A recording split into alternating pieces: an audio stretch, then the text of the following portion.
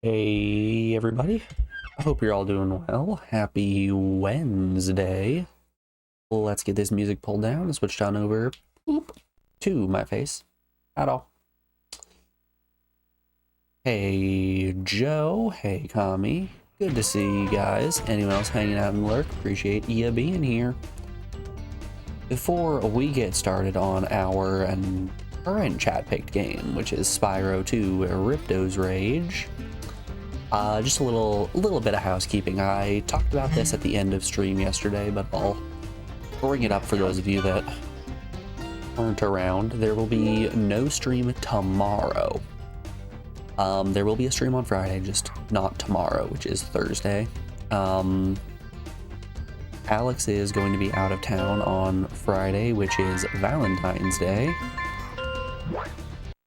So I'm going to be doing a nice little surprise for her on Thursday. So gonna make her lunch, bring it to her at work, all that fun stuff. So unfortunately for you guys, that means no stream.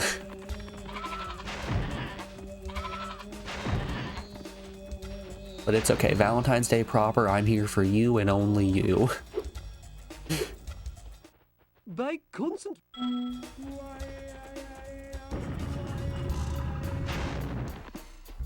And once and for all, we will decide who in chat is my Valentine.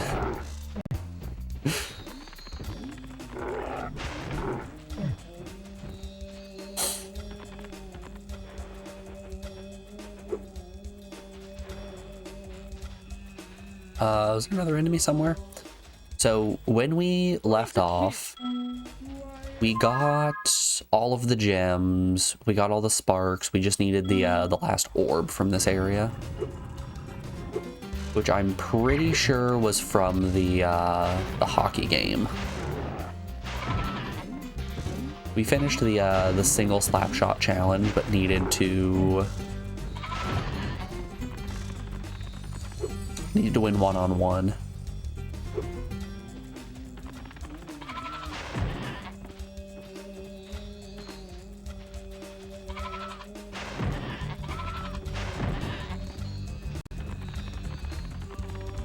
We gotta be careful. We gotta be careful of this big, strong Yeti.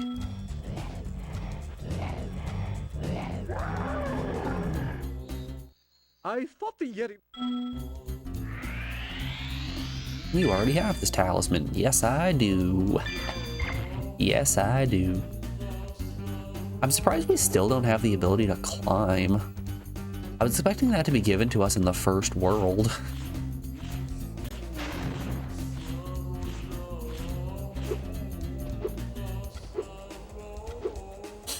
Hello, Mr. Monk. I would like to play one-on-one. Spyro, welcome. We have found that hockey is a I try a game against the goalkeeper. Okay. Oh, do I have to do both of them back to back? Damn, okay. Now we can go again. That's fine. There's the puck. Ah, in my goal. Got it.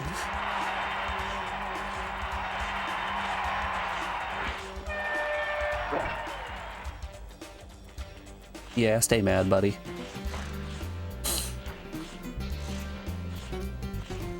Good old Spyro 2 game design. I mean, I'm not holding it against the game. I am the one that saved and quit.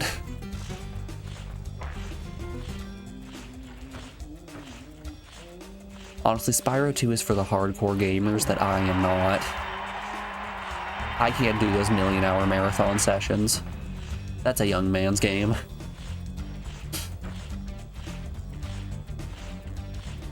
Excuse you?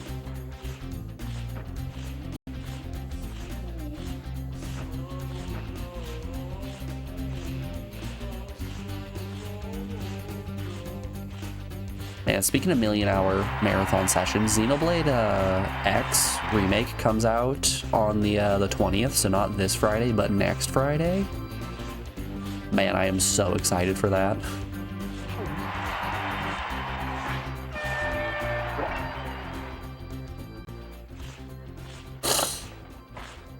We're finally getting a port of Chronicles X.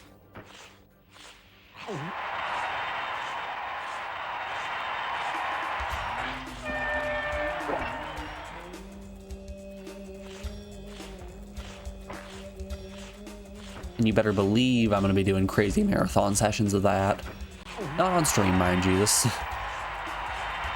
That's an off-stream kind of game.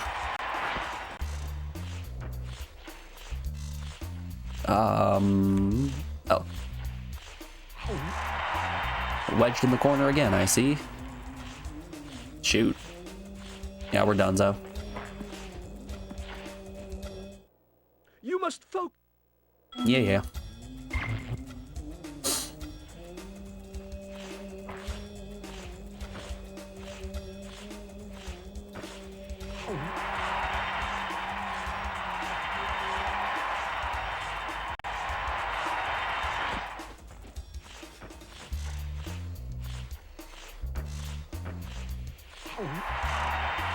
The hockey master here. What can I say?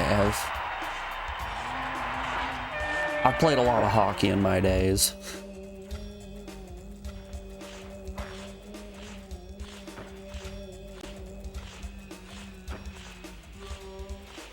Got that good old strategy. Skate left, parry right.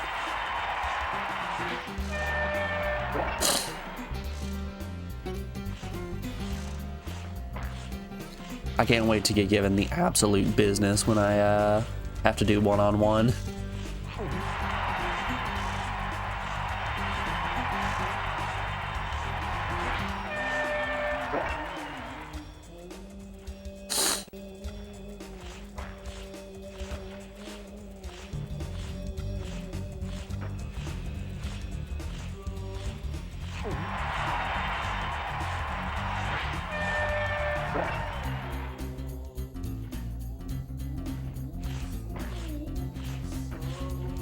So, because Alex has a fairly big family, I've had to go to quite a few children's sporting games.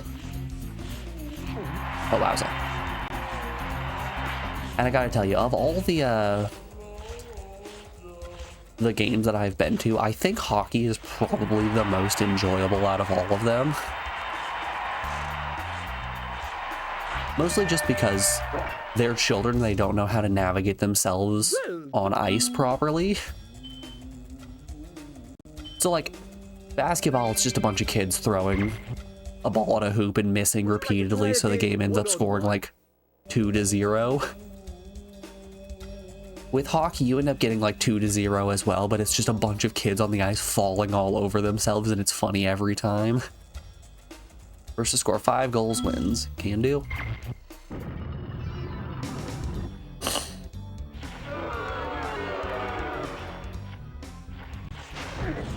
Get got. Oh good, I do get a goalie.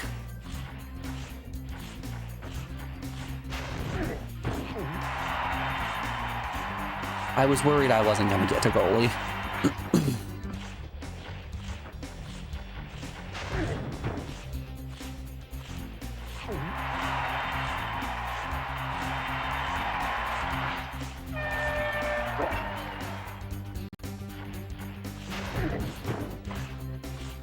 Watch the one-on-one here be easier than the,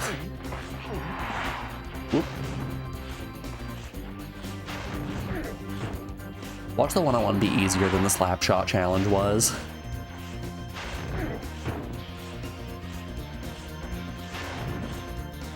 Oh lord. He's got the power. He's got the might.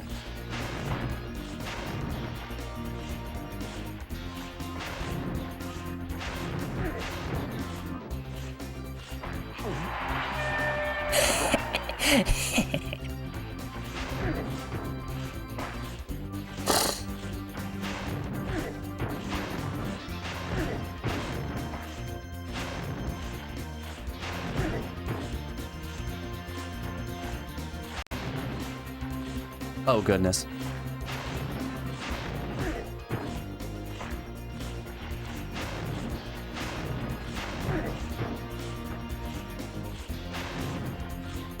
Man, if the puck would slow down for a second so I could actually catch it, that'd be neat.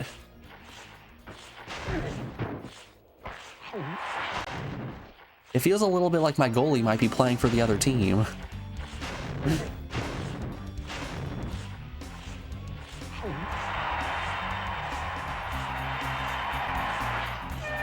Oh, you want the puck?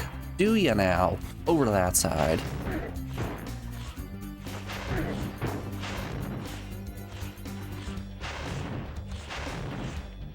Oh no.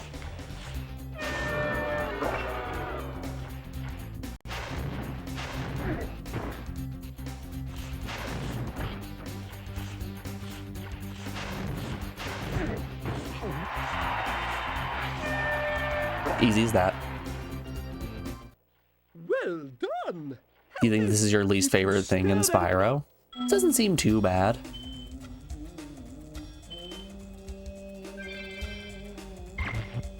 Yeah, it's a little annoying, but it's fine.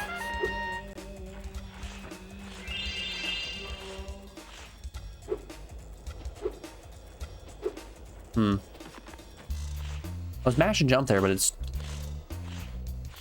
just not coming out. Can I not jump on ice? Oh, that might be what it is. Okay. I'm out here mashing the button for no reason. Alright. That's another stage completed.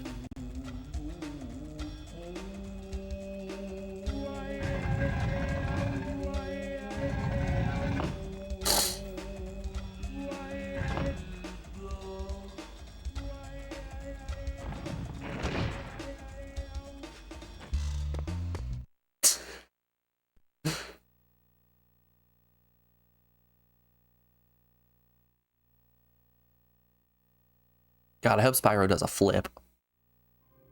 Oh, Spyro didn't do a flip. The cutscenes are the best part of this game. The best thing about Heroes Quest is the game board. Okay, did we get everything in Idle Springs? Guidebook. Yep. Right, we don't have everything in Glimmer because we needed to be able to climb. Yeah, and this is the overworld. Okay.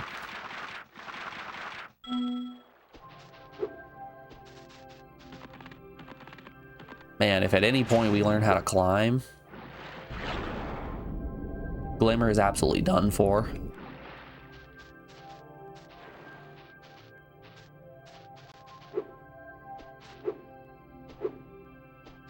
Man, you haven't thought about Heroes Quest in years.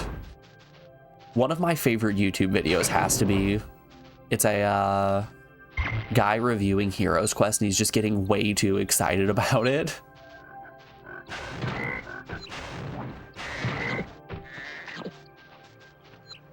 You watch that video at least twice a year. The best thing about Heroes Quest is the broadsword. Broadsword.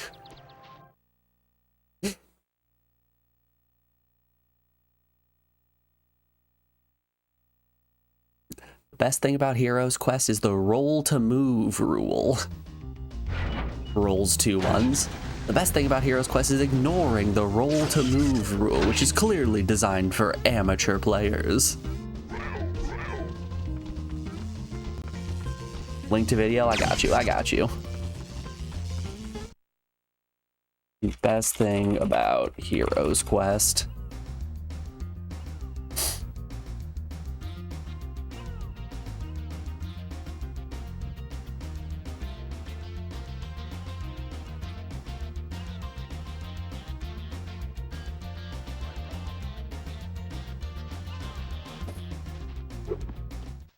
Hi, Spyro. It's a good thing you're here. If you can help shepherd those baby turtles over there to safety, I'll be mighty grateful.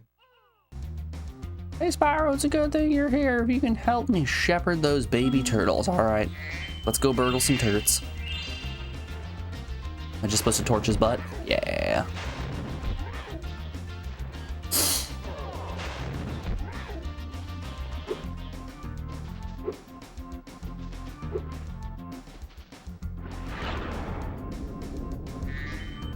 You bought Hero's Quest at a yard sale when you were a kid but can never get any friends to play with. That's a big problem that I have with a lot of board games, is just finding the people to play with. All too often, I've been in groups of people who don't really care about board games or getting seriously into things.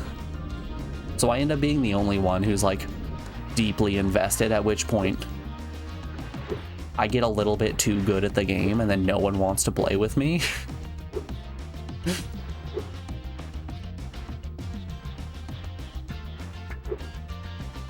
Ooh, another gate over here. I'm just a little too sweaty. That's what it comes down to.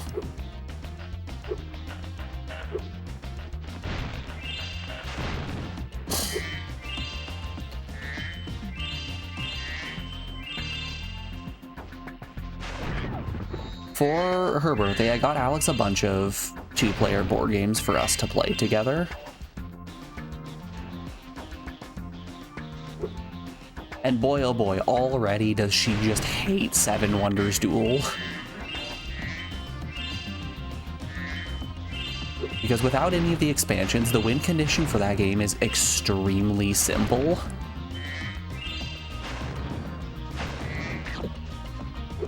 And I have already found it.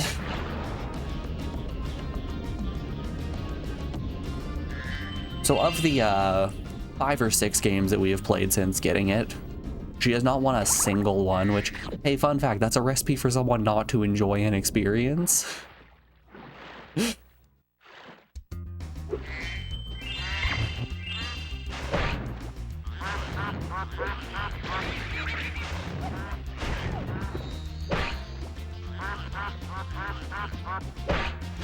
Okay, buddy. Okay, buddy. I've been given the business.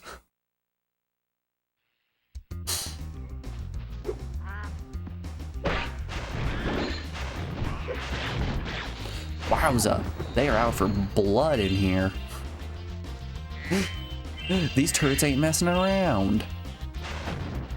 I was only joking about burgling your turds. You don't actually have to... You don't actually gotta do me like this, come on.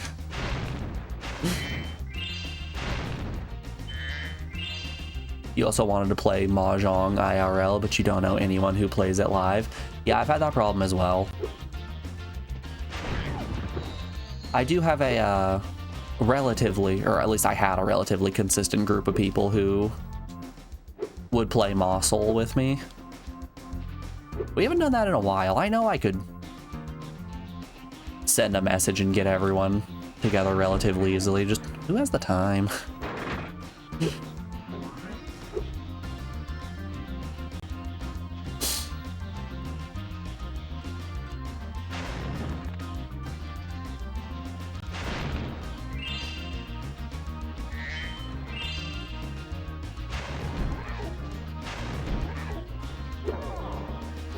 It's also kind of funny to play Mahjong against people who don't really know how to play Mahjong.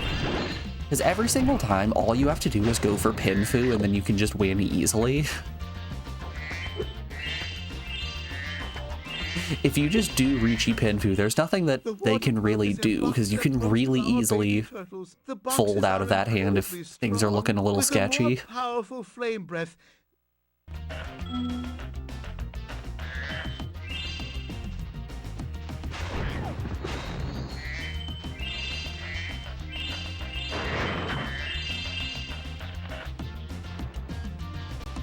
So yeah, what's a person gonna do about that when you have a really fast building hand like Pinfu, and then just, if somebody inexplicably goes into double Ricci, decide, okay, I'm just gonna do safe discards instead.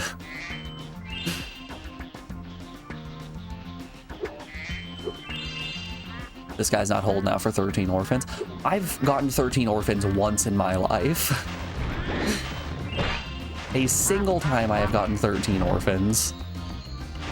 And I want to say my opening hand had 11 of those 13 orphans in them. And then I was just sitting there, waiting. For what felt like an eternity for somebody to discard a West Wind. So I'm gripping the arms of my chair like, come on, come on.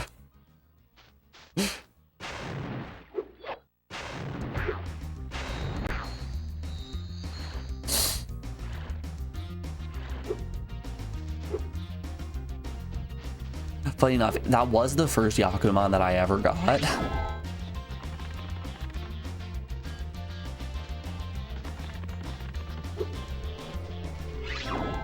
Which I had never seen the big fancy flashing animation of you got a Yakuman in Masol before. When I went into Ricci on 12 orphans and the big old fire flashes on screen, heart rate starts going crazy, getting all sweaty, like, oh no.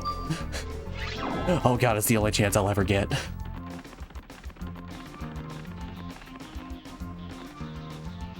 And this is 100% how Akagi feels.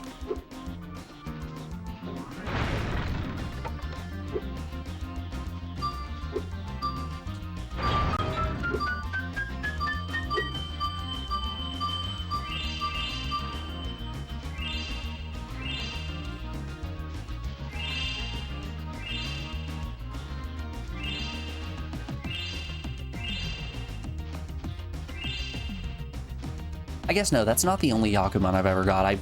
I've technically gotten a Yakuman off of just having way too many Dora tiles in my hand. So the hand ended up being like a 13 Han hand, which is an insane number.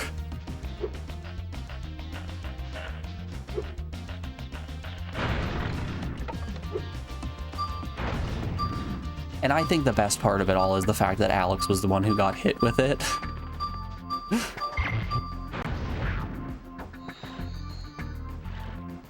Looked her in the eyes, directly told her, hey, don't discard anything dumb. She discards something dumb and then just gets blown up by it.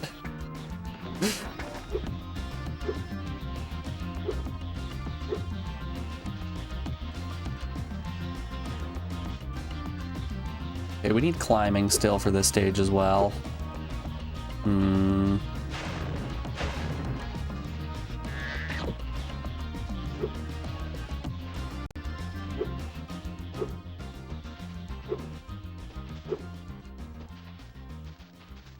The best hand you've gotten is 12 Han. That's still enough to desanguinate a person for a lifetime.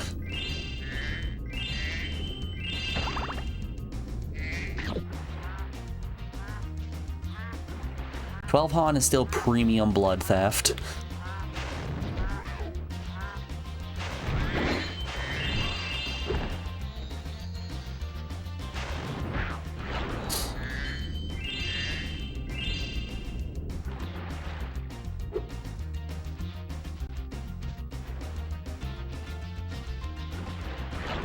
I still need to learn Chinese Mahjong at some point. I only know how to play Ricci.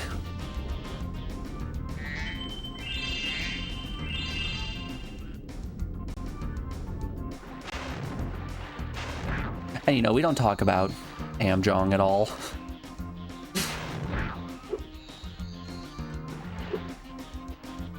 Mahjong is not a game often enjoyed by anybody, and for good reason. There's a chef at the...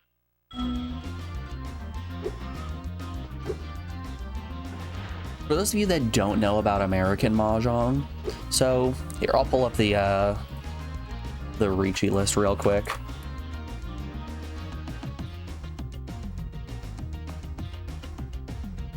I specifically want a Yaku sheet. So in Mahjong, you have to have a hand type that consists of triplets and pairs, or triplets and a pair. Let's open this in a new tab. Open that in a new tab. Oh, it's just going to keep opening a Reddit page. I don't care about this Reddit page. Whatever. Boop, boop. That's the one. Ah, it's tiny. Give me one that's not a WebP, please. Good enough.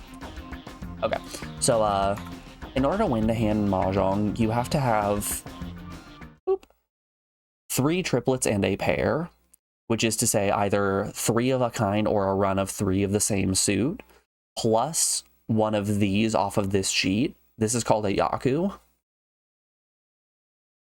And there can be any number of them. There are ones that are lower value. There are these one-han hands, medium value, which are more rare, higher value, so on, and then the illustrious Yakuman, which only happen once in your lifetime.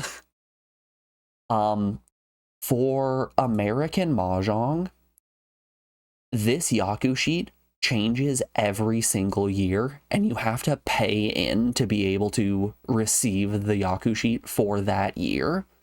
So 1, it's a capitalist nightmare. 2, the game isn't consistent at all, so every year it changes. 3, so many of the Yakuman just make no sense. Oh, such a scam? Yeah, 100% a scam. There was one year that there was a Yaku that have a west wind, 2 east winds, and a north wind, and it was called a Halloween hand, so you just had to spell out ween. Which, if that doesn't embody the seriousness of Mahjong, I don't know what does.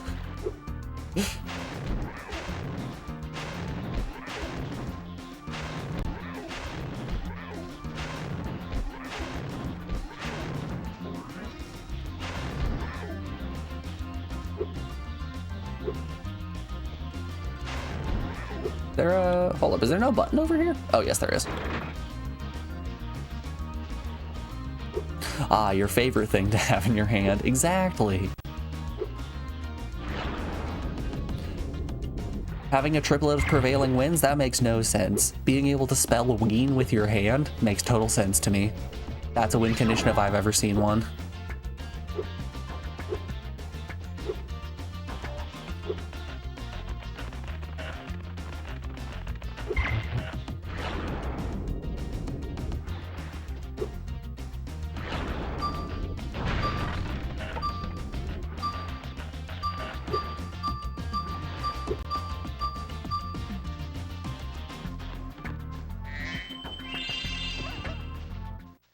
Thank you, young dragon. Yeah, the baby Mahjong's not safe up here. Please take... not a good time or something I respect.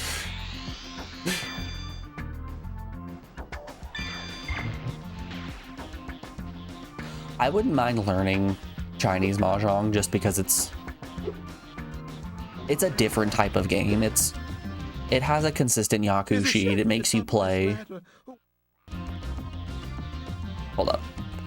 There's a chief at the top of this ladder who wants some soup made out of our babies. Oh no, that says chef. I know how to read. You know how to climb, you can get up there and stop him. Okay, so we just can't get up because we can't climb.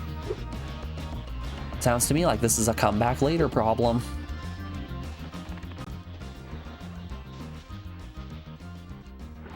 From what I understand about the difference between Ricci and Chinese Mahjong is Chinese is more of a an offensive game as opposed to a defensive game like Ricci is. So you're not reading your opponent's discards and trying to defend yourself. You have a communal discard pile where it's just sort of, if a piece is tossed, it's gone for good. And there are a few different types of bonus tiles with seasons and flowers that just add score multipliers.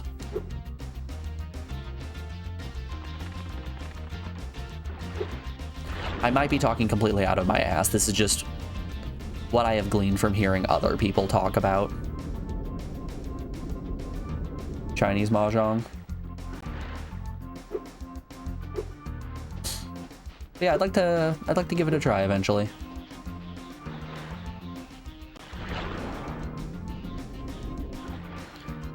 I got a physical mahjong set for Christmas a handful of years back that had both the season and flower tiles as well as Ricci sticks for everybody. So it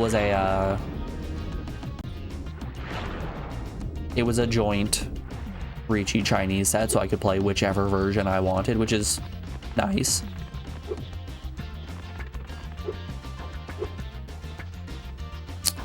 How am I gonna hit that button? We need to be able to push a turd here. Or wait, I understand. Okay. I get you, I get you. We can at least get this orb.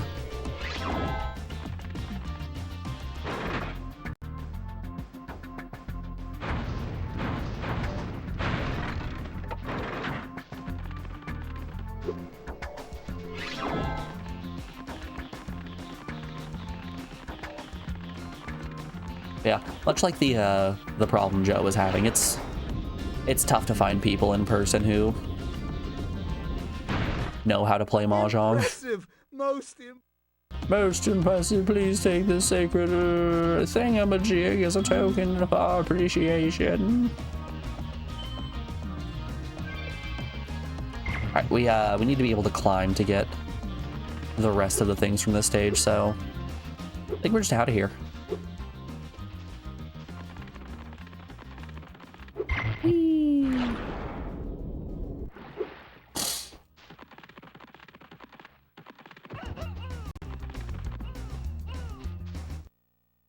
Yeah, once we learn to climb, it's time for the revenge tour.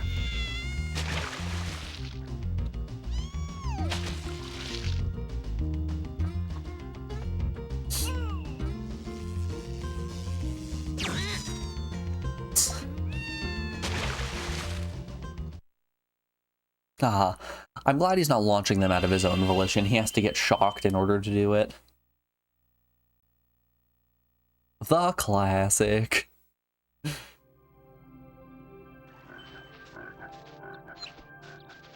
Are you gonna teach me how to climb? Would you like me to take you to a world where you can find a new talisman? Sure. Great, I'll take you to the new portal. Hurricos. Would you like me to take you to a new world? Yeah, definitely. Walks 3 feet to the left.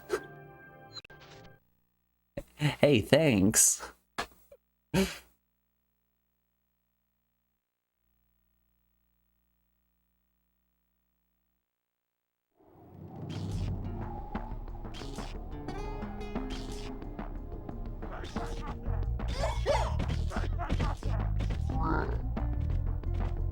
Whoa.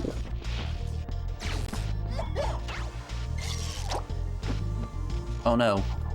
Zim has been given the business. They took Invader Zim's light bulb.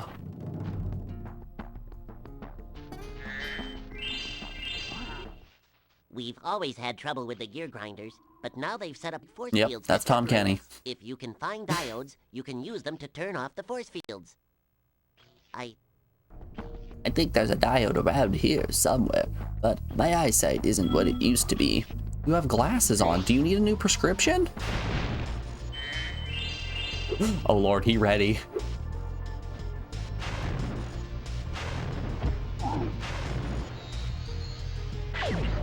God, it really does sound like SpongeBob. Yes, it does.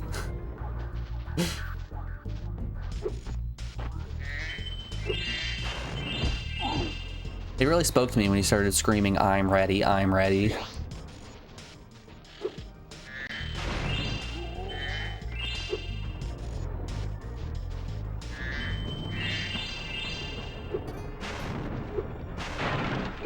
Got him.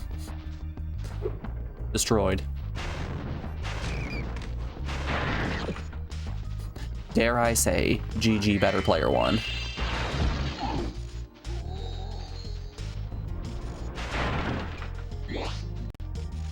You know, I was fine taking out those big guys who were just kind of standing holding the wrench above their head as if they were going to strike me. That little guy was just building a robot.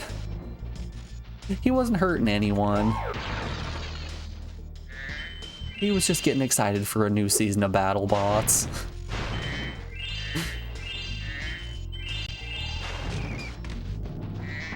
And what did we do? Torched his ass.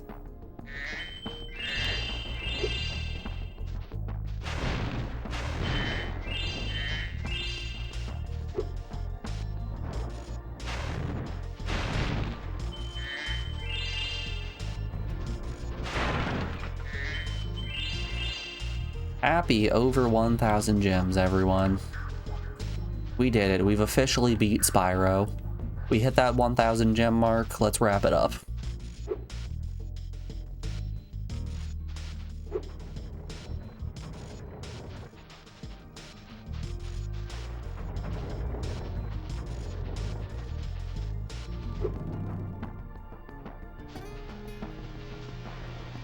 Oh, right. Yep, that would make sense. I suppose actually doing what the little guy at the start of the stage told us to do might give us a little bit of progress, wouldn't it?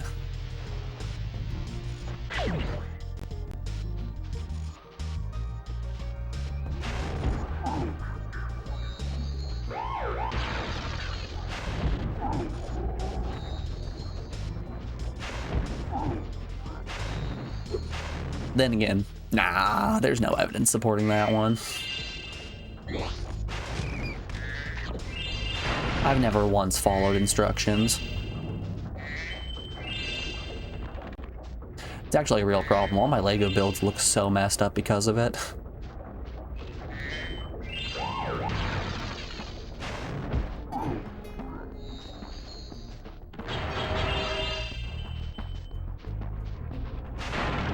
I actually couldn't tell you the last time that I built a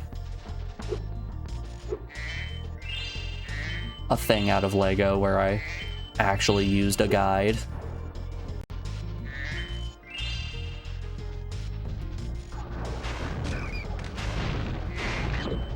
I don't think I've built a full box set since I was a literal child with the Black Knight Castle. And man, did I love that Black Knight Castle.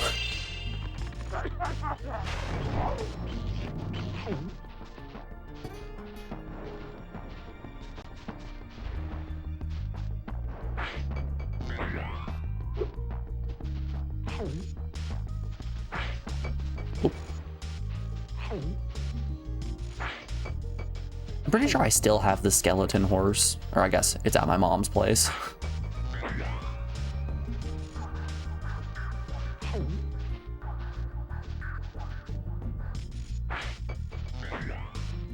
I doubt I have any of the other pieces, but that skeleton horse, I will never part with the skeleton horse.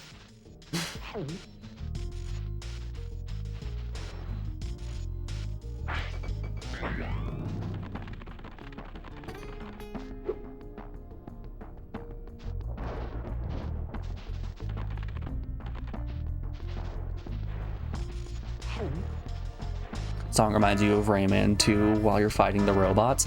Never played Rayman 2. I've never played a Rayman game in general.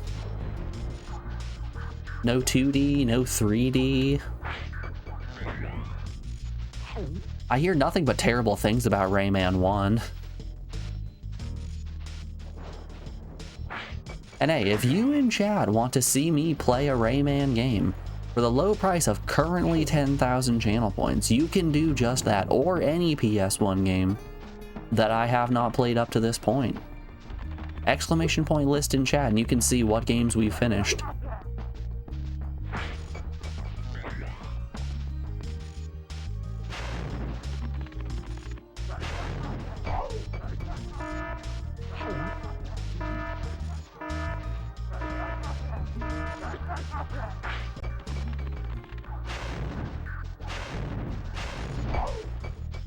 And when I say any PS1 game, I mean any PS1 game. PAL exclusive, JP exclusive, dating sim, racing game, another NFL game. The choice is yours. And don't you worry, we will beat it.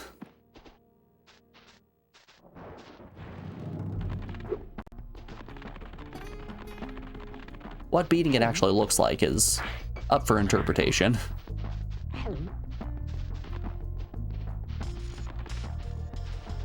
Just 5.5k more! I'm so close!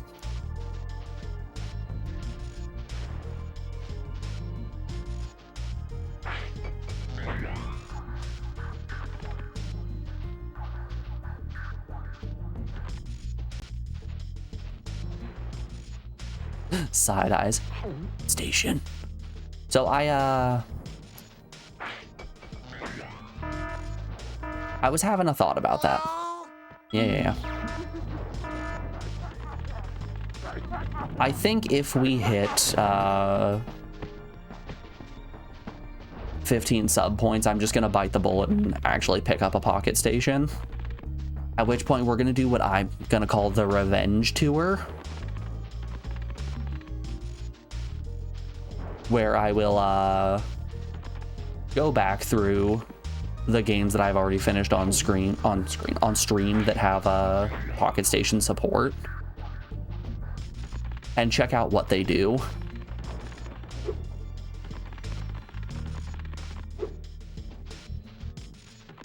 Hey, bud.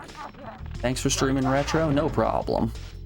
We'll always be streaming PS1 games till the end of time. And thanks for the 2 bits. Those right there, those are my retirement bits.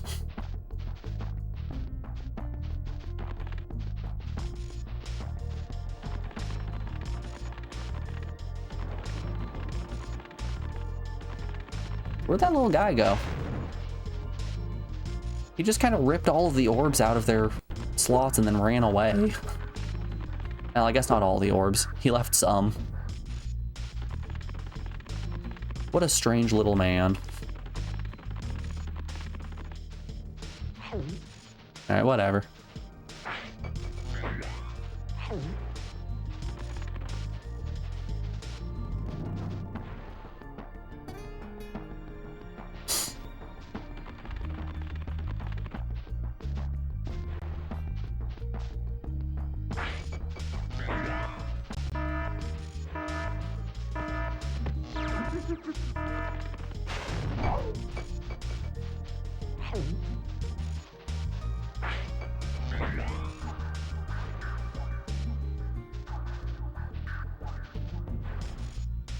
You have some puzzle games when you get enough points. Any game.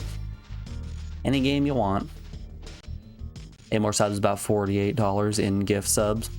With that, you could buy yourself 2 pocket stations.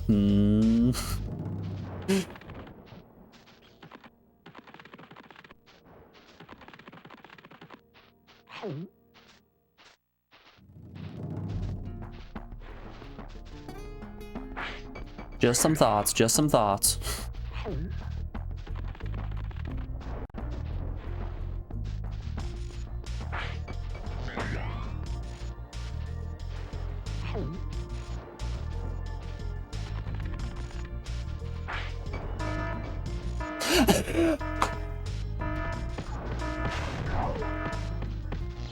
Good. That one actually didn't trigger.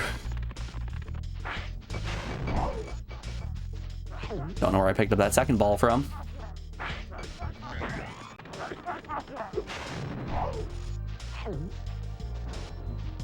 That's what we call set play.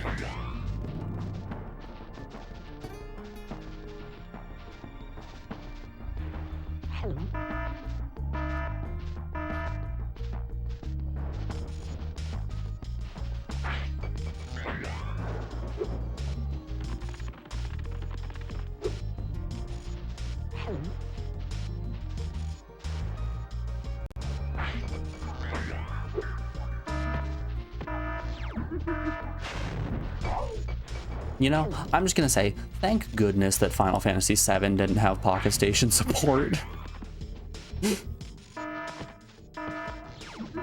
I don't have to go back through that Ravisham-mockery that is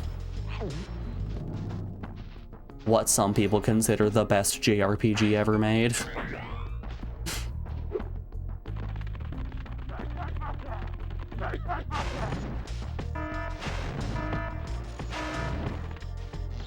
And he's gone.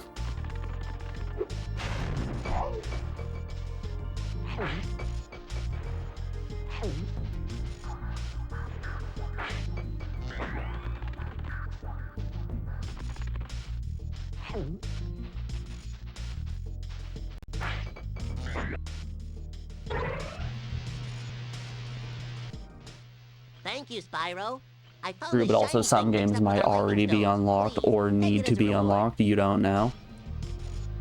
Oh yeah, I know what I'm getting myself into when I say we'll do a revenge tour. I know that means we're probably gonna have to redo Tron Bond, Final Fantasy VIII. We won't have to redo Legend of Mana, since I still have my Legend of Mana saved. But that might be a good chance for us to go and do the New Game Plus mode of Legend of Mana, which I've been wanting to do for a little bit.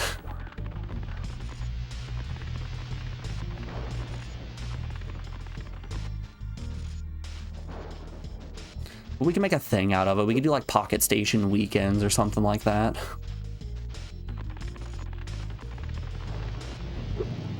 Make it some good long form content. Where is progress? You can't wait for Digimon Pocket Station. There are, what, 4 Digimon World games on PS1 that are apparently all drastically different than each other. Oh, I think this is progress.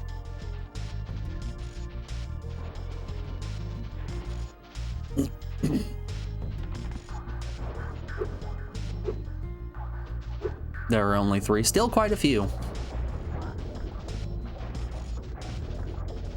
And one of the games is just on Pocket Station. Crazy. Ow.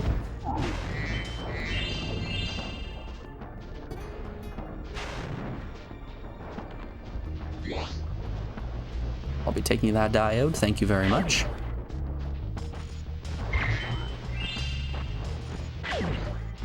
World 4 is on PS2, okay.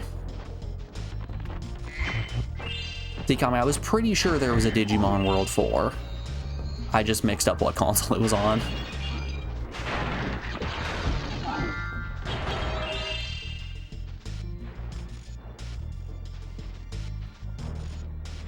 One is great in like a little Tamagotchi device. Ooh, now you're saying the things I want to hear. 2 is a mystery dungeon, 3 is a JRPG, 4 is Diablo. They just couldn't make up their mind about what they wanted to do with the Digimon series. That's very funny. Ah, can't hit it.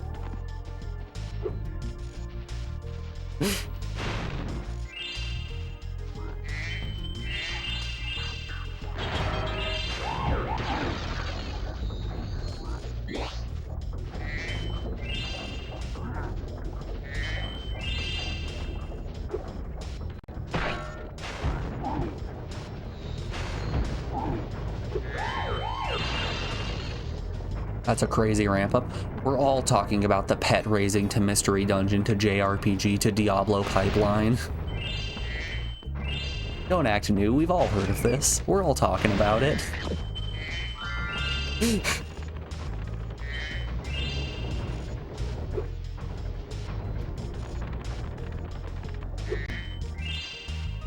Oh, don't know where that gem came from, but okay. I'm not complaining. More gems for me, thank you very much.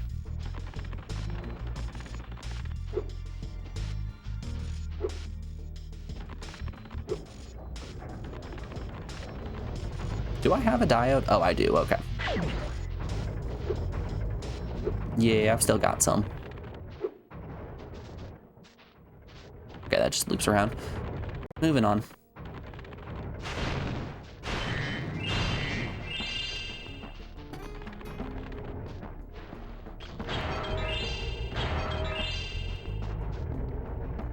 You know, we've talked about a lot of good sound effects in Spyro thus far. I think the sound of Spyro running into one of these pots, like the metal pots here, is up there for me. The Thank you, Spyro. You've That's a deactivated solid all of sound the electric effect. barriers. We've been guarding this talisman from the gear grinders. Please, take it as a reward.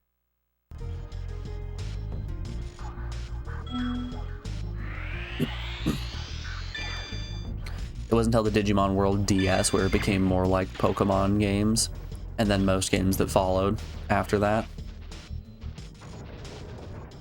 You gotta respect the Digimon people for not following in Pokemon's footsteps.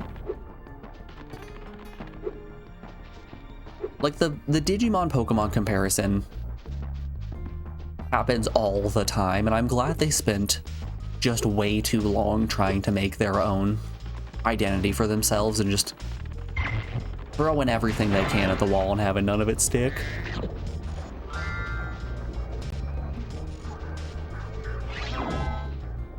Oh, wow. Okay, does this rush break the windmills here? It does. Okay. Cool, cool. You're glad World 1 is unique and not just a Pokemon clone? That's what I'm saying.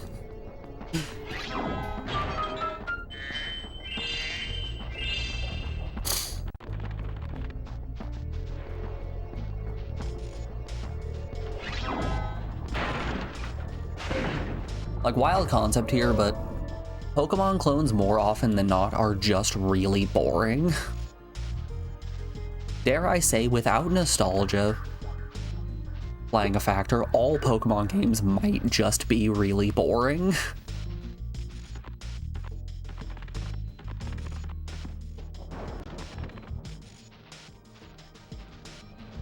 I know, hot take here, bold words, fighting words even. Oh, oh. Golly. Saw you stream Silent Hill and Soul Reaver, well done. Yeah, those were a while ago. Those were quite some time ago. We've done a few games on stream. But more importantly, soon we're gonna get to do Fire Woman Matagumi. I know you guys are looking forward to Fire Woman Matagumi as much as I am.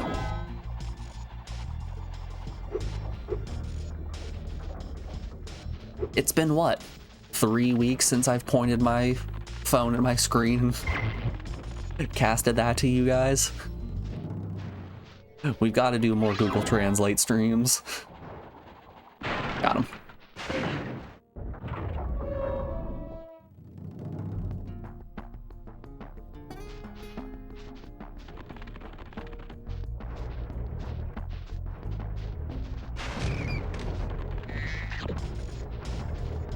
I know there's at least one more windmill somewhere.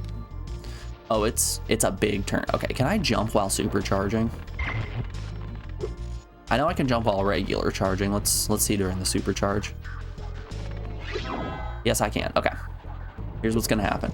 We're gonna take a wide loop. Easy peasy. There's never been an easier game. Spyro, you see that Yeah, big building over there? if you like The gear grinders are the using dark it and to gritty steal our styles of electricity. Silent Hill and Please Soul help us by Reaver, shutting down the machinery inside. we have Resident Evil 1 coming up after we finish Spyro. Not today, mind you, but just in a general sense. Whoop. We've got a gritty game in the pipeline. And you know, after we finish Resident Evil, we've got an even grittier and darker game in Nicktoons Racing. It's gritty and dark because it doesn't have Nigel Thornberry in it.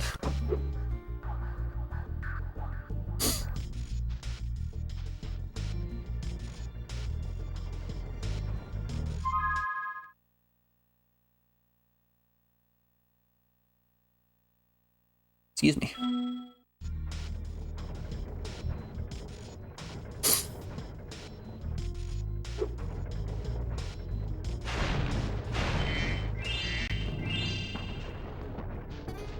Like, I'm not the only one who thinks it's pretty messed up that they have Eliza Thornberry in Nicktoons Racing, but not Nigel Thornberry, right? This isn't just me. Alright, before we try to make this jump and inevitably fail horribly, we are rounding out hour 1 of the stream. If you're new here, I run 3 minutes of ads every hour in order to stop the pre-rolls, which are ads that play as soon as a person joins the stream, and I don't like that. I don't want anyone getting hit with dumb little commercials while I'm playing games and they miss out on things. So to combat that, we run our own ads. I put you guys over on the BRB screen, play some music while I run them so no one misses out on anything. Even out that playing field. No barrier of entry here on this stream. Take this opportunity to get up, stretch your legs, get a drink, get a snack, any of that fun stuff, and we'll be back in just a second, folks. Enjoy the tunes. I'll see you on the other side of this break. Be back then, y'all.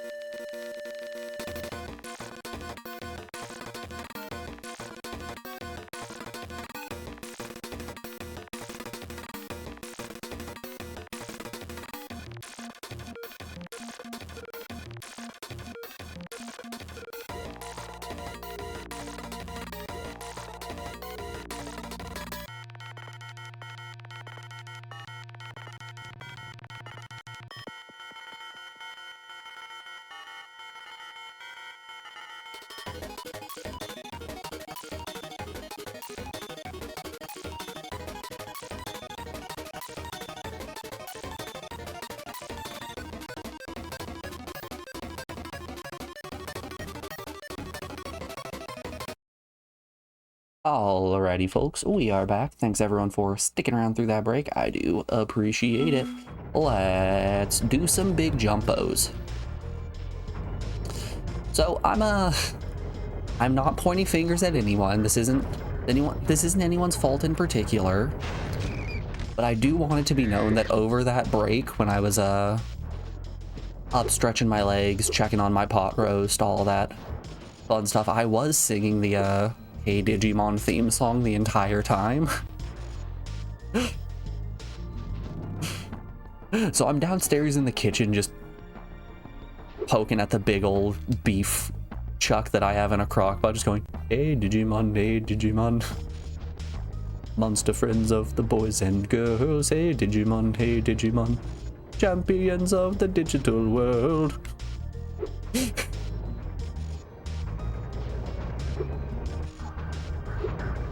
I'm not pointing fingers, I'm not blaming anyone. Kami.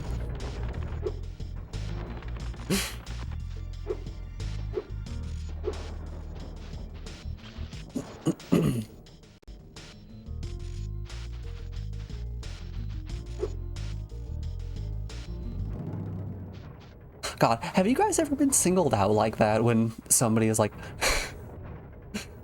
now one person here was doing something terrible.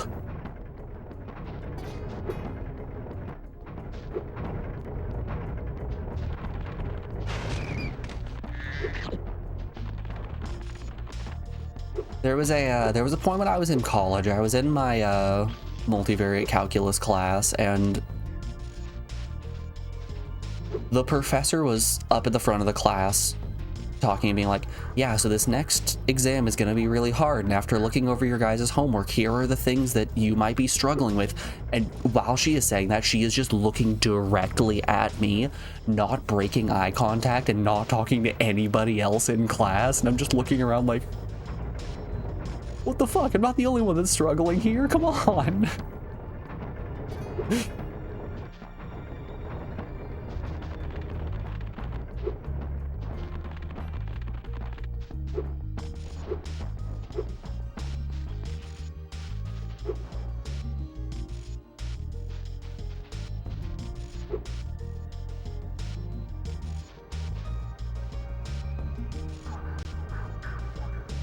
You have, but mostly as a joke.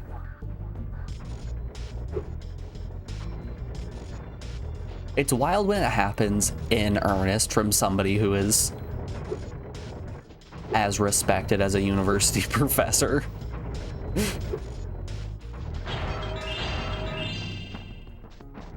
You had a booger on your face, that's why. That's unrelated. That's its own problem.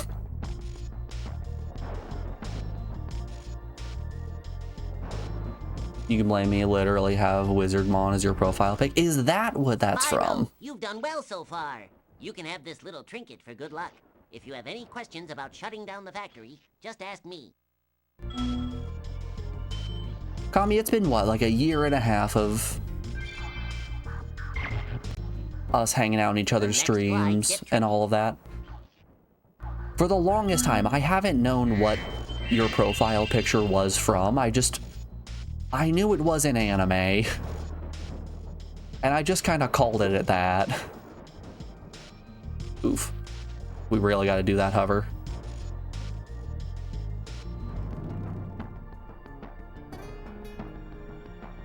Oh boy, 64 media Tumblr. I ended up getting drunk. Thanks, Wizardmon.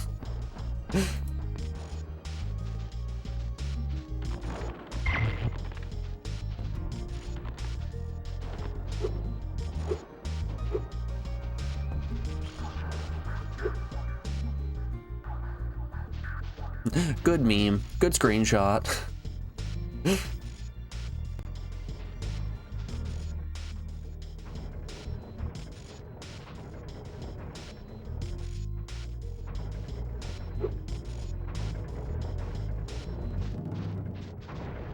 Would you guys say Digimon is a media property that's worth consuming today? Ooh, hey, free uppies. I haven't really engaged with any Digimon, really ever. So I don't have that nostalgia factor. Current Digimon, unsure. I mean, like, with a modern lens, do you think I could still get enjoyment out of classic Digimon?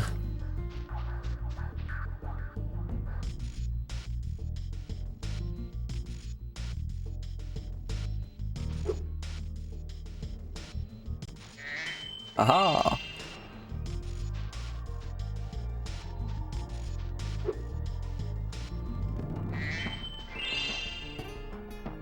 You'd say the show is worth watching if you watch it with the subs and not the 4Kids dub. What's wrong with the 4Kids dub? Do you not like my gun?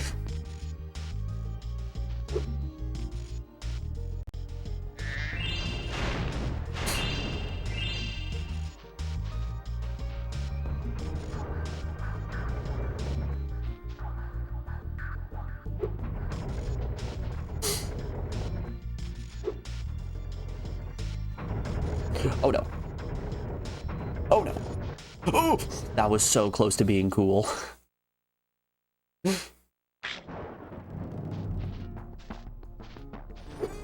that take a life? No, I still got 11, I'm fine. They changed a lot of the dialogue to bad puns and jokes instead of character development. Ah, so it just turns into Pokemon, got it. Oop.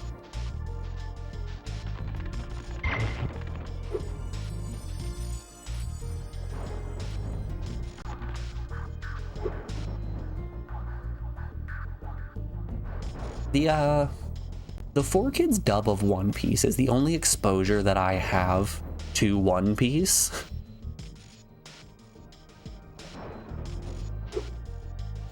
So I have this image in my head of the show just being absolutely dog water. Which might have something to do with said 4Kids dub.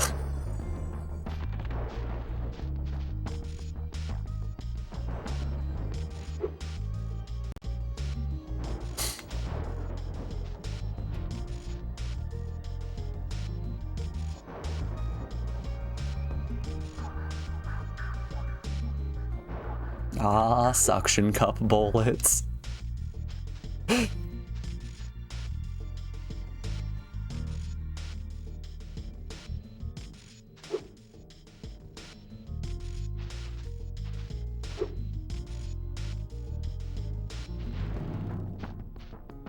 Ah.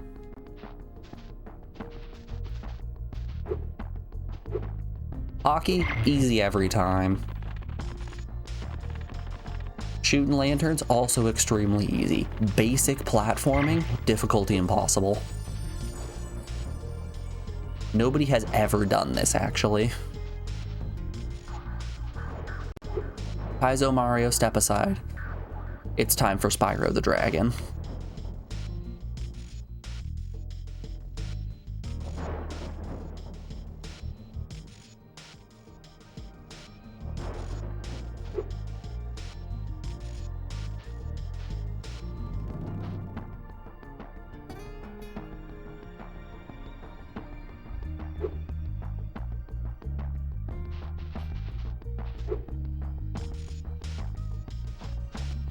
I should get back into Kaizo. It's been a long while since I've played any.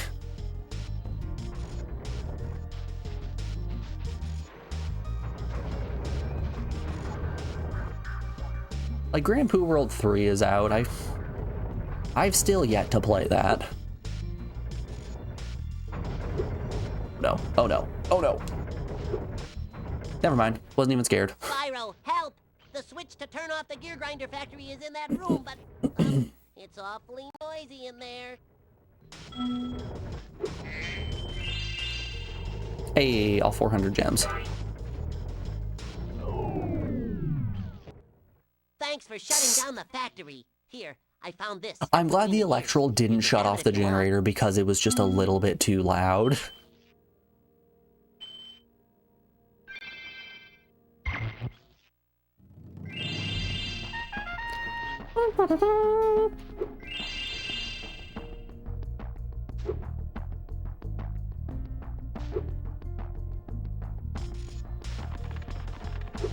Oop.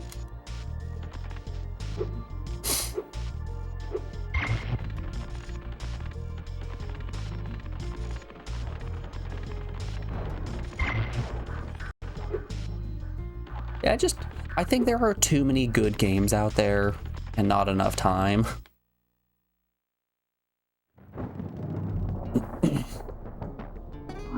That's really the problem.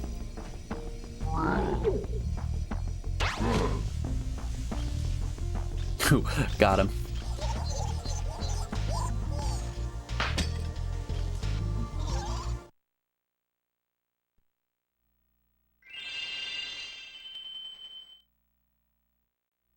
All right, where's Moneybags? I need him to teach me how to fly.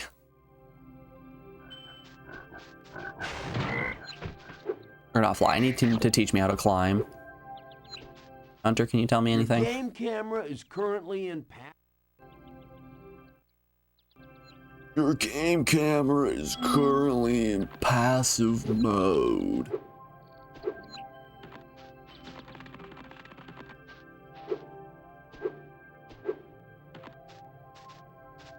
Hello. Nice work, Spyro. The orbs you're carrying have activated this special portal. You won't find a talisman in the Ocean Speedway, but if you're fast, you'll get lots of treasure. I want lots of treasure. Ocean Speedway it is. Sonic the Hedgehog, step aside. It's time for the purple blur. Spyro T Dragon. Oh, it's a flying stage. Okay.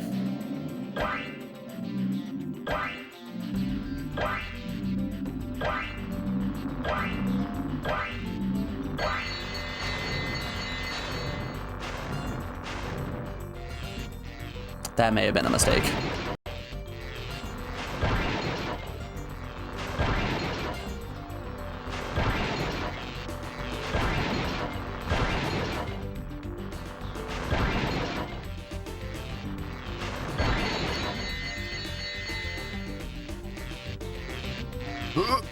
Oh no.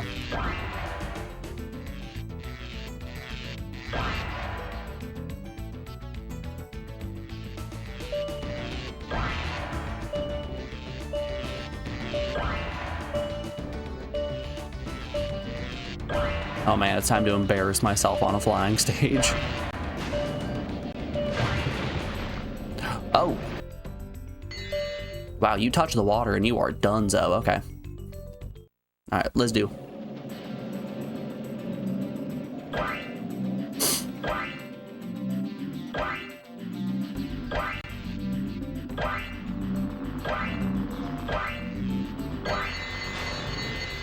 Ah, missed him.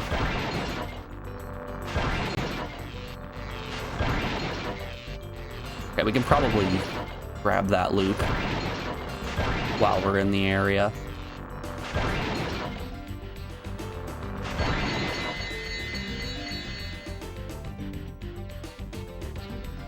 Did I feel like I missed a ring.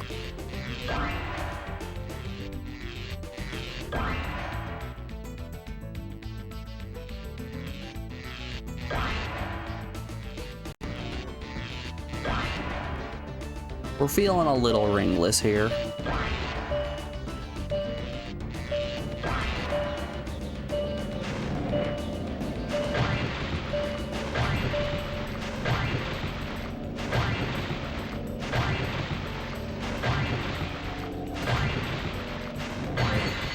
Ooh. That was scary. All right, if I was a set of rings, where would I be hiding? Shoot. Damn, one ring shy. All right, we can do this. I am confident in our abilities here.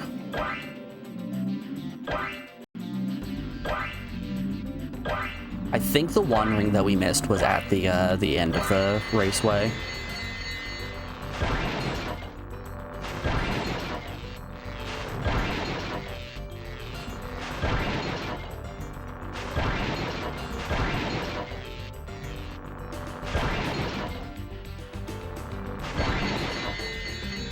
I believe it is over here. No, but there are some boats over here. Okay. Guess we're doing boats now. Nope, we're dipping in the water. Okay. Okay. I'm gonna locate all the rings before anything. I guess they're gates. I'm just gonna quickly locate all of the gates.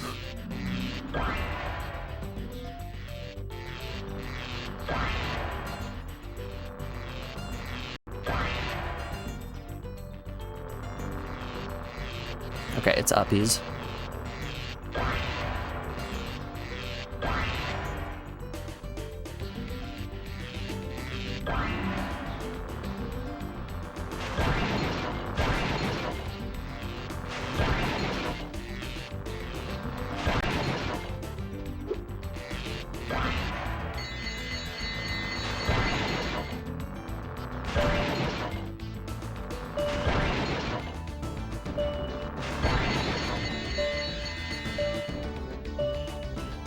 This probably wasn't the correct direction to go.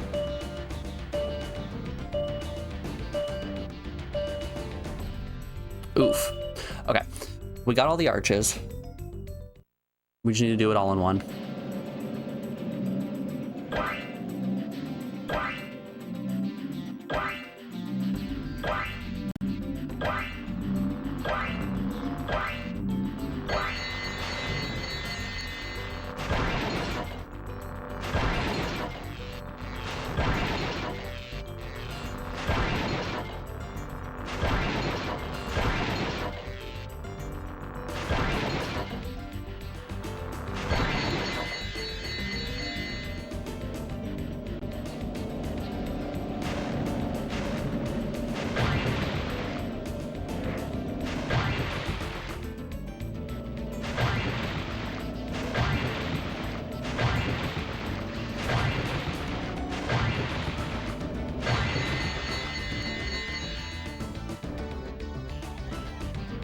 Yeah, we got plenty of time. I think we're good.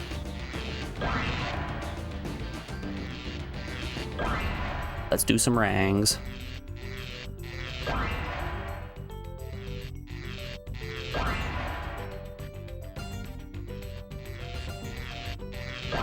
This is when the game looks at me and goes, all right, now do it again, but faster.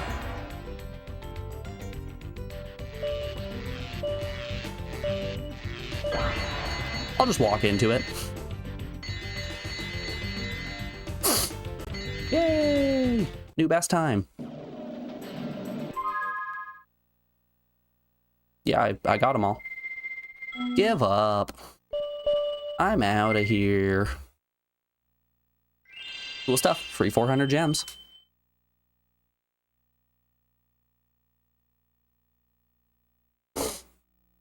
Glad to see the flight stages in Spyro 1 stayed.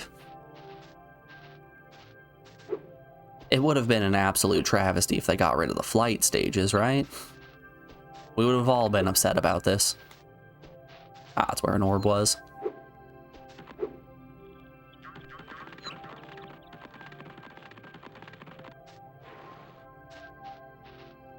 What you got to tell me? Would you like me to take you to a world where you can find a new talisman? Sure. Great. I'll take you to a new portal. Aquarius Tower. Oh. Did she once again just plop me right outside where she was standing? Just a couple feet away. Oh, I guess not. I guess we were a little bit farther away than I thought. Aquarius Tower? Sure. Let's do. Oh, sorry, it's Aquaria Tower.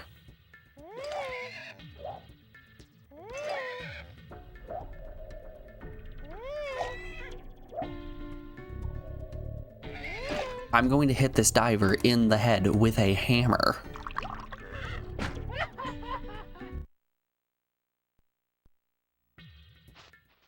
The funny-looking guys with the shock sticks have drained all our water. We can't get it back unless someone activates the switches they're guarding. If there is one humanitarian cause I care about more than the rest, it's water.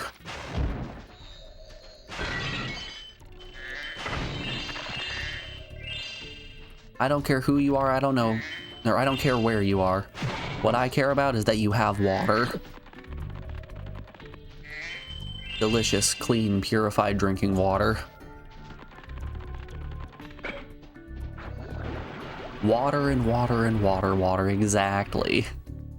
We're getting ready to do a battle in FF8.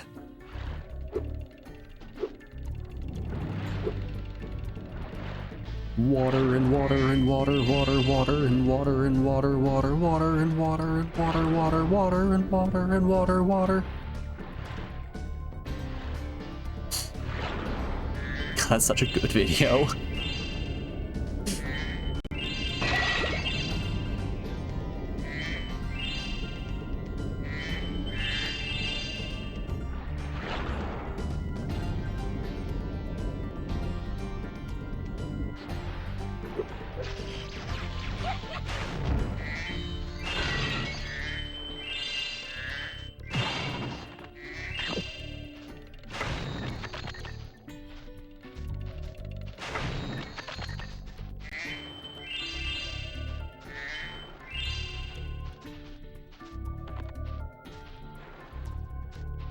A game you were too intimidated to play as a kiddo.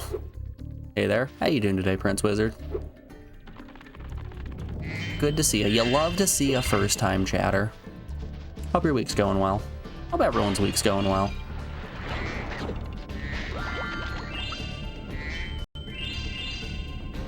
I'm gonna be honest, it did not feel like Wednesday today.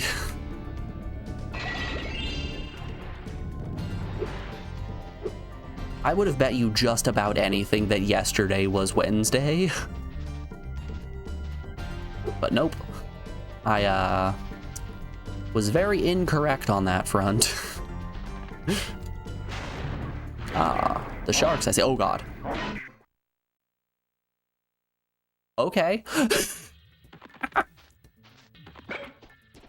Those sharks don't mess around, do they?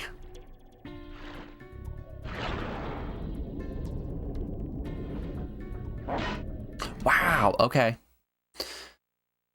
Here's what I'm thinking. I'm thinking that farther in this stage, there's probably going to be a super fire power-up, at which point we're just going to melt through those metal sharks. No sharks with freaking laser beams on their heads.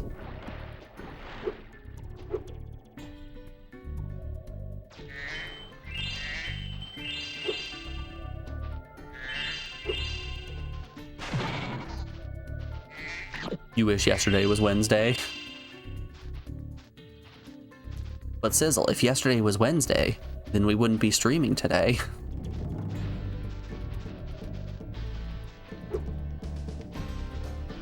Ah, yes, Tower 5. Oh, it's closed. Sorry, y'all, Tower 5 is closed. We're on lunch break. Come back later. Wait, why not? If y'all weren't around for the announcement at the start of stream or at the end of stream yesterday, Alex is going to be out of town on Friday, which is Valentine's Day, so I'm going to be taking tomorrow off of stream and making her a nice little lunch and bringing it to her at work and, you know, just having an attempt at romance.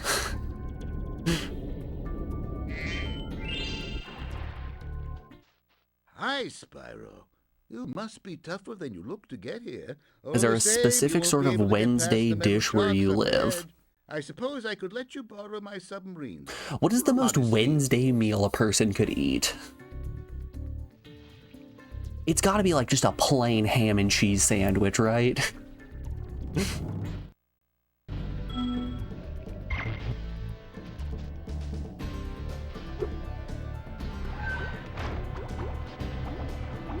Like the most middle of the week apathy sort of meal a person could make is probably just a plain ham and cheese sandwich, white bread, no sauce.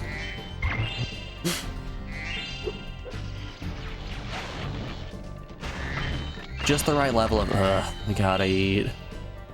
I don't want to make anything.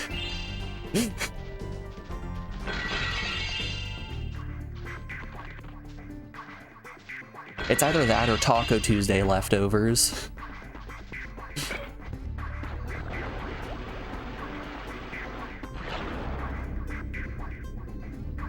Midweek depression dinner, exactly. See, you get it. 2-day-old leftover pasta. I'm glad we're all in the same boat if the Wednesday meal is just the one where it's... Oh, I've still gotta cook for 2 more days after this. Well, I'll figure it out.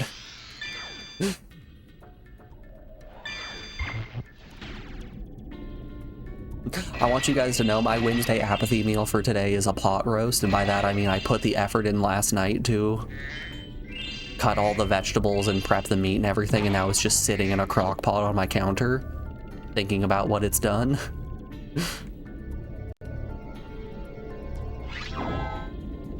So you want to know how much work I have to put into dinner tonight? Boom! A big 0.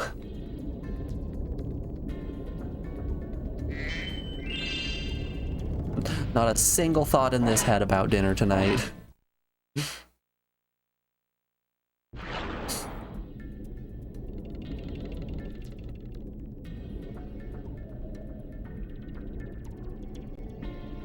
It's not even like a groundbreaking pot roast. It's just an onion soup packet with a boatload of vegetables, some beef chuck, and a whole lot of beef broth in a crock pot.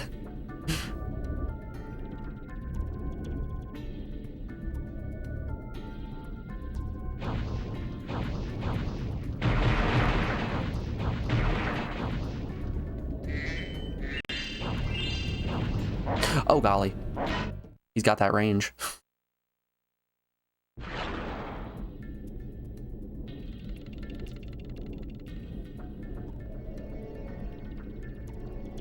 Always out here making you hungry. That's the goal. Gonna make a good wife someday? I'm terrible at cleaning. I don't know how good of a wife I would be. Shoot.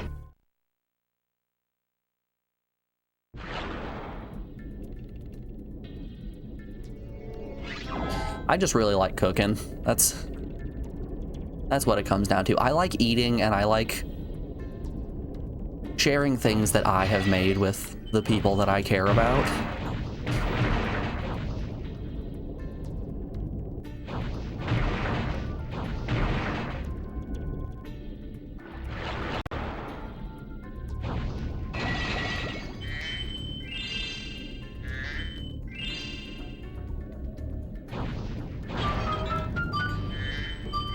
I will say, my actual family doesn't do a lot of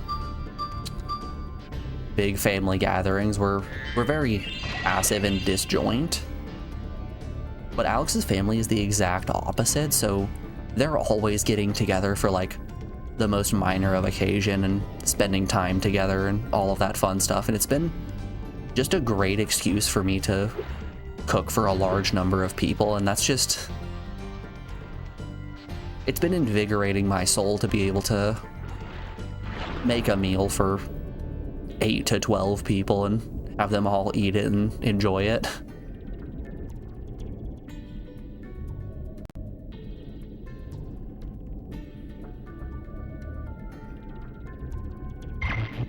Like, she's happy she's getting to spend time with her family. You know what I'm happy for?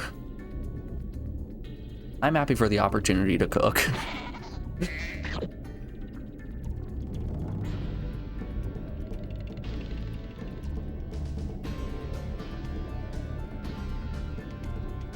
Is there a laurel in the pot? Of sorts. I put a fuckload of spices in.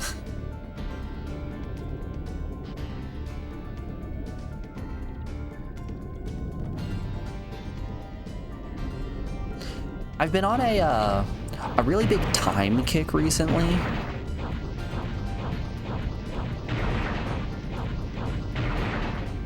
I don't know why time in particular has just been hitting different for me. But I've really been going to town on the time.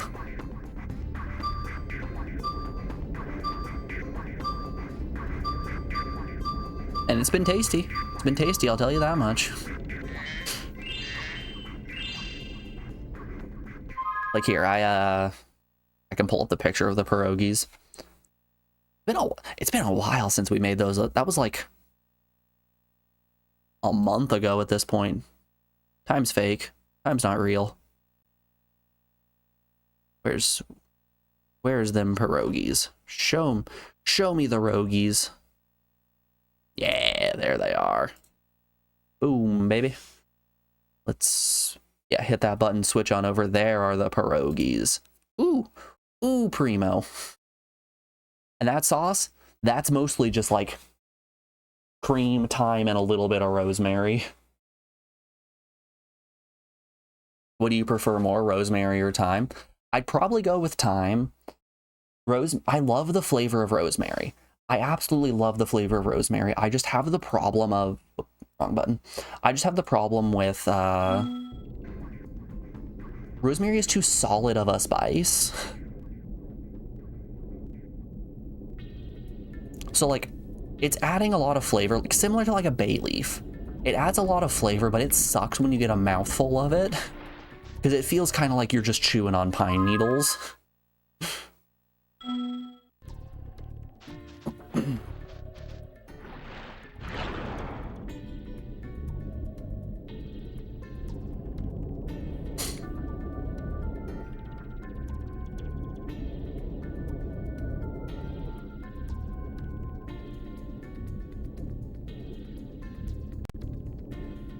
Wait, I'm not quite to the point where I'm cooking with the entirety of Scarborough Fair.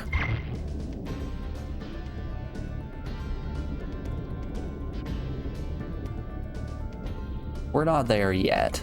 Yet being the operative term. Oh, wowza. Hey, this might be where all those hidden gems are.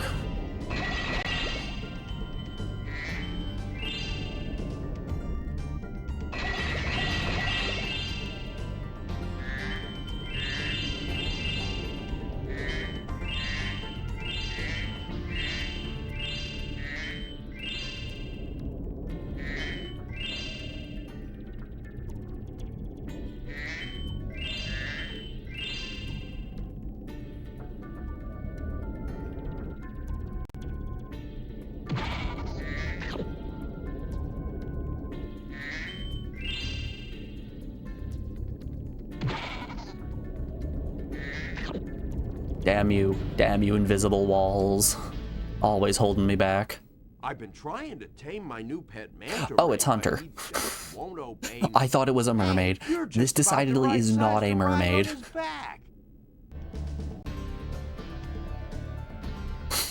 Sure, I can tame him. Slide through each ring of bubbles as it appears. 2-star difficulty? Okay. Ooh. Wow, that turning radius is insane.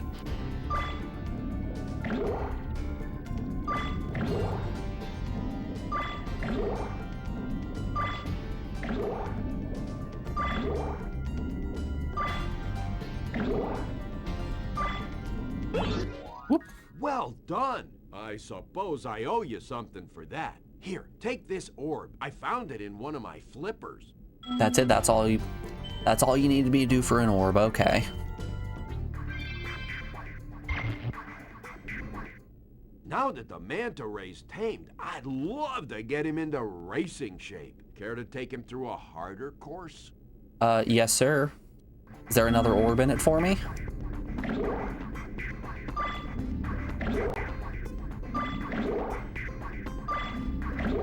Man, we're going Suikoden one-handed controls here.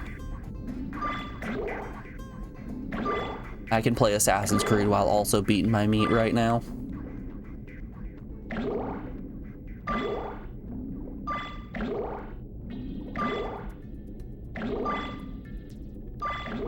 And speaking of 3 arms, I finally finished up doing Android's Dream of Electric Sheep and started on Hitchhiker's Guide to the Galaxy. I finished Electric Sheep like 4 or 5 days ago, but I finally started on Hitchhiker's Guide last night. And I gotta tell you, that is one incredibly British book.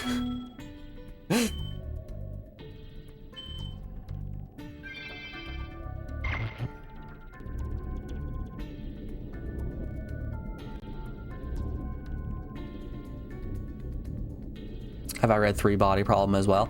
I have not. So I've been getting a lot of my books from the library, and Three Body Problem is a very popular book at the moment. So the one copy that my library has currently is out with over 20 holds on it at the moment. Kidnapped 6 of my children and hidden them in the tops of these numbered towers. I borrowed some explosives to blast the doors off the towers. So I'll If get you to Three can make Body it to the Problem top of the eventually. 6 numbered towers, It's probably not my going to be for a children will while, safe. but eventually.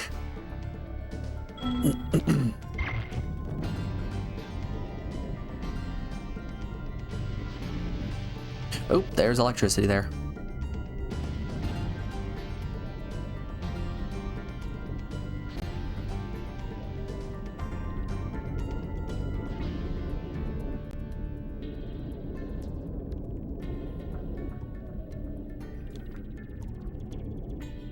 But yeah, I've been using an app called Storygraph, which is just like Goodreads, but instead of being a terrible large corporation like Amazon that owns it, it's instead owned by women of color, which, damn, I will always be supporting that. And they have this nice feature where when you put in the books that you have read and also going through, or when you've put in the books that you have read and what you want to read, it will generate recommendations for you based on like similar books to what you've read, similar to what you have on your to read pile, based on your survey, fun things like that, genres that you enjoy. So I have here on the similar users also loved, I've got Foundation by Asimov, No Country for Old Men, War of the Worlds, which I have read and is not good. Hyperion, I've wanted to read Hyperion for a bit. Hail Mary by Andy Weir. That's 100% just because I've read The Martian. I read that last year. There it is. Three Body Problem right there. That was like number 5 on my recommendations.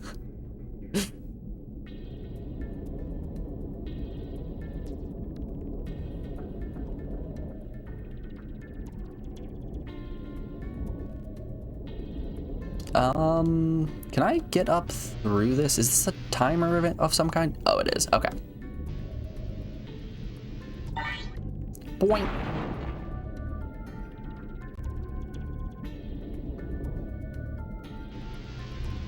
Yeah, I've been meaning to make a book discussion channel in the Discord for a while now. I feel like I keep talking about it and then don't actually do it because I am the most forgetful person the world has ever seen.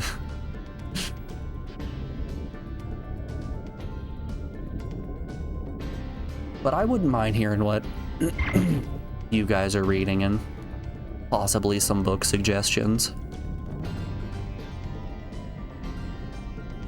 Because along with the problem of popular books at my library are all completely checked out, I'm also running into the issue of whenever I find an interesting book, like what were these two called? Didn't want Maze of Death. There it is. The Postman by David Brin sounds like it's a post-apocalyptic adventure that is kind of like Fallout New Vegas, which is one of my favorite games of all time. And Moon of Crusted Snow also sounded like a really fun dystopian thriller, which I always love when dystopian books have a centralized snow focus, because that's the climate I'm from.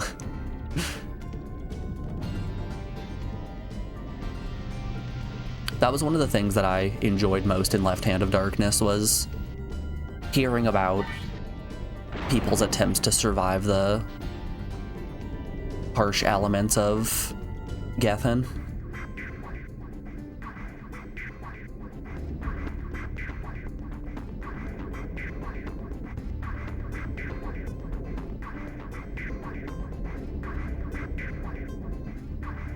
You join, you're a massive nerd. You'll fit right in, don't you worry.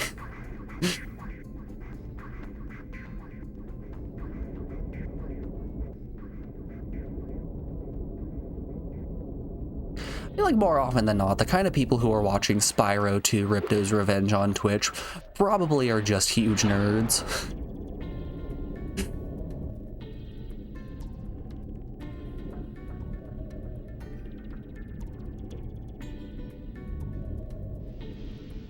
I feel like you're going to be hard-pressed to find somebody who isn't either a loud and proud nerd or an unfortunately closeted nerd who's watching Spyro 2 on Twitch on a Wednesday.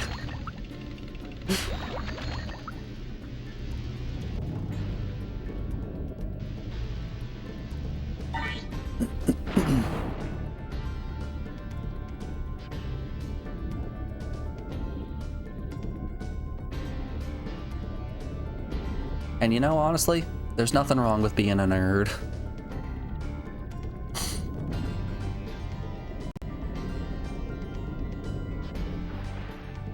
I wouldn't want you guys in any other way.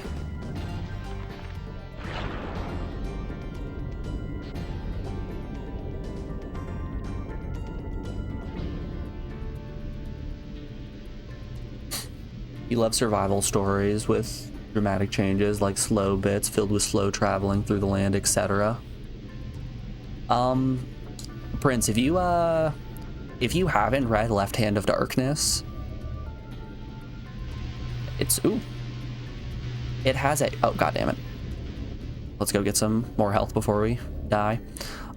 If you haven't read Left Hand of Darkness, you might appreciate the latter third of the book. Not to spoil too much, but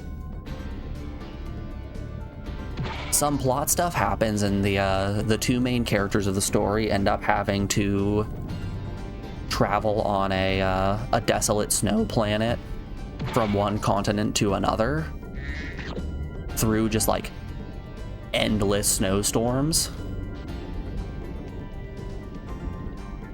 And it's a really wild tale of survival.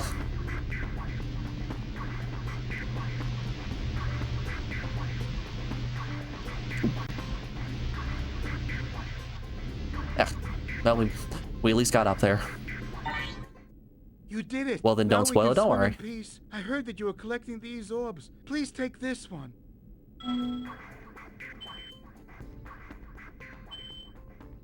I don't think telling you there's a survival story in the last third is spoiling too much.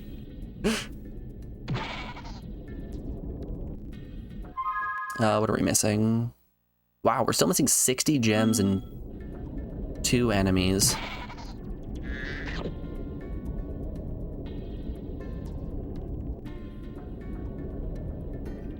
All in all, it's a very fun book. I guess maybe not fun. It's a very good book. It does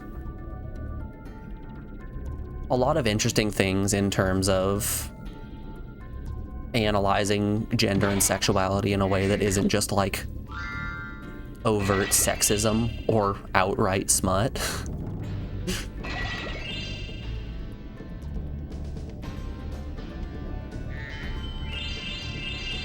Hey.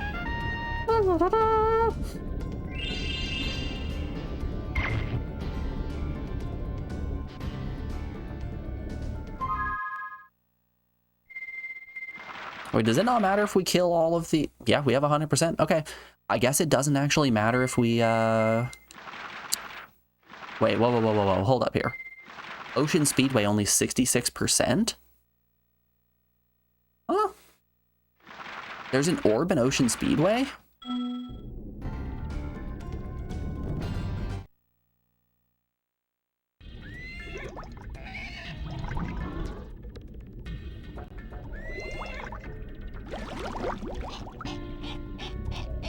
Okay, I guess we're going back to Ocean Speedway.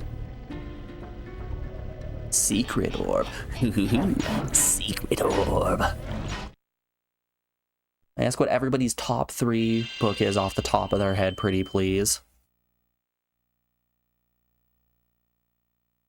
This is actually a question I've mulled over for a little bit now since I've just started reading. So my partner is an English teacher, and we have a library in our basement because she owns just way too many books. I, however, have just horrible dyslexia and went through a good amount of my life hating reading because of the way that academia has kind of tainted it in my mind.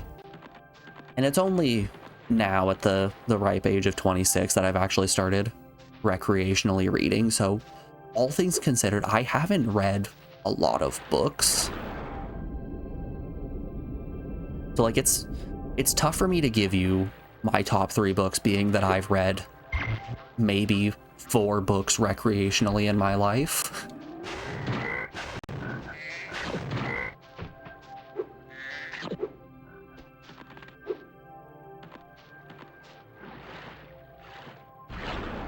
I was like, what's your favorite car you've ever driven? Well, I've driven 2 cars in my life, so not really a wide range to pick from.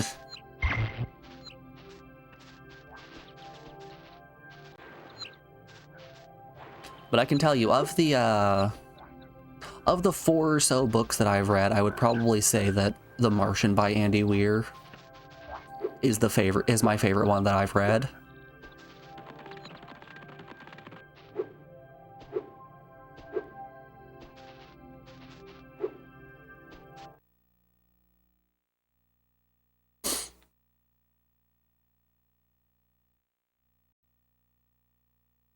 I'm trying to get through 12 books this year, and I'm gonna be happy with that.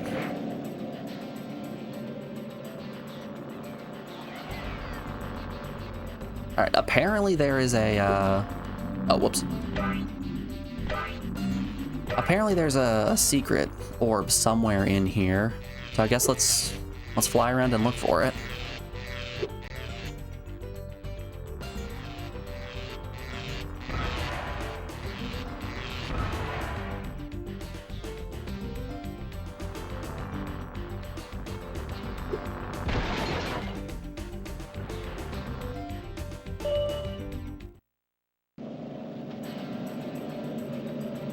But I'm kind of in a weird case in terms of learning how to read when I was a kid. So I've told the story before on stream, but we've got some new people here, I can tell it again.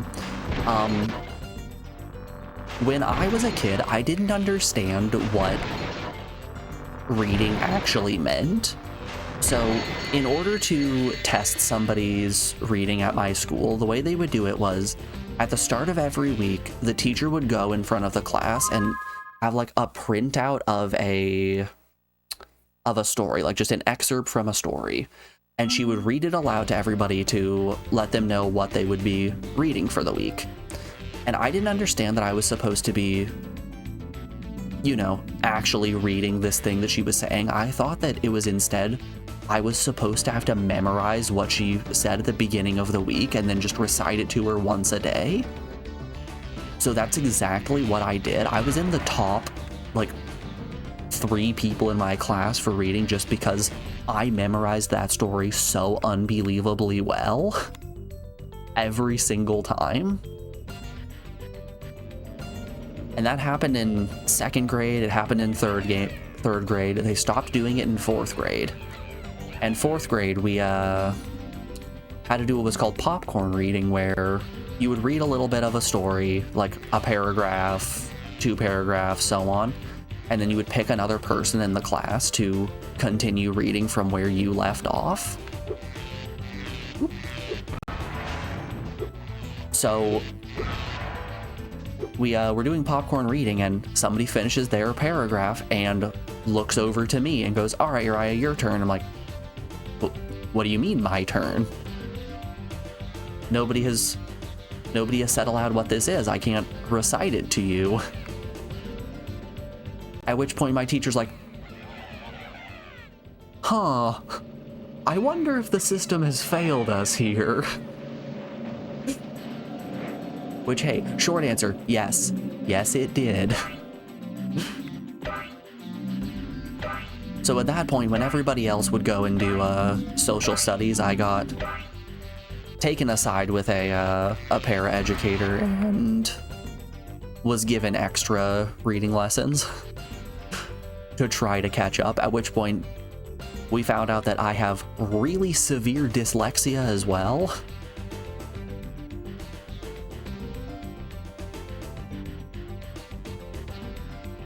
So reading has always been a bit of a struggle for me, but I'm starting to find books that I actually enjoy. I'm doing it casually. I don't have a deadline that I have to read these 3 chapters by, so there's no pressure or anything like that.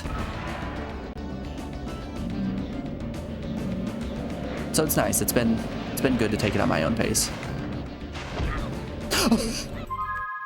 I can actually shoot him.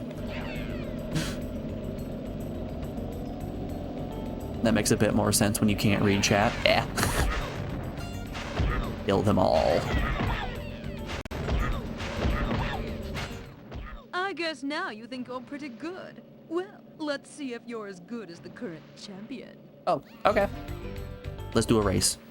All right, Spyro. I didn't Meet say the can. Yes, you did. champion. In order to Yes, you win, did. you must fly through all the rings. Beware if Hunter flies through a ring first. The ring will start to shrink.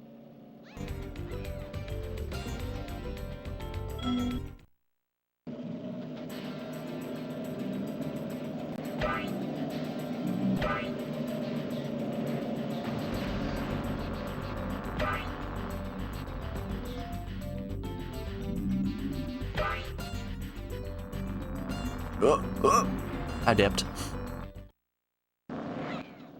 It's not as easy as you thought. You think you'd is be it? proud of Oh, you yourself? There's better apparently try no again. natural inclination to process letters.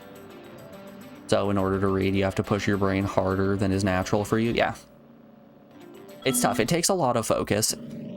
It's definitely a little discouraging at times when my partner is reading like these 700 to 800 page books and getting through them in 4 days.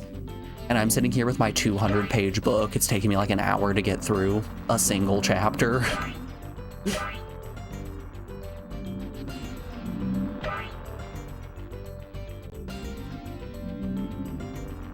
But like I said, the fact that I don't have a deadline or any time pressure definitely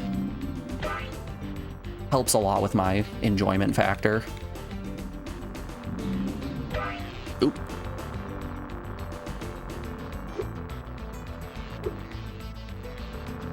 Oh golly. It's not as easy as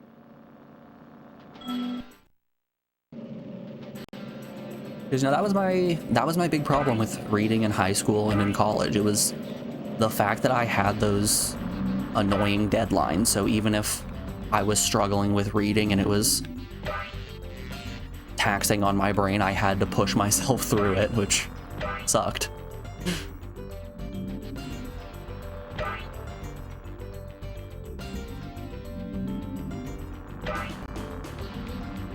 Yeah, I did just think for the longest time that I hated reading because it's hard.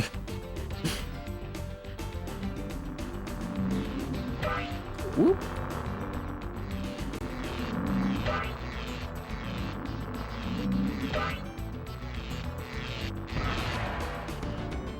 Good.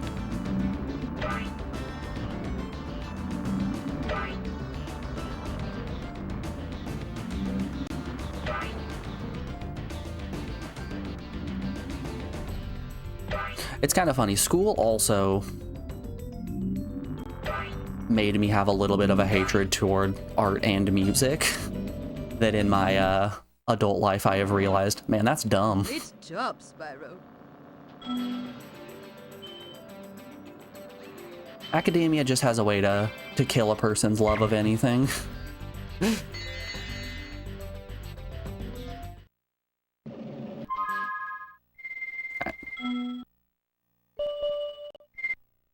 Let's get out of here.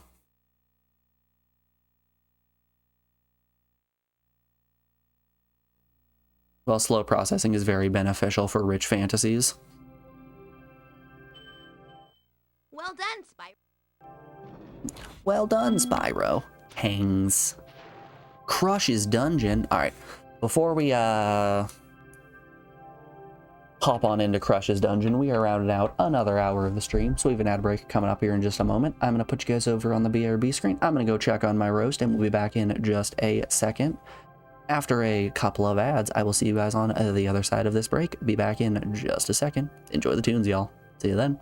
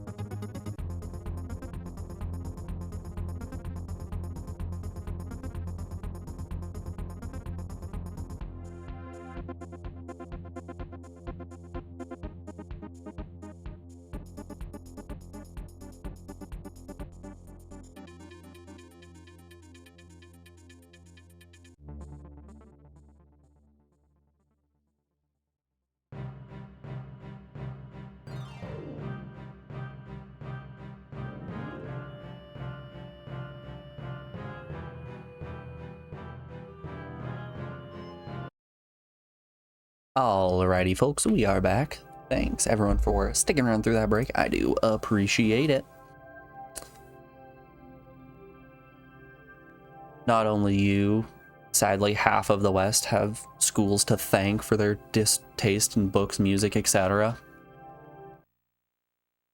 Yeah, I think my problem mostly just came in the form of having some terrible teachers that were just mean, and my distaste for those forms of media just... I thought I hated those forms of media just because of the people who were acting as the face of them. But in reality, I don't hate music. I just hate my 5th grade music teacher. I don't hate art, I just hate my 6th grade art teacher. No, Hunter, don't! What?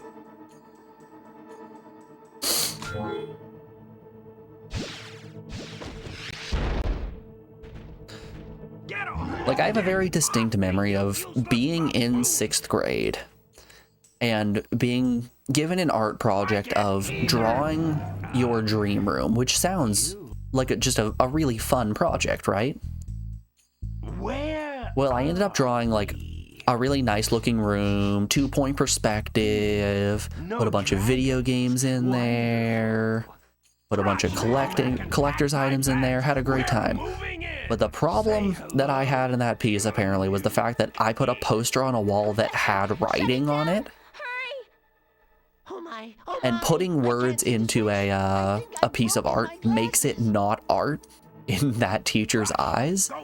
So he ended up taking my project, going to the window and just throwing it out the window in front of the entire class and telling me, this isn't art.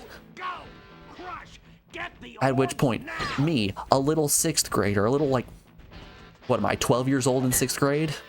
A little 12-year-old goes, okay, art sucks, don't like it. This is bad news for Avalar. Hunter, why didn't you chase him? Yeah, I would have gone after him. But didn't he say something about not liking dragons? As it turns out, no. Art, sick as hell. Mr. Johnson, fucking terrible. Yes, I think so. You'll need a world that has an alignment much better suited to intercepting one of these creatures. How about Glimmer? Good idea. We better go right now. Ooh hoo hoo, Kami out here with the game suggestion of Breed Master. Oh, don't you worry, I'm already a master at that one, bud. Alright, let's pull up the list real quick, like. We actually haven't shown off the list today. Boop. Pop you guys on over here. God, no, I don't want any AI assistance. Fuck off, Google. Before we move anything, let's show you guys what we got coming up in the docket. So right now, picked by Shlee, we're doing Spyro 2. Up next, by No Speaky, Resident Evil. Then we got Nicktoons Racing, Cool Borders, Final Fantasy Origins, which is Final Fantasy 1 and 2. So get excited about that one. Firewoman Matagumi, which I know none of you have heard of, but that game right there, what direction do I need to point? That way. That game right there, based as hell. Absolutely based as hell. Then we have Soul Edge, picked by Sizzle, which should be a short one. And now, selected by Kami, we have Breed Master, right above Breed Stud and Breed Stud 2. We can get rid of these Breath of Fires, because we've already done those. Let's Control X, hop into the games queue, drop that, picked by Drunk Kami. Thank you, Kami, for picking yet another game and watching so much of my silly little stream. I do appreciate that. I'm going to just real quick swap over here and check out what Breed Master is. Let's make sure this is a game we can actually play on stream. Preview. Show me that Breed Master preview. Oh, it looks cute as hell. Hold up here. Hold up. No. I'll show this on stream, actually. This looks adorable. I believe this is the button we want. I believe this is the volume we want.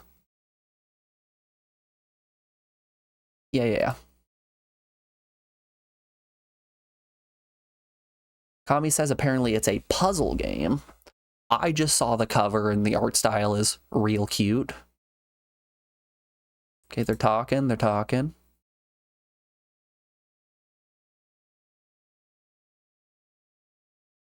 Oh, weird.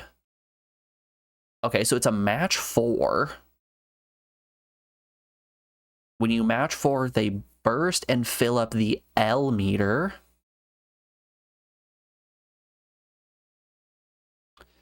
Interesting. I'm imagining when the levels go up, or when the L's go up, that indicates level. Eventually those eggs at the bottom are going to hatch. Oh, gray doesn't actually trigger. Huh. Can you move a piece down at all? Yes, you can. Okay. Interesting. Okay, so they need to be touching in a row. They can't be just touching in general. Is gray considered a garbage block that when this bursts, it's gonna blast them all? Yes. Okay, cool. You don't actually know anything about this game, by the way. Perfectly fine. Don't sweat that. I just want to see one of these eggs hatch. I don't know what the win condition is here. Oh, it would be so cool if when the eggs hatched, each of these levels are going up. So if you start making combos with yellow at level 2 yellow, it sends more garbage to your opponent.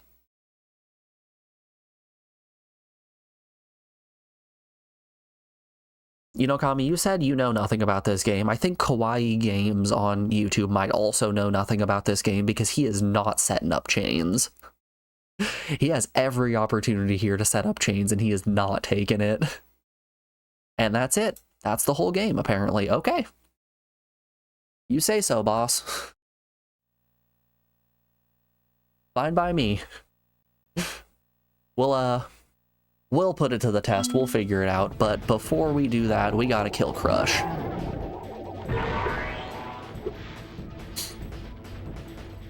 You hope it's faster than it looks. I'm sure it's going to get quite a bit faster. That was stage 1 of story mode, and I imagine a lot like Panel Upon, it's going to get pretty fucked up in the later stages.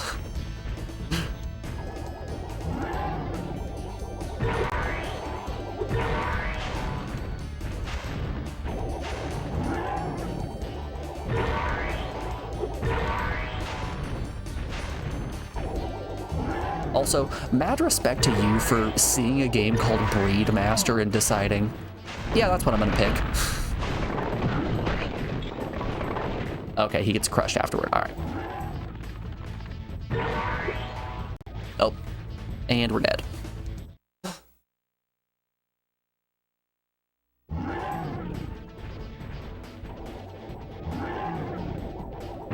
You did look at images first, good. There are more dangerous games like Magical Tetris Challenge. Is that the one with Cardcaptor Sakura? Because I've played a good amount of TGM3. I'm not too shabby at Sakura difficulty. Oop. What does red mean? Oh, wowza. Okay. Red means he's going to shoot me with lasers. Ow.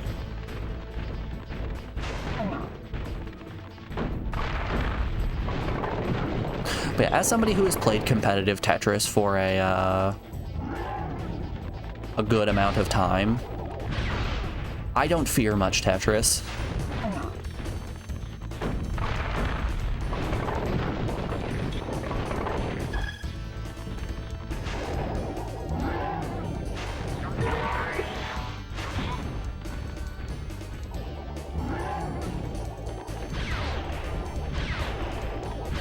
Oh boy.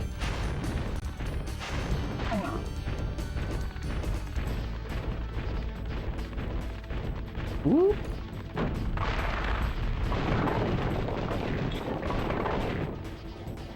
Tetrio, Nestris, or TGM. I have a GM in TGM1. I've done just a boatload of competitive modern Tetris, and I refuse to touch Nestris. I'm sorry, I respect my hands just too much.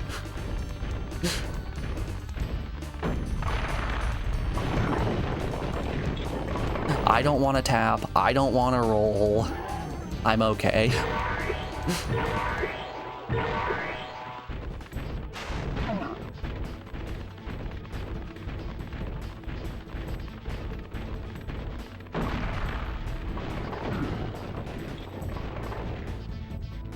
Yeah, I originally got into competitive Tetris before Tetrio was a thing, before Tetris 99 was a thing, way back in the days of Puyo Puyo Tetris.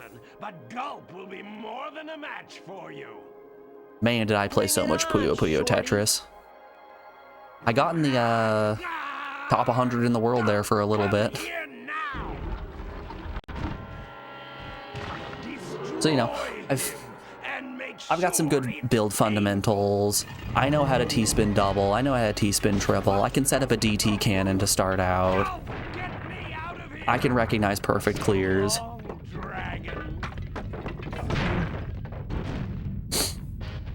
What a wuss. You mentioned NES Tetris because the Twitch community is amazing. Oh, I'm sure.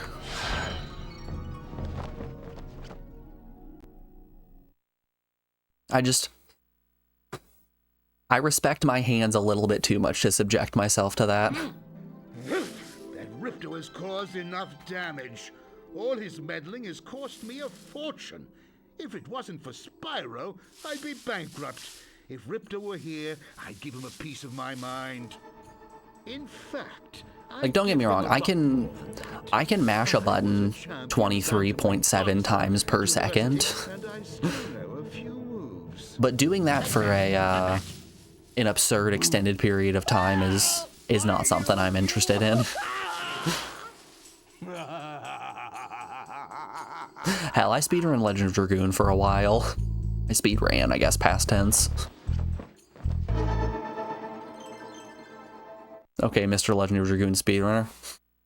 Watch yourself. I got my sub 12 and I quit. I'm better. I'm in recovery.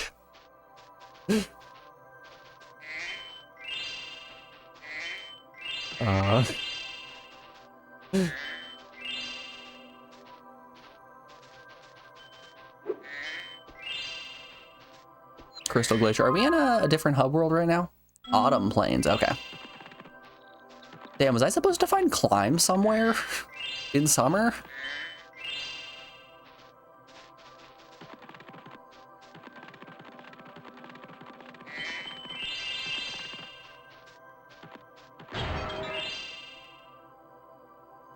Oh, they mashing.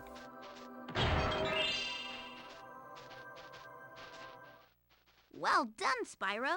The power from your orbs has activated the whirlwind. Okay, so I'm guessing there are going to be 4 hub worlds.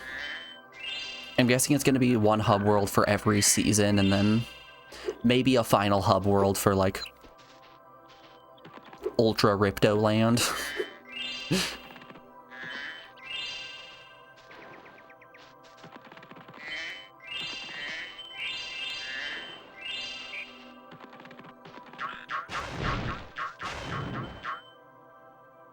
You ever played the PS1 game called Kingsley something? Kingsley's Adventure? Oh yeah, we played Kingsley's Adventure. That's one of the classics. We played that a long time ago. That had to be 2 years ago at this point.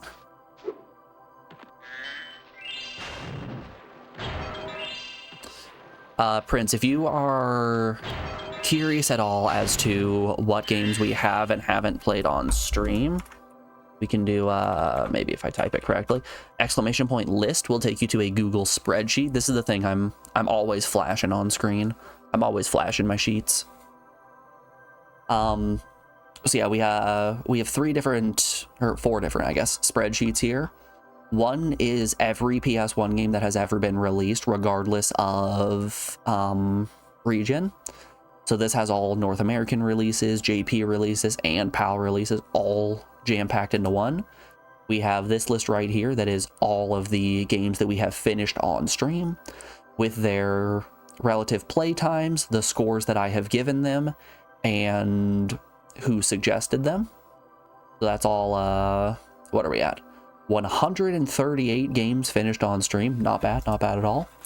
We have the games queue right here, which are the ones that people have picked that we're going to be working through. And then right here we have our nice little visuals. Uh-oh, he does data science. So we've got some visualizations for what scores I've given games, what I've given them on gameplay, graphics, music, story, wow factor, and difficulty. Okay, fun fact, PS1 games, not super difficult. I think wow factor, oh no, gameplay is the thing I've given the most 10s on. Gameplay, wow factor, and then music. For some reason, so even though it doesn't look like it, I do have the average charts behind each of these. For some reason, they just don't pop up on top, and Google Sheets is a little bit annoying with trying to arrange charts, because there's no option that I can like right click and then say send to back. So just know that the averages are there, and they're also up here.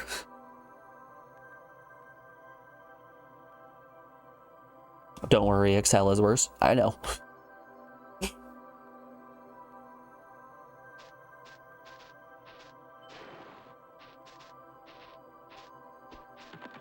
Hold up. You gonna teach me how to climb?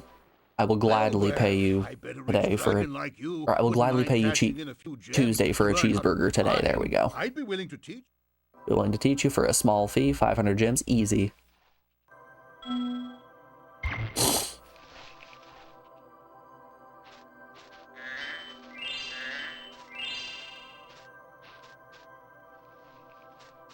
Take me back to Summer Forest, please.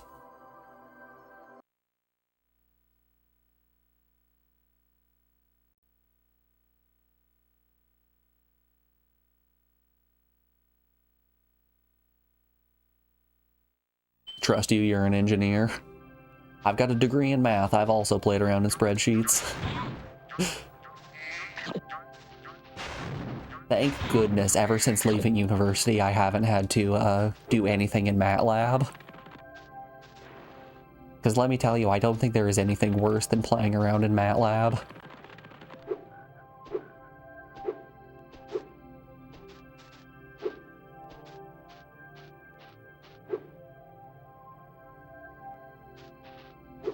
I've done my time. I've paid my penance. Meth lab, kinda.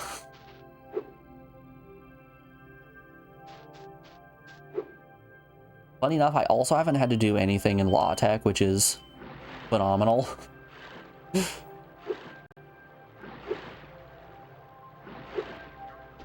Alright, what stages do we need to return to? Summer Forest has some glimmering. Where was glimmering?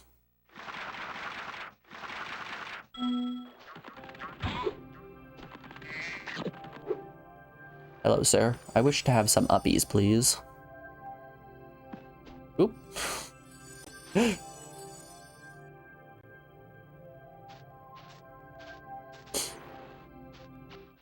Check your guidebook by pressing the start button. Best thing that you like, or the part you like most about Spyro speedrunning is not giving the greedy bear even a single dime.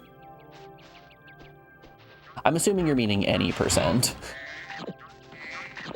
Oop. Hey, I see you over there.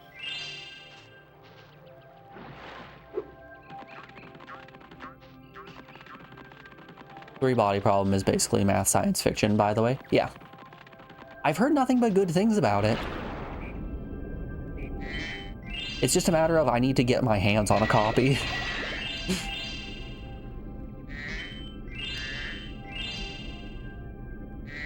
And I'm not willing to go to Barnes & Noble and pay $20 for the book. I'll instead just wait patiently for the copy at my local library to come back.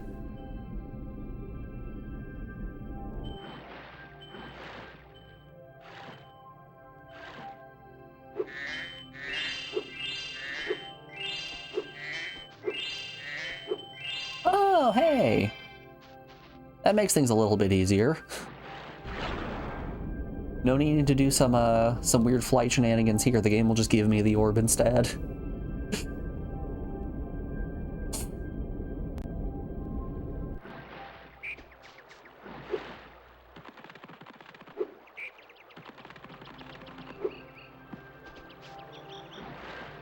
But yeah, since I haven't done a lot of reading in my life, I'm not hurting for books. Like, much like most forms of media, they kind of just, they keep making more books. Hi, Spyro! Welcome to Glimmer! So in my lifetime, I'm never gonna run out of books to read.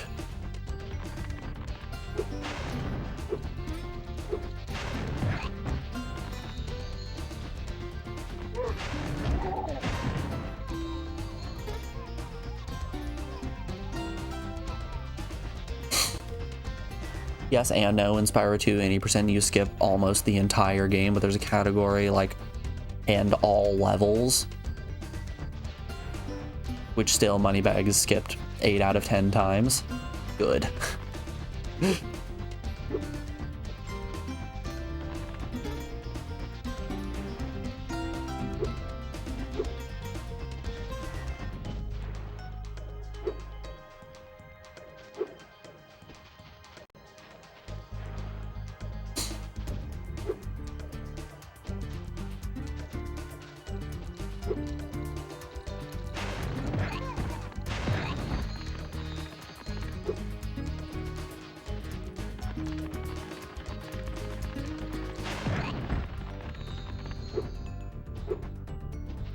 I can't wait for the Spyro category where you collect enough gems to purchase a guillotine instead.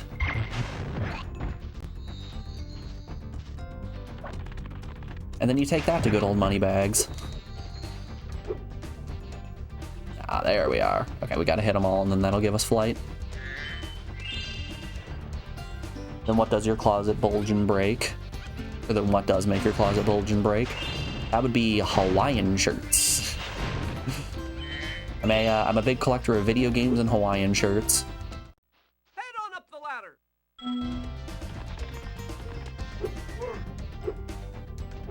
We got a different Hawaiian shirt on every day. I guess you can't really see it since my hair is covering it up, but yep. That's a Hawaiian shirt covered in beer bottles.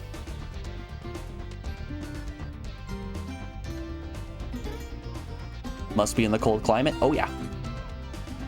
I wonder what the weather is outside right now. What are we looking at? -10. It's currently -10 degrees Fahrenheit outside. For those of you who are not in freedom units, that's -22 in your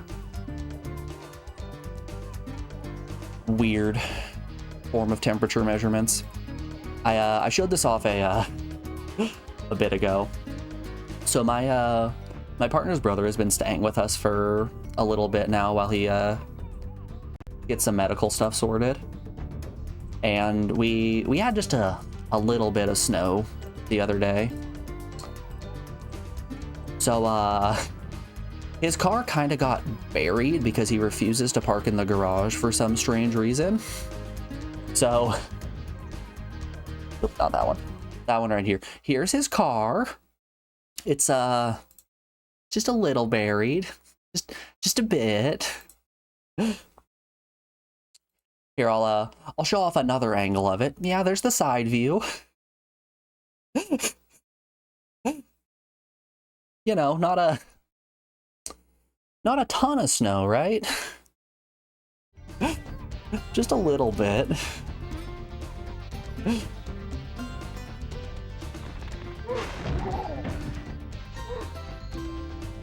But yeah, I unfortunately am the poor schmuck who had to do all the shoveling.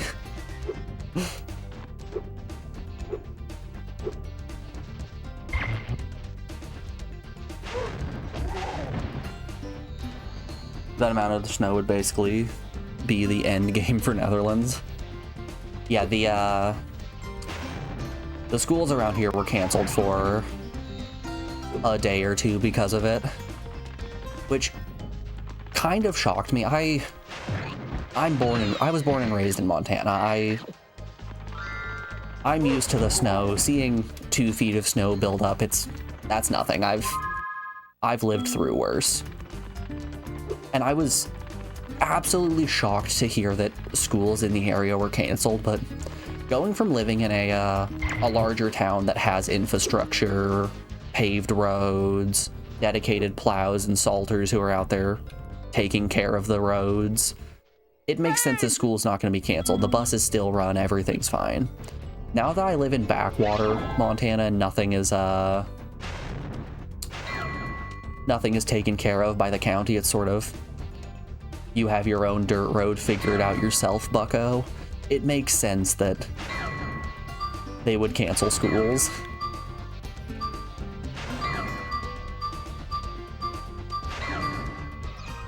By the way, what time zone are you in? I'm in Mountain Time. So it is currently 10:24 for me. For a while, I was afraid we were going to have...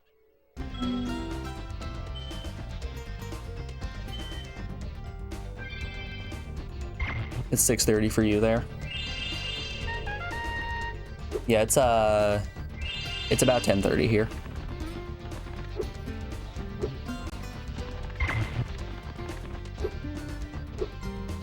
Yeah, then you'd be collecting Hawaiian gear too.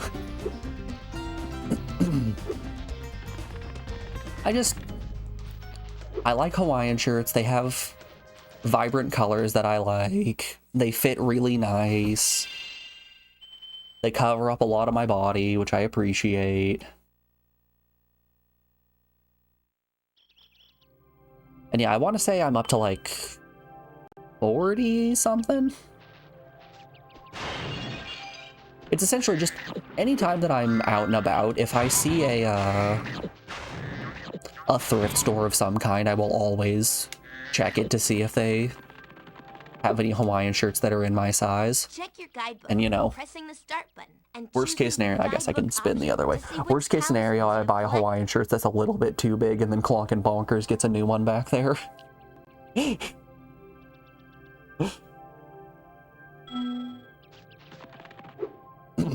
That is in fact the whole reason that Clonk and Bonkers has a Hawaiian shirt.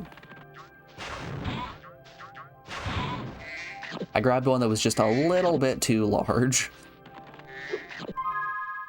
Alright, what are we up to next? Next up is Sunny Beach.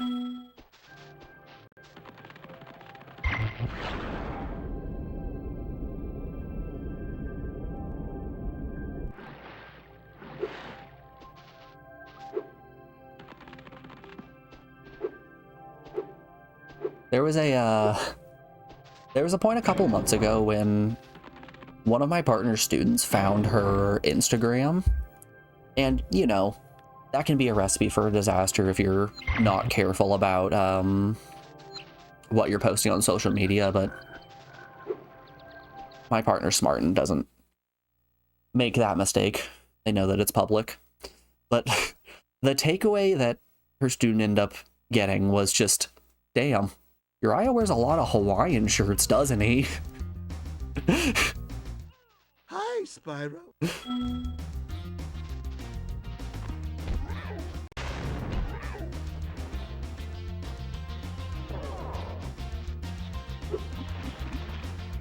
Which she said, yes, he does. And he looks damn fine. And now I'm sitting there, thank you.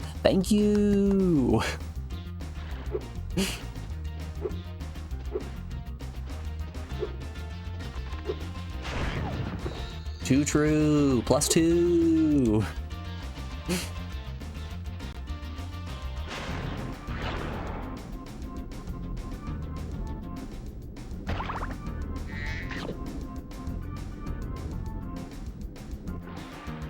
So what's your incognito outfit? You ever seen Rocky Horror Picture Show?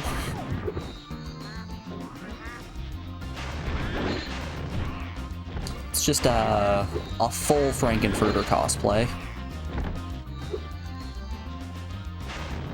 Funny enough, I was back in my hometown when they were doing a Rocky Horror Picture Show, so I of course went to it because I love Rocky Horror. And I put on my whole Frankenfurter outfit. So like, I had the fishnets, I had the corset, I had the hot pants. Solid look. And I saw a good amount of people that I went to high school with, and not a soul recognized me. Not a single one of them, and I wouldn't have it any other way. Oh, it's the turtle babysitting level. Yes, it is. We're on the return trip, though. We got the ability to climb, so now we're just collecting some gems. How you doing today, Lake Guts? It's good to see you. Hope your Wednesday's treating you well. Hope everyone's Wednesday's treating them well. Good old halfway point of the week.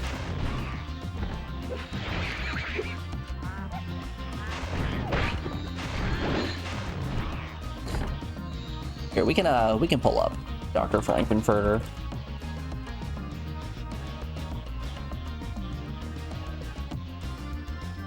Show off the outfit on stream. I'm not gonna pull up my own one that I had because I'm not that bold yet. But here is the outfit. So went to the show dressed in that entire regala ensemble. Yeah. Jim Curry, let's go. Yeah. Yeah, went in that outfit, had the makeup and everything, not a soul recognized me, and that made me happy. It's not really difficult for me to go incognito from people that I grew up with / went to high school with.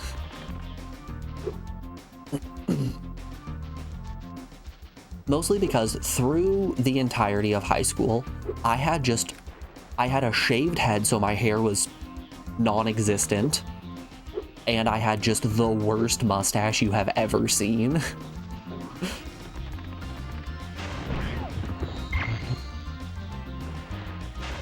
Like, it was downright not a good look, but for some reason I was so committed to it.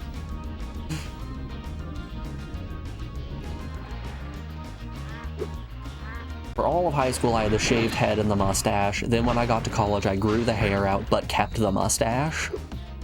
And then partway through college, I decided, hey, this isn't a good look.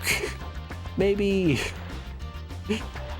we get rid of this for a little bit. And you know, that was probably 6 years ago at this point, 7 years ago. Never looking back. Young one. There's a chef up at the top of this ladder who wants to make soup out of our... Yeah, I didn't shave for the first time until I was 20, 21, something in that range. Your turtle friends happen to make a very good soup. If I can catch them. You can try to say them if you like, but I'm feeling awfully hungry. I'm gonna go for some turtle soup.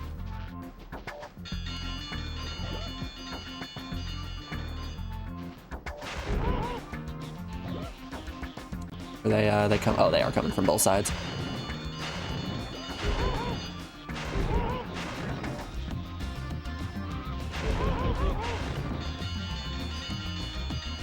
Am I just trying to knock them into the water?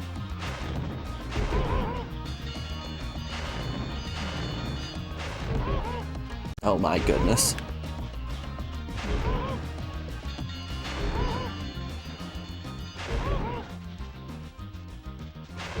You know, if Shredder has taught me anything, it is tonight we dine on turtle soup.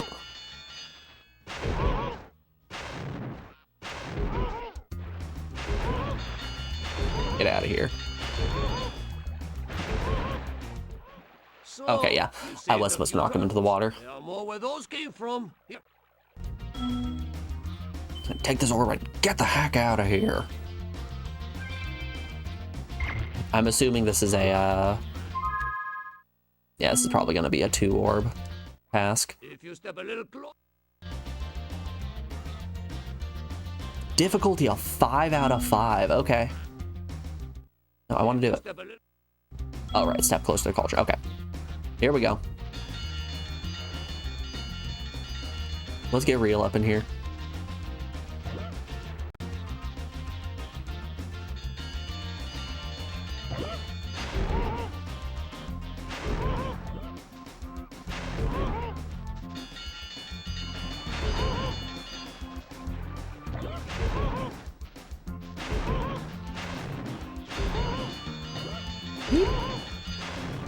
Don't you do it. Don't you jump in there.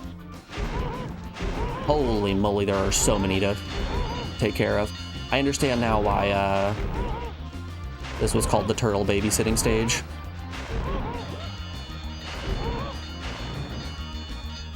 Don't you do it.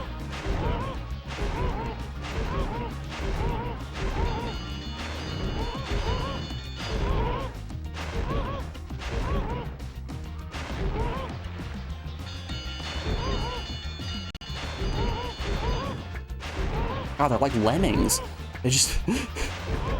they have no sense of self-preservation. I understand you want a warm bath, but come on. Maybe not in the pot of the man who is actively saying, "Oh, I will eat you."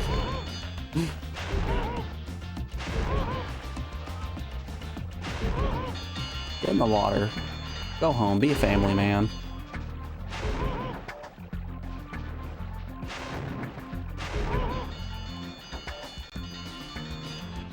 Easy peasy. Rats! You save every turtle on the beach. Here, take this. I was gonna use it to buy potatoes, but now I don't need it. Turtle soup. You're very hungry. You want the turtle soup. No, not like that. Mustache grows in very slowly, so you trim like once every 2 months. I shave probably every 3 to 4 days. So I let it go for 5 days when I went to Alex's cousin's basketball game, and one of her family members is like, you're growing in the facial hair now, are you? I'm like, no, just been an extra day since I shaved. Come on. So I went and shaved that night, so I wouldn't get any more hell about it when we went over there for the Super Bowl. But yeah, so my mustache doesn't like grow in really thick and full. I don't get the Sam Elliott mustache. So let's pull up the kind of mustache I get.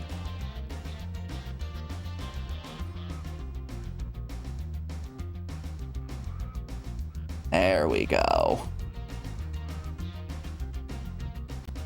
Open image in new tab. That's what we're looking for. Boop, boop, boop, boop.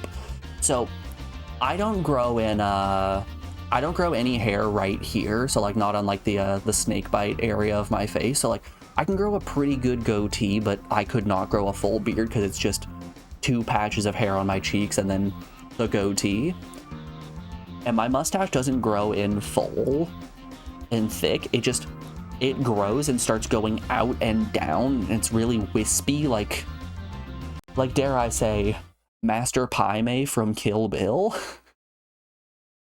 So when I was in college, I had the goatee that was probably down to about like right there, and the mustache that also went down to the same length. So I could legitimately just do the like Master Paimei. The horror, it was a terrible look. It was such a bad look, and I had that for so many years. I don't know how I dated in college. I don't know how I met women and they're like, yeah, I'll hitch my post to this one. Beyond me. Absolutely beyond me. But no, we got rid of it and have never looked better.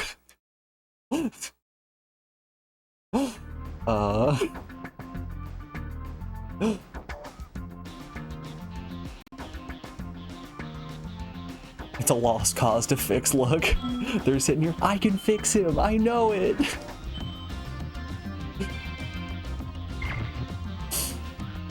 I did have an ex tell me, hey, if you want to meet my dad, you have to shave that thing off your face. To which I said, guess I'm not meeting your dad.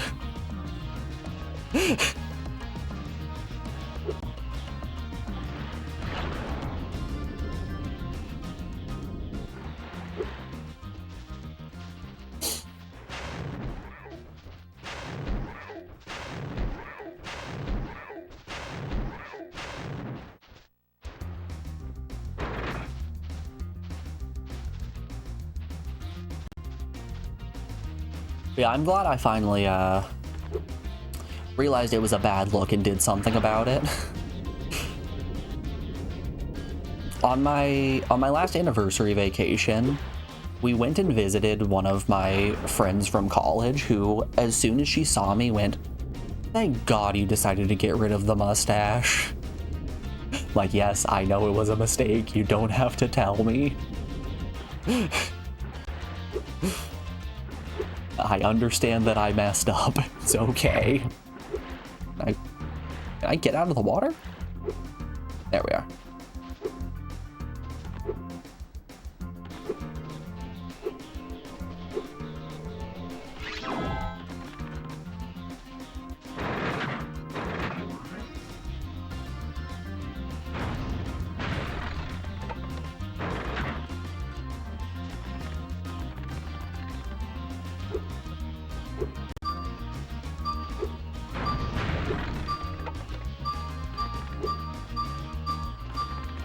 Anyways, I forgot where I was going with all of this.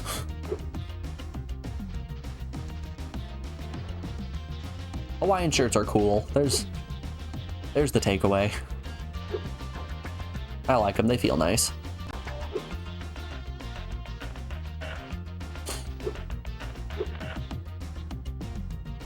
I think the best part about Hawaiian shirts as well is you walk into a thrift store and there is a solid chance you're gonna find one in your size and for just dirt cheap. Like if you're buying them new with like real silk and real coconut buttons, you can spend like $50 on a Hawaiian shirt. But if you walk into a thrift store and grab the gaudiest looking one you've ever seen, you'll get it right in your size for like $4.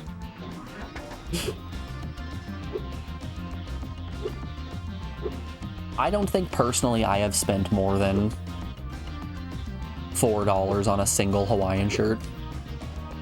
That's not true. Probably no more than $7, let's say. I have some nice Van Hawaiian shirts that I found at a thrift store that ran me probably about $7.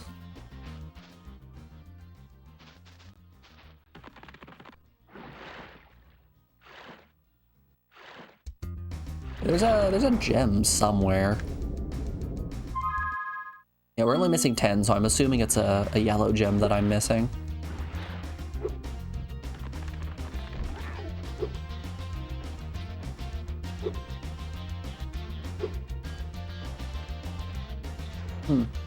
Thought climbing would be the answer.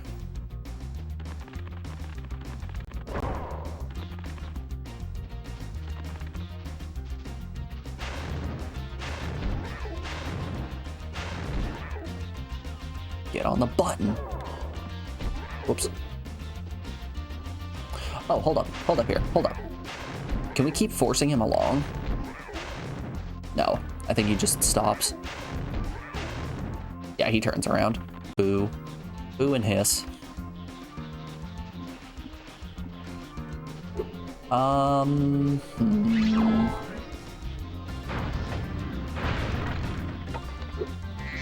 If I were a yellow gem, where would I be hiding?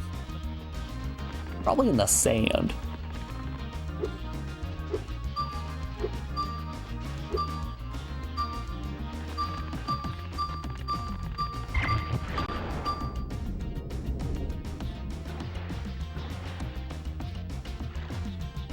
Maybe also in the water.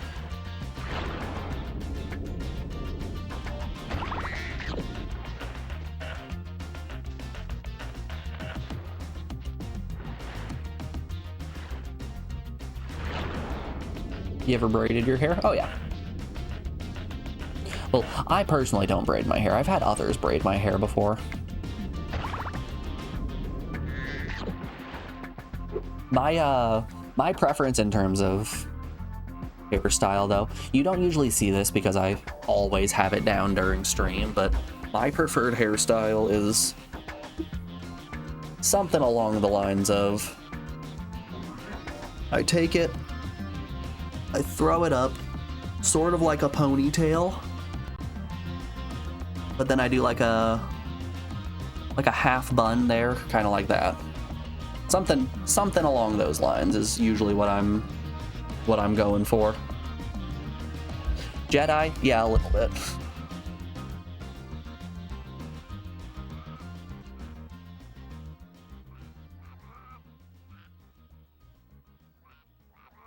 Ah, the good old Qui-Gon look.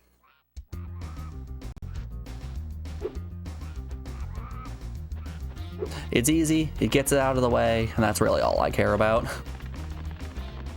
Wait, can I jump in this water? Ladies and gentlemen.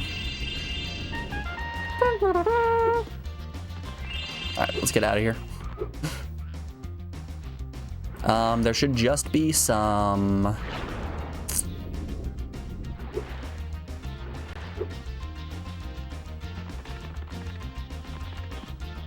There should just be some gems left in summer, right? Yep. Or in autumn, rather. And then we're all done with World 1. You braid your hair, it gets too disheveled if you don't. That's fair. I had a friend when I was in college who had the thickest, curliest hair that I had ever seen. She wore it down like really low.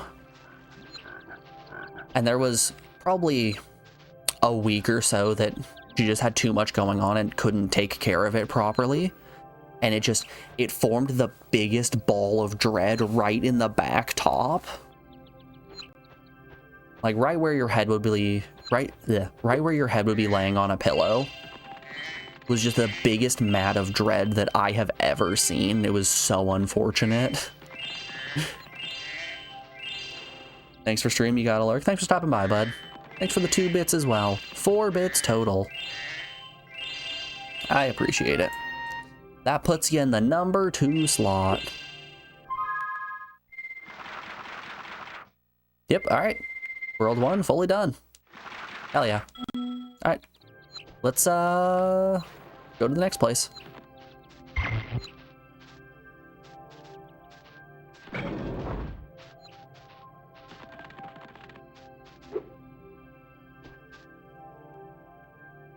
You're letting your son's hair grow until he tells you he wants to change it. See, I think that's how it should be. I don't think that a parent should be the one to decide what a kid's hair looks like. I think it's up to the child to express themselves however they want. And like, the only reason that I grow my hair out is, one, going to the barber takes too much time that I am not willing to put in, and 2, it gives me a good chance to do something good in donating my hair when it is finally time to cut it. So I've only gotten my hair cut once in the past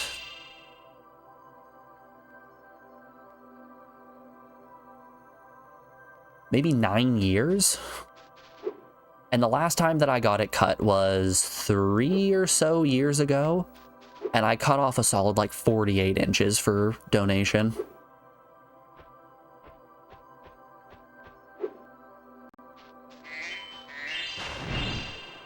And don't you worry, I didn't give it to Locks of Love. I gave it to an actual good charity.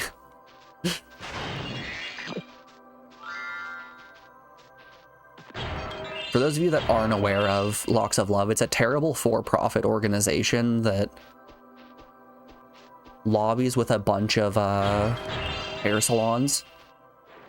At which point, if you try getting your haircut for a donation at those salons, they won't let you keep your hair. They will give it immediately to this corporation that is going to make wigs out of them and then force the children who are going through chemotherapy in order to or to pay in order to get those wigs, which is terrible, downright awful. And like, I never knew about that. I knew that Locks of Love was an organization that you would donate your hair to. I didn't know about their like gross, seedy underbelly. But much like most corporations, they're fucked up. So I found a better one with wigs for kids. And that's where my 3 feet of hair went last time I cut it. Hi, Spyro. Ripto and Gulp are hiding out in a room in the castle below us. You'll need all 14 talisman in order to break the lock and get to them. Yes, ma'am. Can do.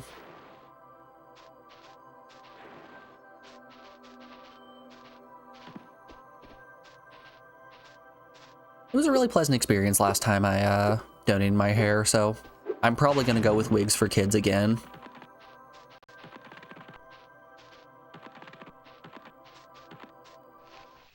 I can let you into the little castle over there in exchange for a few gems. Okay.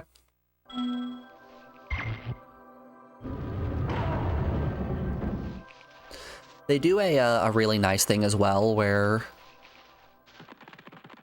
when you send in your donation, they'll send you an email informing you that they've received it, and then they'll send you another email when they've actually made it into a wig, and then another one when they have given it to a cancer patient for free, which I like.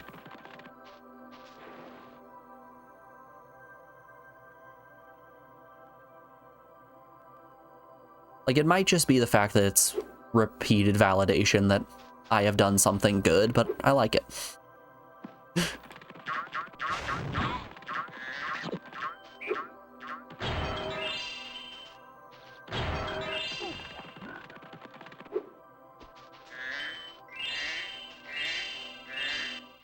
Hello, Mr. Bear. Legend has it that there is a portal to Zephyr here. And legend also has it that I know how to activate it.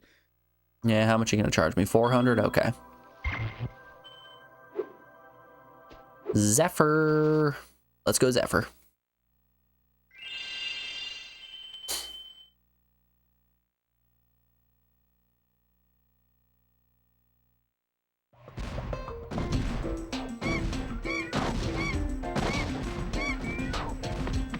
Are you on tomorrow as well?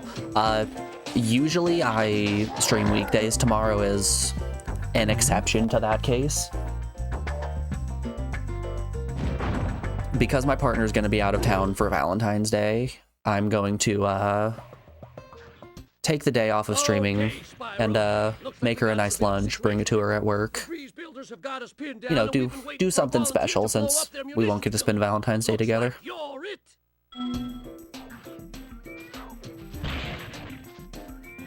But we will be back on Friday, so I will be spending Valentine's Day with you guys. At which point I will ask one of you to be my Valentine.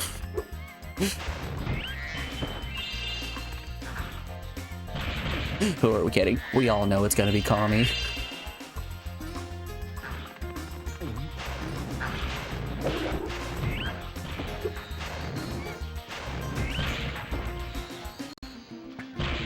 Oof. Those birds don't mess around.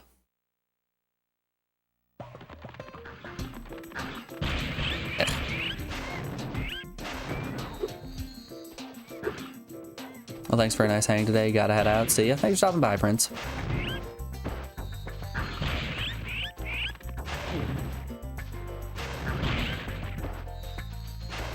Always love seeing a new chatter. God, these birds are savage. They're going just crazy.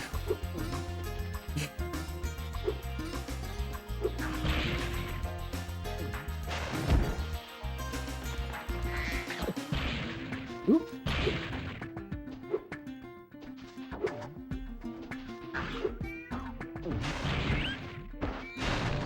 If you had two Valentines, then it'd be double.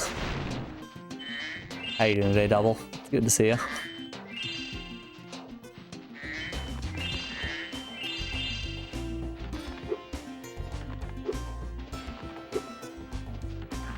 God, these birds are kind of savage. They're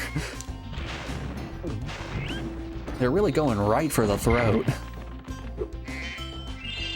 Dare I say, they're giving me the business.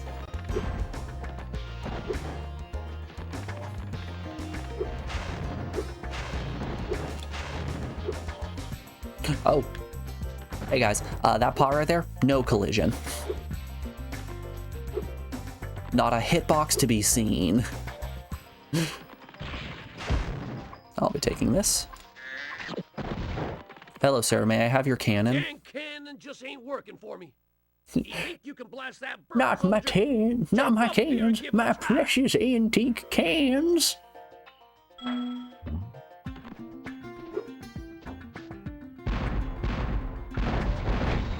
Damn. Crazy fire rate on this thing.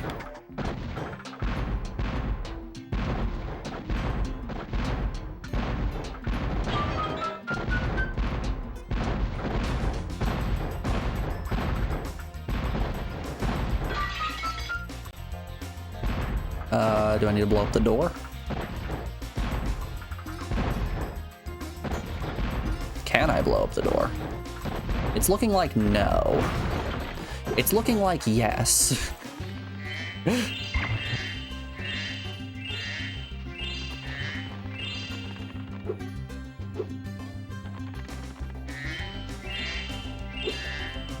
any gems fall in the pit? Yes. Just one. 1069. Nice. Alright, y'all. Before we head off to the next area, we are around and out hour 3 of the stream, so we have an ad break coming up here in just a second. I'm going to put you guys over on the BRB screen, play you some music while I run a couple ads, and we'll be back in just a second. I will see you on the other side of this break. Be back then, y'all.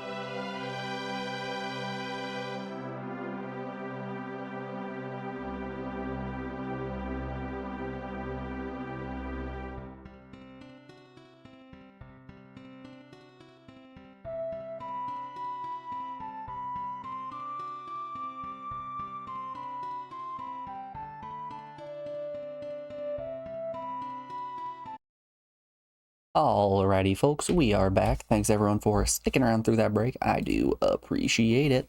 Let's get back to it. You love that song from FF12? Final Fantasy 12 just has really good music in general. Final Fantasy games as a whole have really good soundtracks. It's definitely one of those things that an RPG is required to have. If you're going to be playing a game for 30 plus hours, you better hope that the music is good. And FF12 does a great job of having songs that loop really well.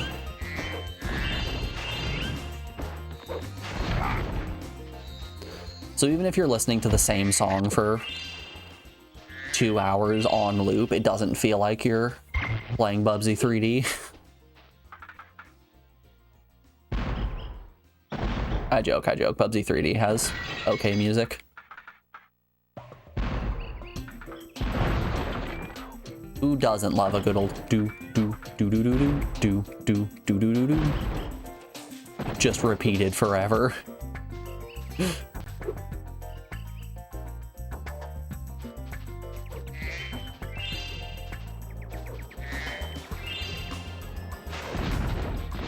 Oh, I can just do that. Ow. Maybe we don't do that in the future. Well, if it isn't the consequences of my actions.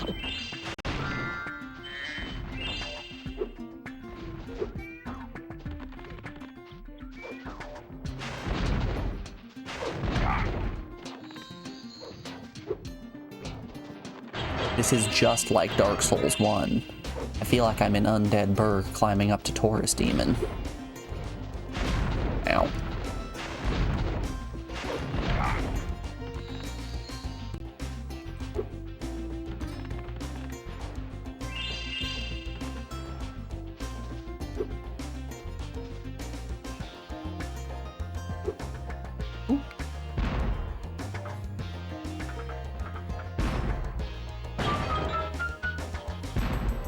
Am I expected to be able to snipe these birds from a million miles away?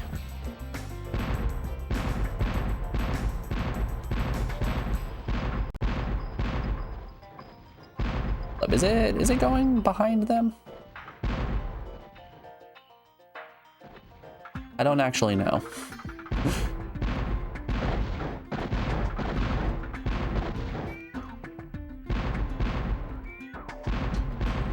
Yo, catch me out here sniping like crazy from downtown. Dare I say, it must be the shoes. Awesome JP Spyro camera. Oh, I didn't shoot the door. I shot everything except the one that was required.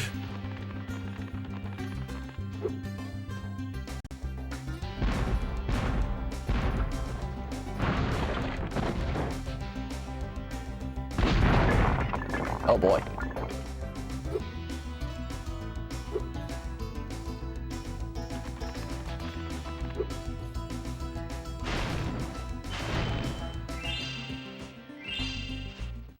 Wow! What an explosion! It sure is a good thing I had my helmet on. Oh yeah, the colonel wanted me to give this talisman to you if you got through the breeze builder defenses. Good job, Sure thing, boss. Is it a stick of dynamite? Oh, it's a bomb. I'll take it. Looks kind of like a Christmas ornament.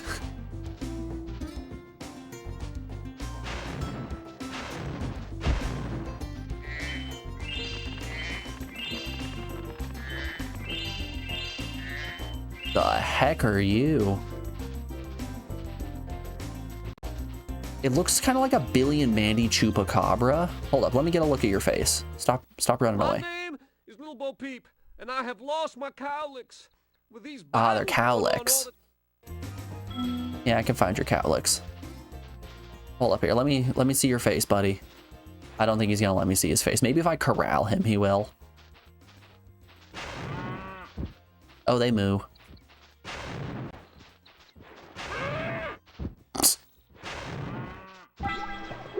Alright, he's in the pen now. Yeah, that is a messed up looking face. That is a Billy and Mandy ass Chupacabra.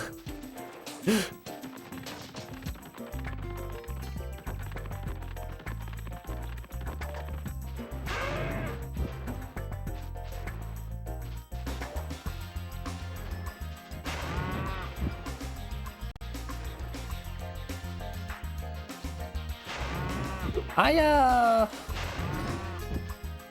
might have to go downstairs and grab my other PS2 controller. The diagonals on this one are feeling a little weird.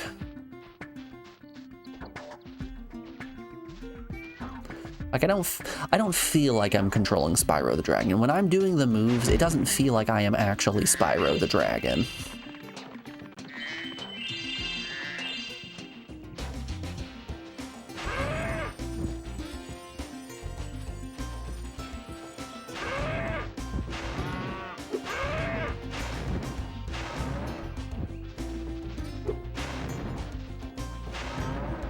Which is fine right now, but I imagine it's going to be a problem later down the line. I suppose I could just use D-pad. D-pad gets the job done.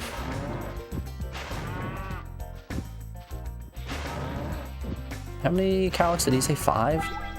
Yeah, 5. Okay. Oh, Bo Peep, you got 2 more somewhere.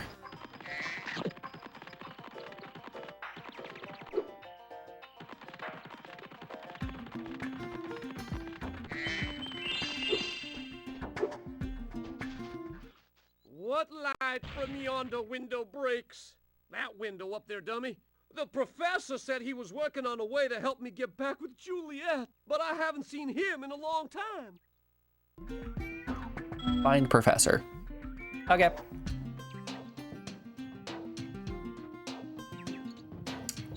Juliet a bird? Buddy. Don't smooch birds. That's how you get diseases.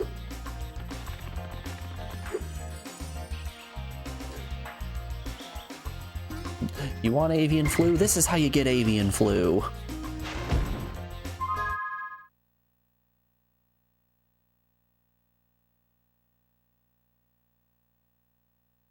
I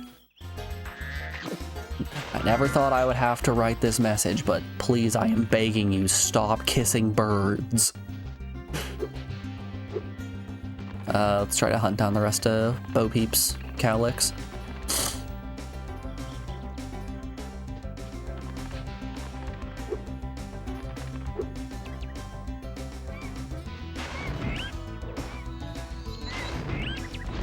Not the bird flu. That's the reason why we don't have any eggs right now. God, has the egg shortage been hitting you guys? It's been hitting me something fierce.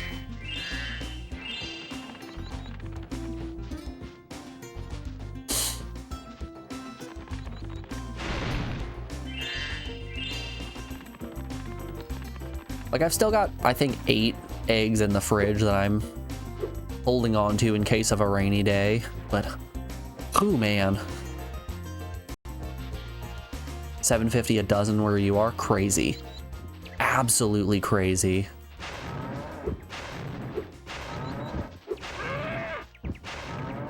And I think the wildest part of it all is people are still buying them. I am for certain not going to spend...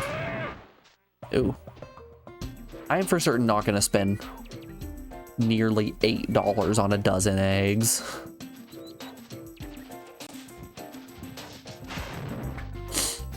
That's for dang sure.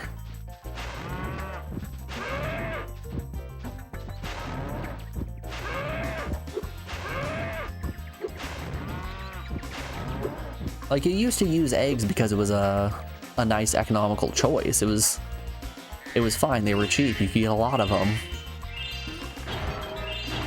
But now in times of crisis, think to ourselves, maybe I should buy a chicken.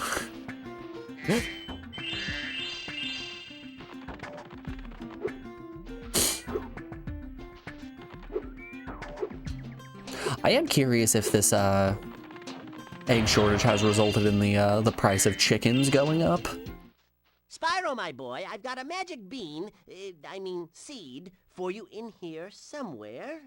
Here it is. Why don't you plant it in the ground and see what grows?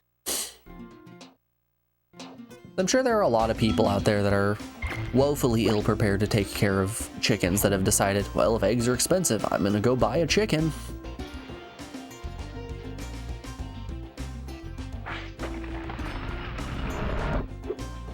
Ah, yes.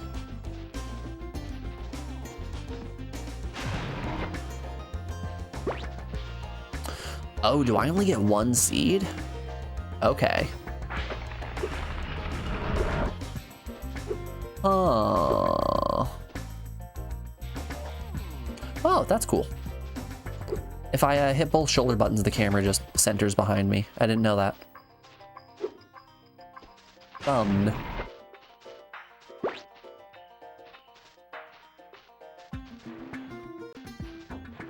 But yeah, chicken market is crazy right now, let me tell ya.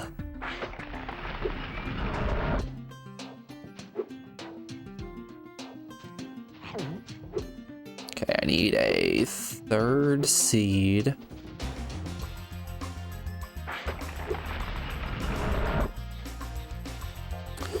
I'm imagining I'm gonna need to take these 2 seeds somewhere to get up to where a 3rd seed is. Yep, right there. Okay. I get you, I get you.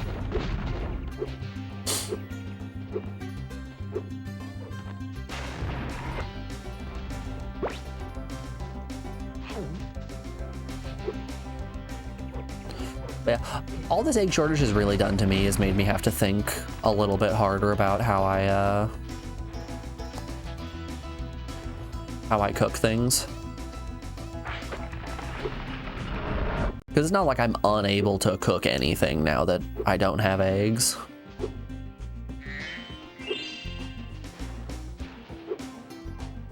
But it is a little annoying.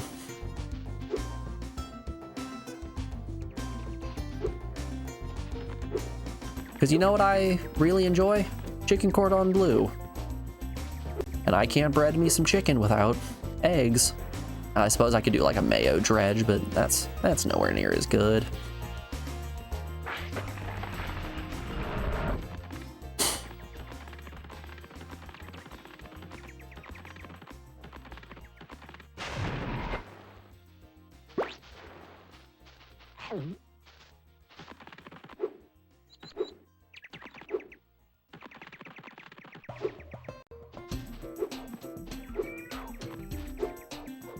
Or like chicken parm, I can't. It's mostly chicken dishes. It's mostly breaded chicken that I'm upset about.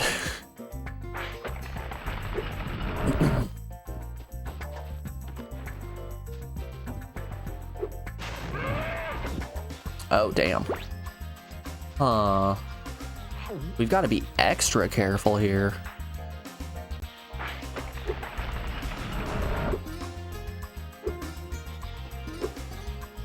Can I just blast this cowlick down? Hold up. Yeah, let's just do that instead. How about hear me out here?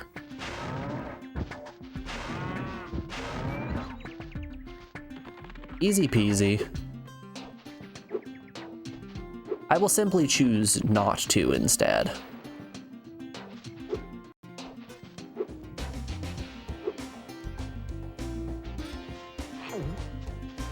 Me debating who the best bird Pokemon is.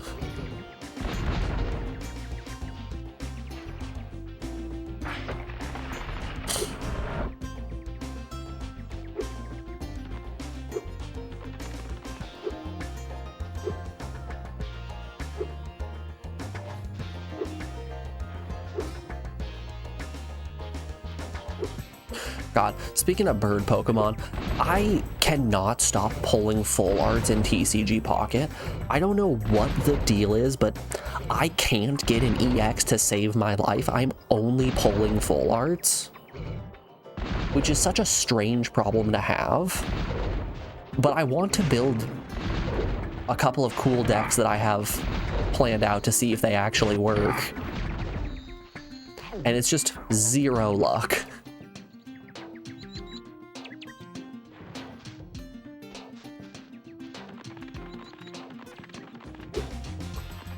I would like 2 Darkrai's, please, so I can try to make this dark deck that I'm planning. Oh, you want full art Garchomp instead? Well, not exactly. Are you giving me a full art Garchomp? Yeah, I'll give you 4 of them. Why? Why?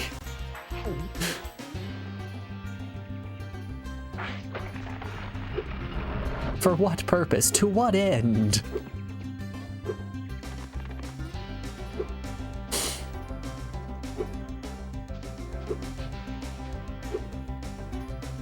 Like here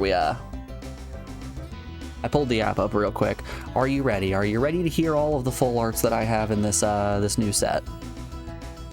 1 full art Dawn, 2 full art Spiritombs, 3 full art Crogunks, 1 Rainbow EX Weavile, there's an EX, 3 full art Heatrans, 1 full art Cresselia, 2 full art Manaphes, 1 full art Shaman, got that from a Wonder Pick, 1 full art Lucario, 2 full art Bidoofs, 1 full art Hippopotas, and 1 full art Tangrowth. What the hell? How is that possible?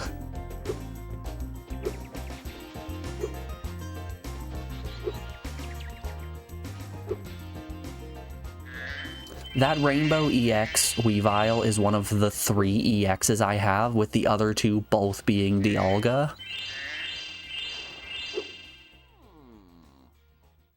Well done, my boy! Here are 2 more seeds to get you the rest of the way. That's not a seed, that's an orb.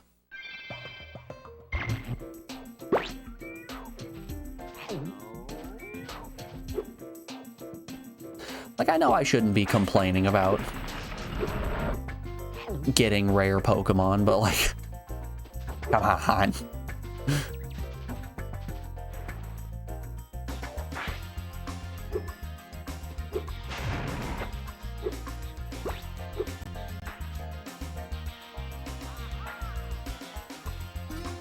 What's your favorite Pokemon? Yours is Quagsire. Who knows? It could be anything.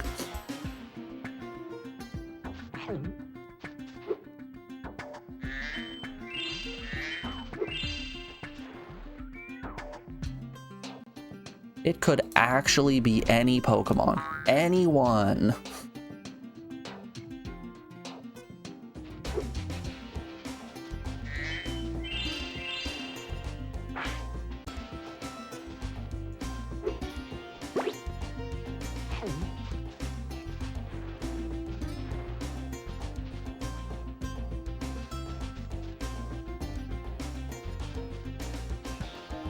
It's the Poly Pokemon for you.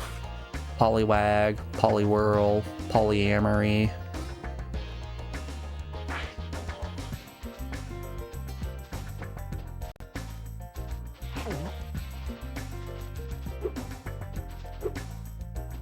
I'm familiar with the line.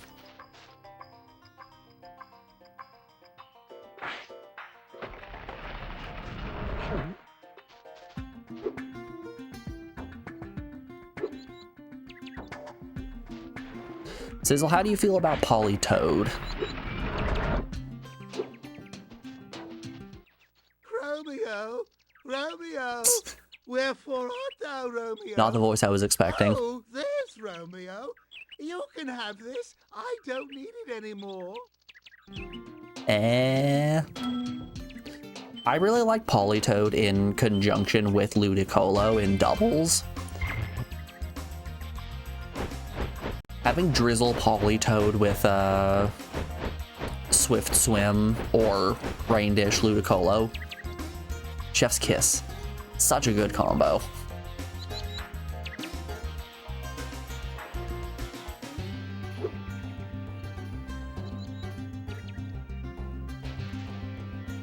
Oop. Okay, how am I gonna get the Cowlicks across?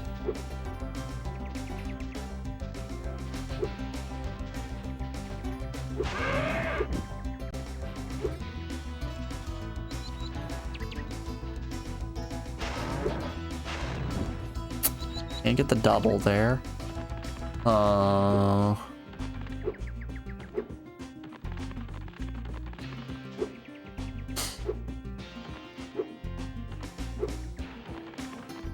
will say, I don't know what language it is, but in TCG Pocket, you can see Wonder Picks from people from different regions, and I learned that in one of the regions, Poliwrath's name is Quapo, which I think is just so funny. Come on, who doesn't love Quapo? You've reunited me with Juliet. Now we can take our honeymoon in Colossus Springs and see the idols. Okay, but will you put the bridge up?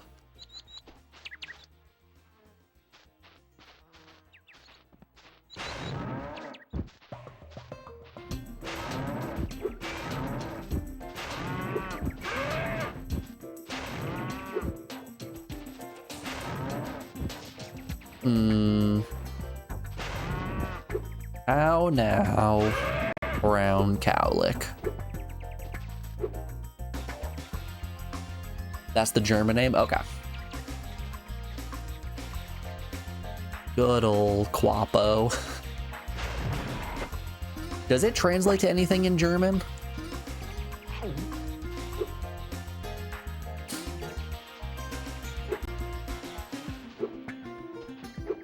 It's gotta be a pun of some kind, right?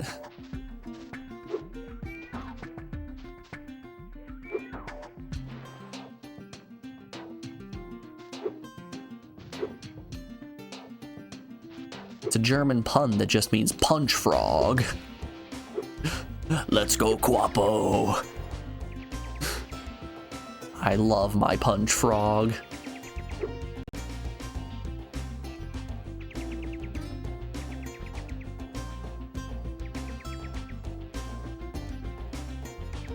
Hold up, I wonder if I, instead of flaming the Calic, what if I ram him? Ramming sends him farther. Okay. Get a move on it.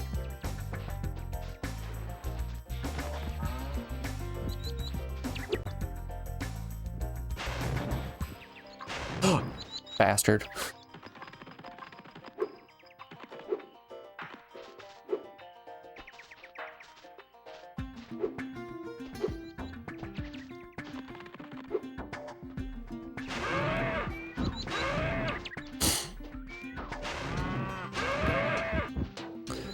Apparently, Kualupe is German for tadpole.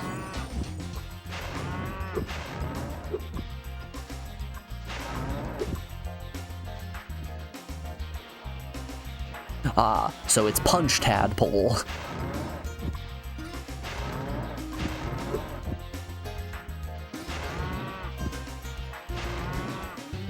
Hey. Hey, stop trying to protect him. He goes in the pen. I've gotten 2 orbs. I swear he little Bo Peep. If I get all your Calyx in and then you lose them instantly and go, well, now you gotta find 7 of them, I'm gonna be upset. I'm gonna be angry on the internet.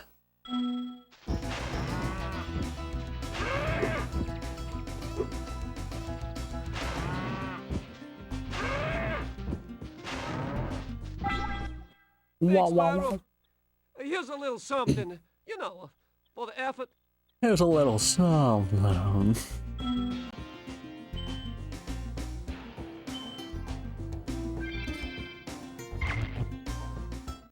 There are 2 more cowlicks out there somewhere, but I haven't seen them in days. Okay. What if those were the 2 difficult cowlicks that I just went and grabbed and the other ones are actually somewhere easily accessible?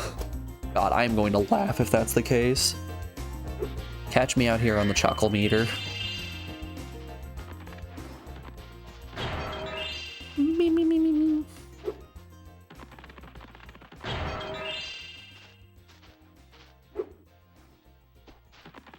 I actually think that's 100% the case, because I see 1 cowlick down there. I see both of them. Wow. I might have just made things way harder on myself than they needed to be. I made myself too hard for my own good.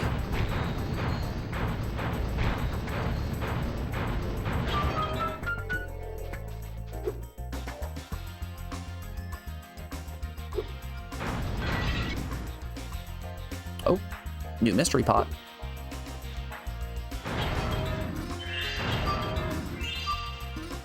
OMG, it's Funny Dragon Game. Hey Morgan, how you doing today, bud? Hope life's treating you well. Hope the news isn't getting you down too much.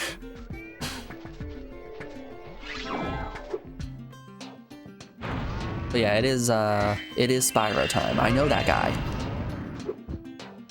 OMG, I've played that game.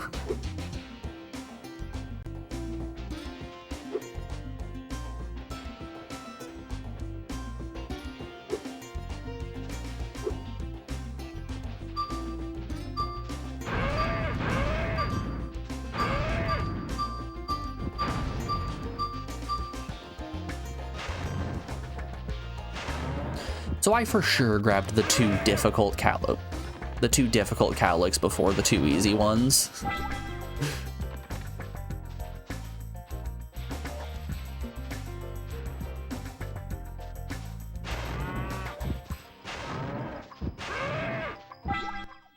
Well, The news is bad, but you're making a spam musubi bowl for lunch, so it could be worse. Hell yeah.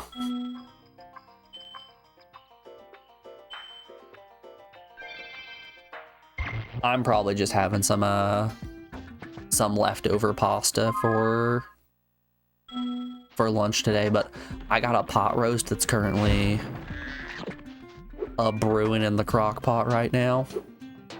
Every time I go on break, I go out and check on it, and damn, she is looking fine. Got everything a person could want. It's got carrots, it's got celery, it's got potatoes, onion. What more could a person ask for? And yes, obviously it has a big hunk of beef in there.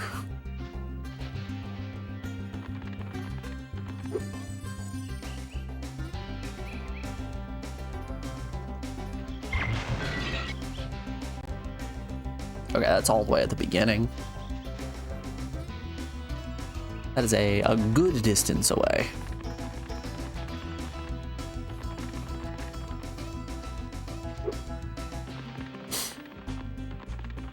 You know what I haven't made in a really long time that I could get down to clown with?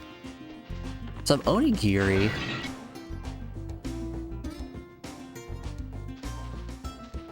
It's been a hot minute since I've just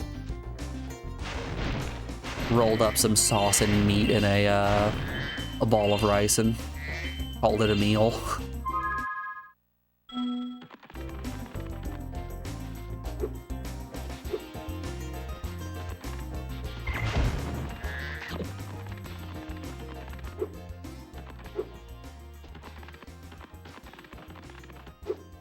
You're right, you should make onigiri again. It's so good and easy. It keeps well in the fridge. What's not to love?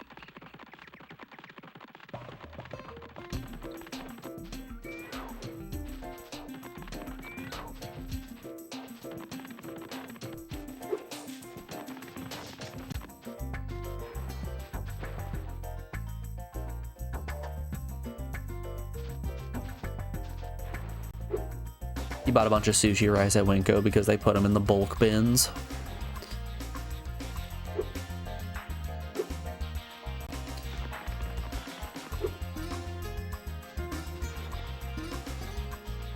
Hello, Mr. Pot, where are ya? I saw the exit flag. I thought, was that actually the beginning flag? Am I going in the complete wrong direction? Yo, shoutouts to that jump. Shoutouts to Mad Uppies. And you already know my Uppies are the maddest that the world has ever seen.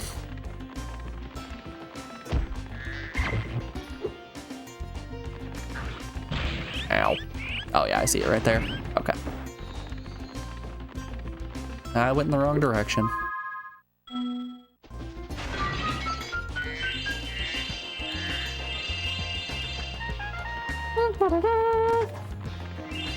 Ladies and gentlemen, that's Zephyr complete. Ow. God, they can drop bombs.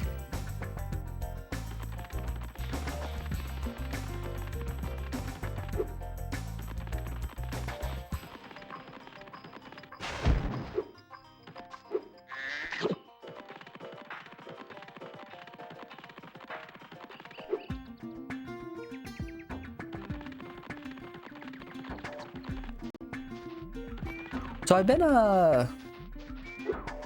watching this show that just started airing called Extracted. And I'm not sure exactly how I feel about it. It's one of those fake survivalist shows where they put a bunch of amateur survivalists out in nature and they have to just survive on their own. You haven't heard of it? The first episode aired, I think, on the 7th. But they put a bunch of amateur survivalists out in nature and then have their family members in a secluded area where they can see and hear what the survivalists are doing.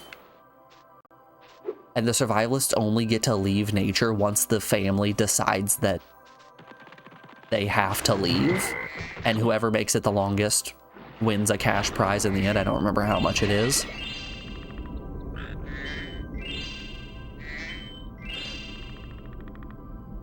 And like, it's obviously extremely fake. Like they have people swimming in this extremely cold lake and then inexplicably having an extra change of clothes when they go to dry off their original set of clothes they were wearing in the lake, which is how'd they get those clothes? Weird.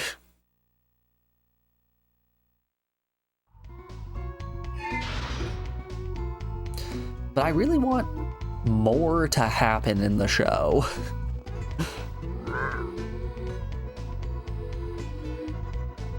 It's such an interesting premise that is unfortunately executed in the most boring way possible.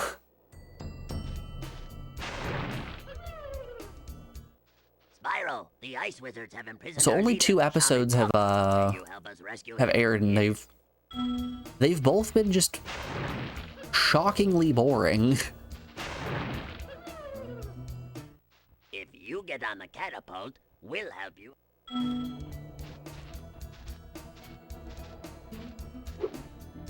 Launch me. Jump on my bone. Whee! Clearly they made the clothes, actually.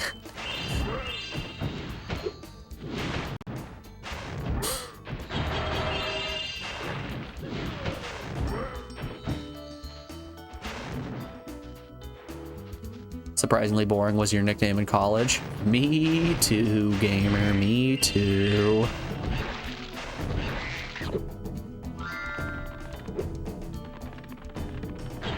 Oh, hey. Maybe step away from the big exploding pot. Note to self, don't run headfirst into the exploding pot.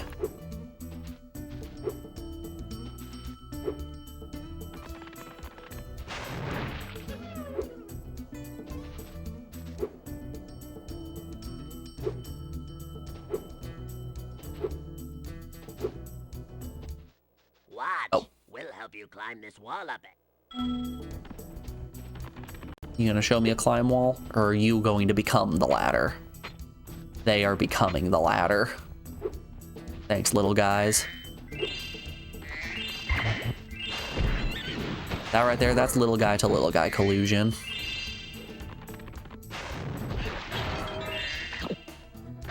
Yeah, do you guys think you'd be able to survive out in nature with nothing but the clothes on your back?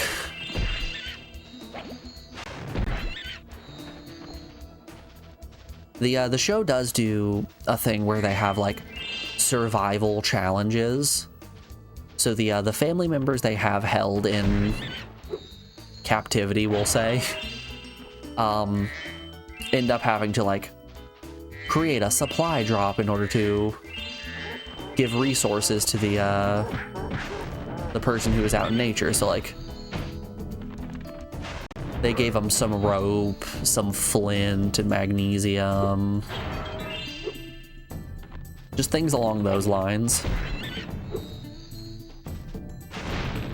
So like it's not like they're just out there in the wild with their bare hands. One group got sent a can of peaches. There was actually 3 cans of peaches, so they had something that was shelf stable. Oh god.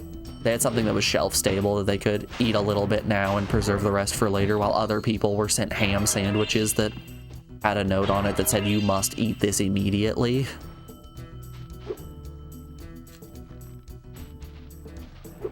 Which is very funny that you have to attach that note in case somebody gets the wise idea of, "I'm gonna eat half of this now and save the rest for later." Hello there, Spyro. I could arrange for you to cross this bridge for a small fee. Small fee of 200 gems? Sure.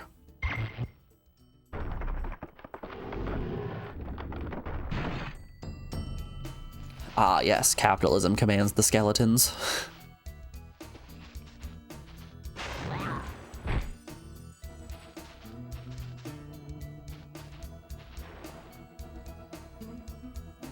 I mean, you could save the rest for later, just know that it wouldn't last long. This whole area is infested with creepy Draclets. You might be able to help us get rid of them, if you could fly.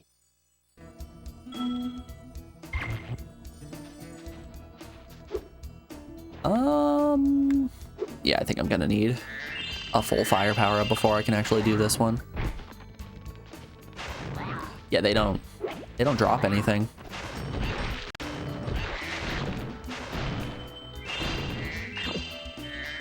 But I don't think I would win this competition, but I think I could do at least okay. I think I could last until like middle of the pack.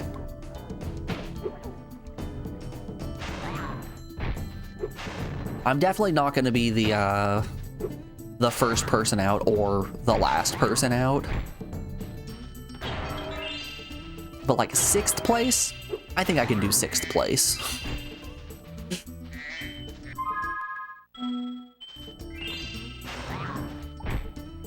I need flight.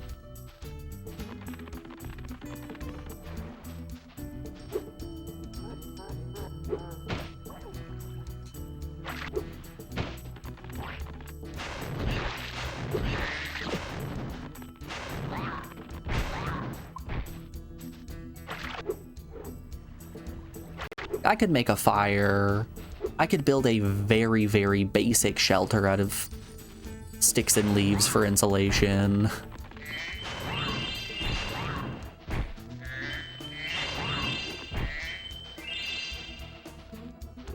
Nothing crazy, but enough to last through a night. There is a lady on that show who her profession is clown. She is a professional clown, and day 1 instantly got overwhelmed and had a breakdown, didn't build any shelter, drank lake water, got really sick.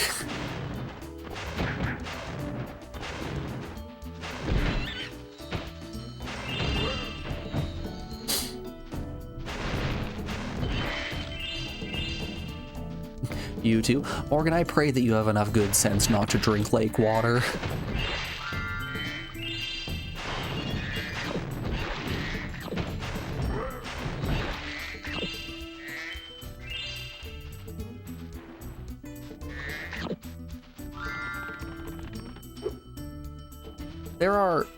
There are a lot of rules that people have in place to survive out in nature, but ooh boy, number 1 is don't drink stagnant water.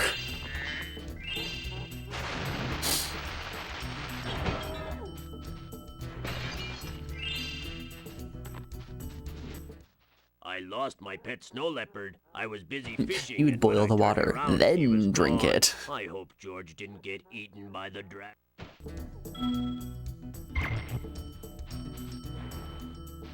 See, says that raises the point. Can you start a fire? Are you confident in your abilities to start a fire? Without any flint and steel.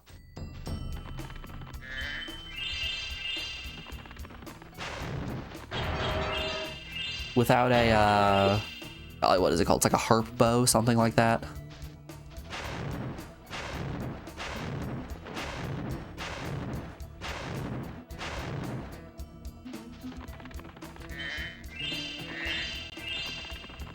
whatever the little stick that's held in place that you have the rope that you rotate really quickly in it creates enough friction to light the fire. Forget what it's called.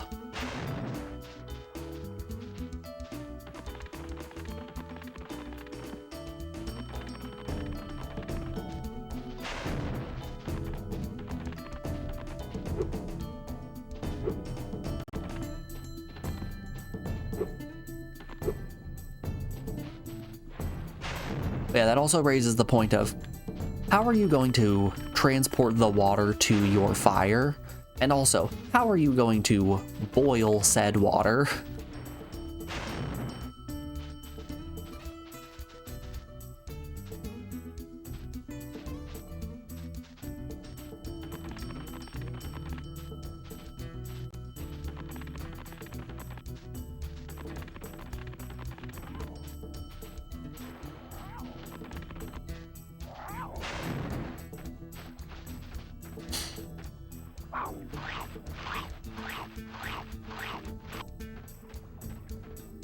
These are tough questions. I didn't think that far.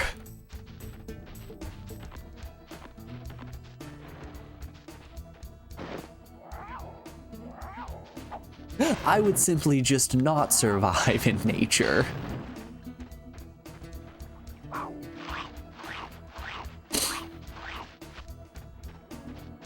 I have been softened with my nice Herman Miller chair and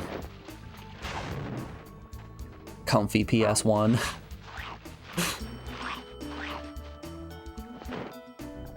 Friend.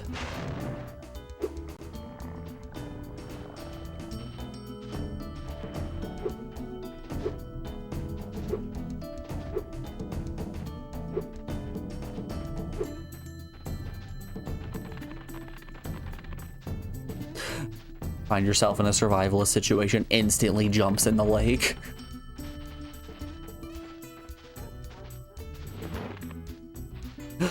All right, you have to survive 6 hours out in nature. All right, well, off the cliff I go. Glad he's safe. I'll be sure to pay. That's enough for me. Peace out.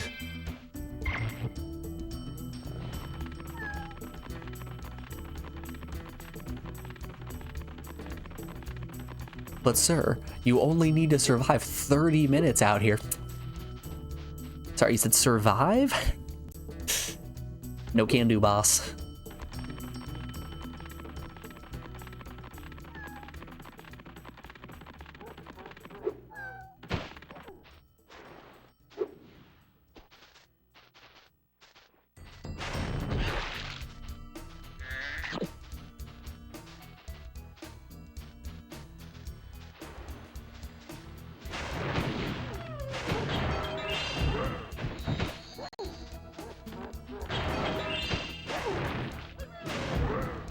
Six hours, that's easy. Time to swim for 6 hours and just chill.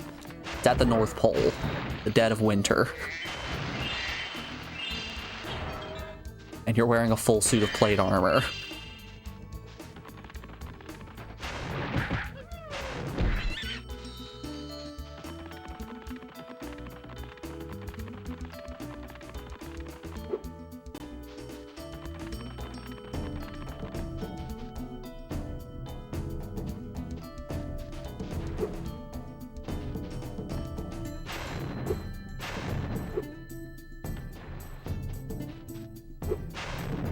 If you go more than 5 hours with seeing your dog, you will die. I think Puppy might also die.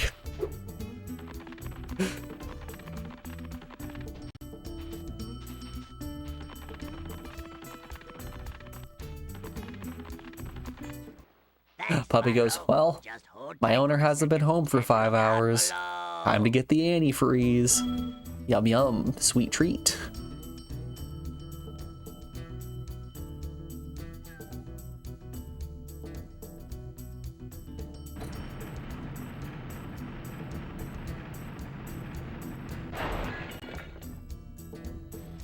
Oh no.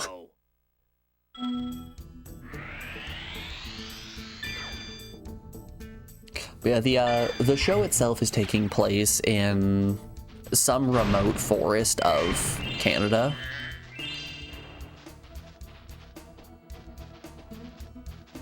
So it's not a super warm place. I think they said that the water that people were swimming in was like 43 degrees or something like that.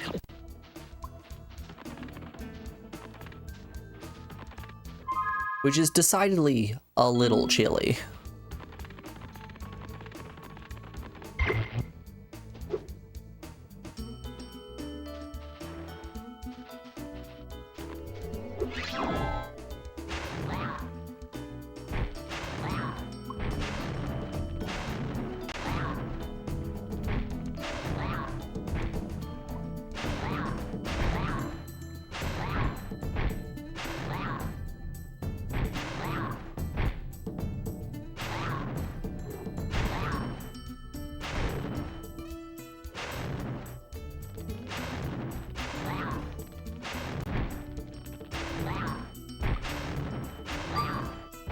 Damn, they're just some messed up looking spiders.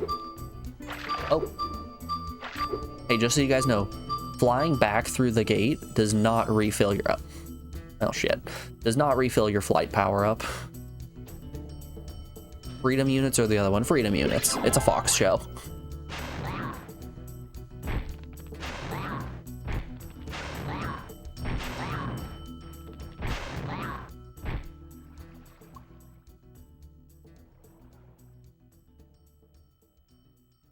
We're always talking F, and by F we mean freedom.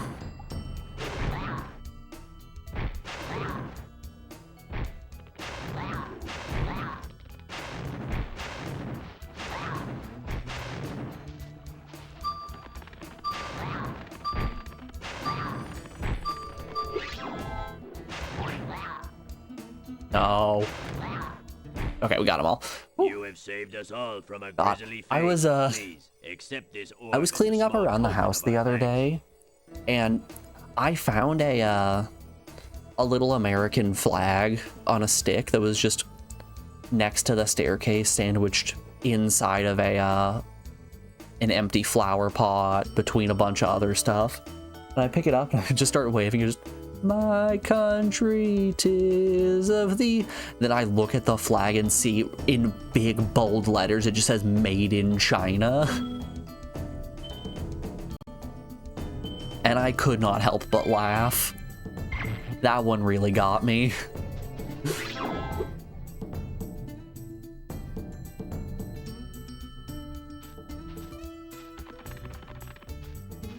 It's the good old American way.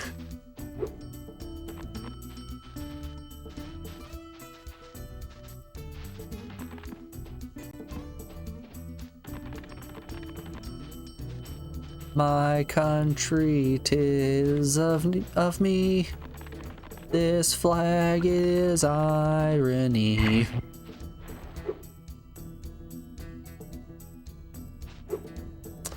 How am I missing? Okay, it's not as many gems as I thought I was missing. Okay. That's gonna help. 2. I'm missing 2 gems.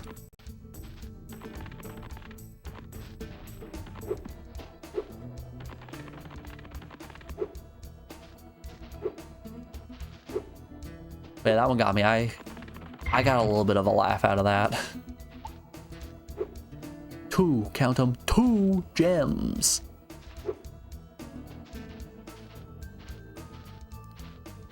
For this next trick, I'm gonna need a member of the audience. Yes, you, kind sir.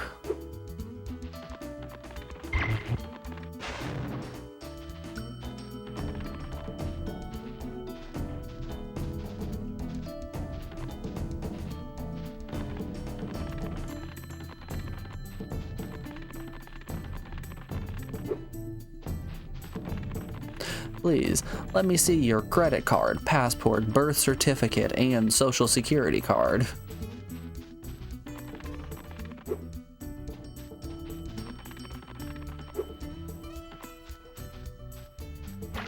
Oh. Don't jump in the cold water, Spyro. What were we just talking about, buddy?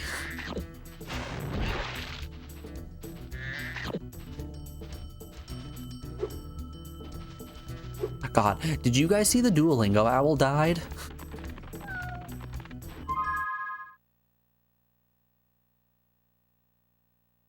Duolingo owl death.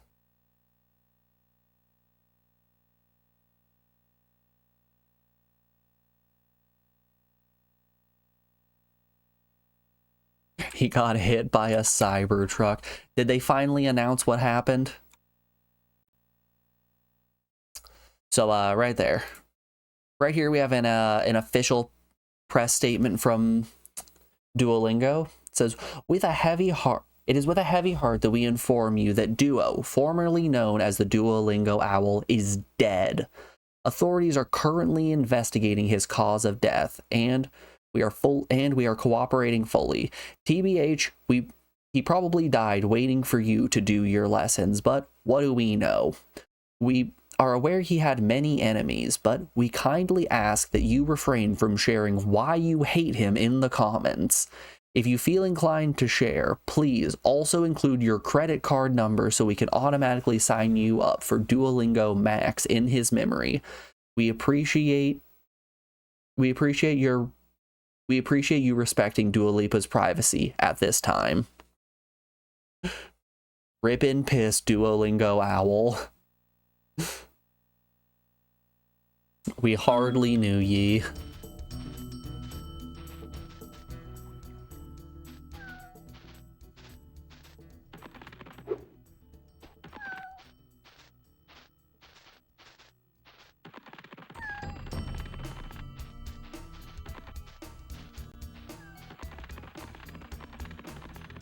So yeah, I'm just getting word that the cause of death has been announced, and he was in fact hit by a Cybertruck.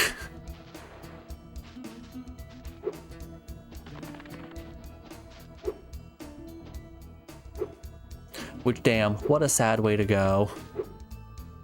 Forgot to ask, are you using a controller? Yep. I'm using a ps1 controller. We are playing on original hardware.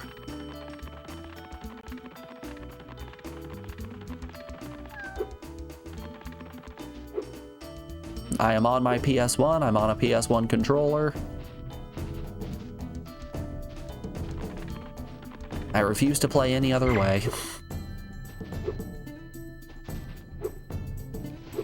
Because like I have always said, I am a little baby when it comes to input delay.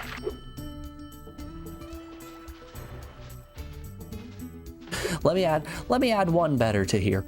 We are playing on a PS1 with a PS1 controller on a CRT. Man, do I love my Trinitron.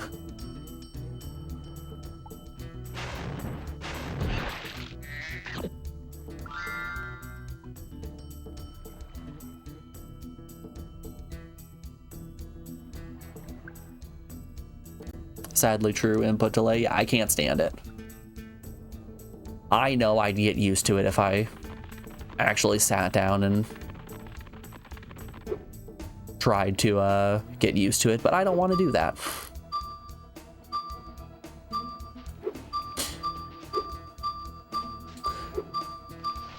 Why would I spend the time to get used to playing things in an inferior way when I could instead just play on a PS1?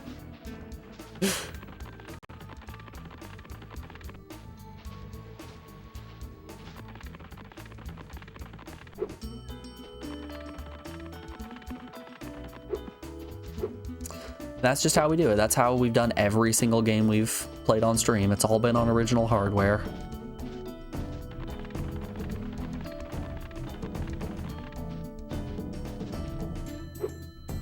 Uriah is a baby, and this is why I can't survive in a survivalist situation. Because I can't deal with input delay, I would be out of here in an instant. Alrighty, y'all. Before we go hunting for the last 2 gems here in Crystal Glacier, we are rounding out hour 4 of the stream, so we have an ad break coming up here in just a moment. I'm going to put you guys over on the BRB screen. Oh, excuse me. I'm going to put you guys over on the BRB screen, play some music while I run a couple ads, and we'll be back in just a second with the exciting conclusion to Crystal Glacier, and probably a next stage, maybe 2, maybe 3, we'll see.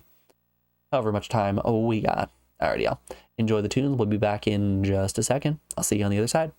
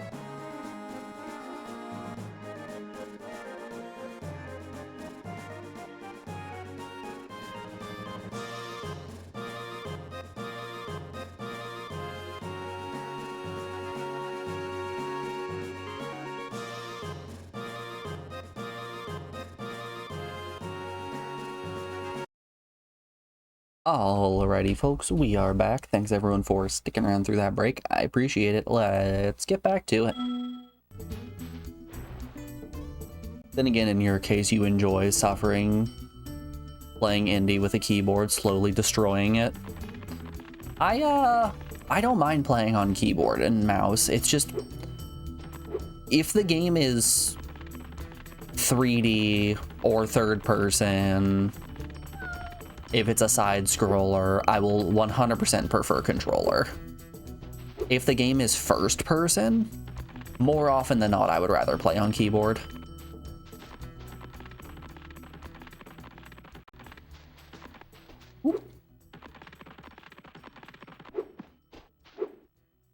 Even modern Tetris with keyboard. Oh yeah, I do modern Tetris on a keyboard.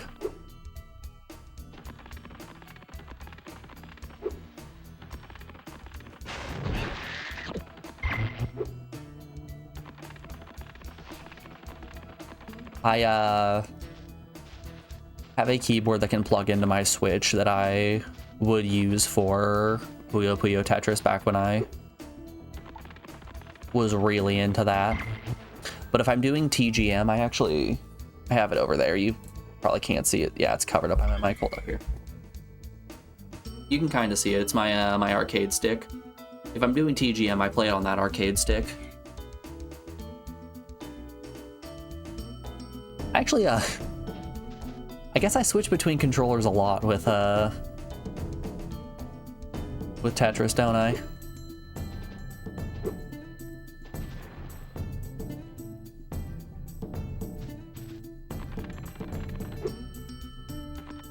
Took you about a year to switch from Tetris on a controller to Tetris on a keyboard. The mechanical switches in a keyboard definitely help so much.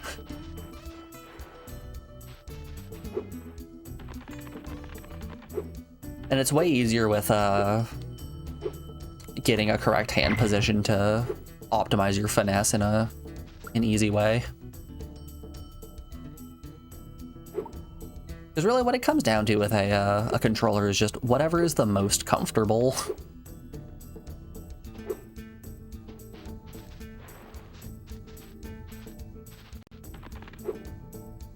And if you're optimizing finesse, then I think a keyboard is what's most comfortable for me personally. Where is this last gem?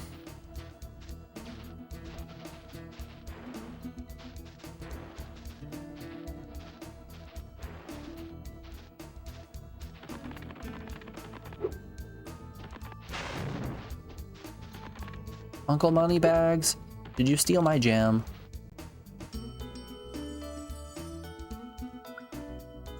I think he might have. I think he's hiding the gem from me.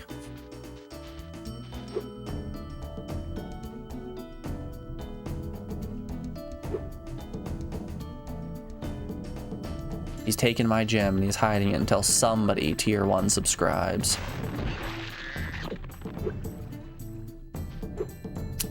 Alright, I don't make the rules. That's just the way of things. Damn you, Uncle Moneybags.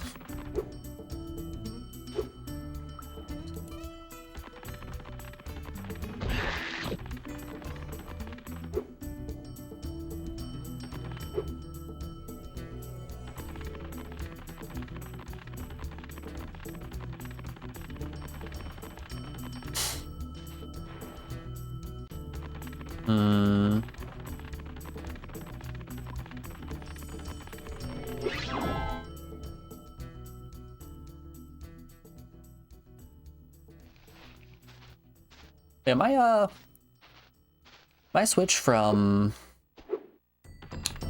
controller to keyboard was a relatively graceful one. It didn't really take me that long to get comfortably swapped over. Before, do I actually have the controller up here? No, I think it's downstairs. Before switching to keyboard, I was only playing Tetris on my Switch, and I was using a GameCube controller. Which I don't know if you've seen the D-pad on a GameCube controller, but it is dog shit. Which meant I was playing Tetris on an analog stick.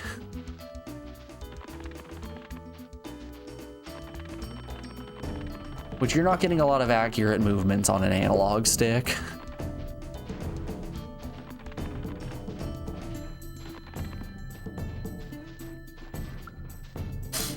A D-pad that doesn't have disjoint buttons. It's got a membrane in there.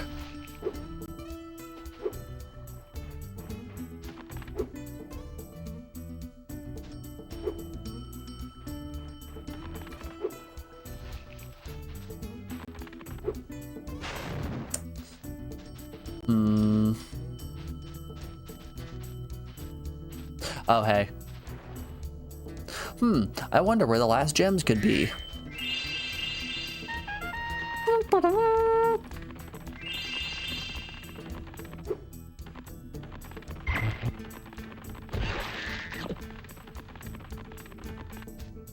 Okay, where is the mod for Spyro where some guy just does all the sound effects himself? Where's the Spyro acapella?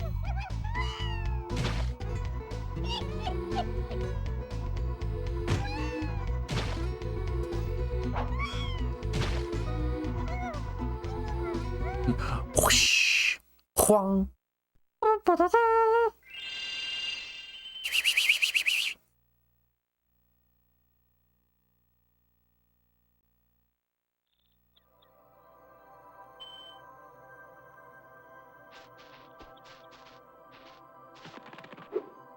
Alright, let's go find the next stage. Stream usually goes for 4 hours. 5. We usually go 8 a.m. to 1 p.m. my time, so 5 hours. So we're rounding out the last hour right now, but there's no reason to fret. We're gonna have a good time. This is a new stage? Yes, we haven't been to Breeze Harbors.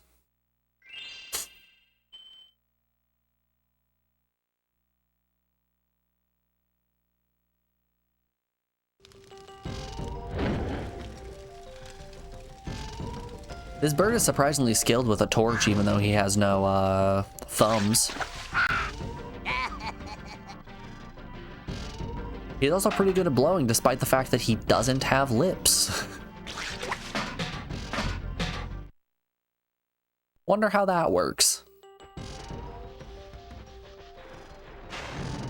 Oh golly. Yes, okay. Metal bucket, gotta charge it.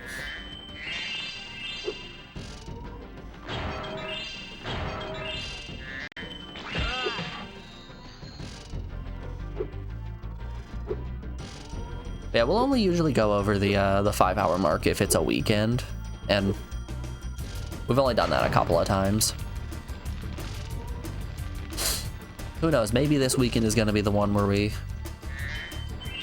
do a 1.5 million hour marathon session. Excuse our mess, Spyro. We are currently suffering from a land blubber infestation. A landlubber infestation, not the landlubbers. Ah.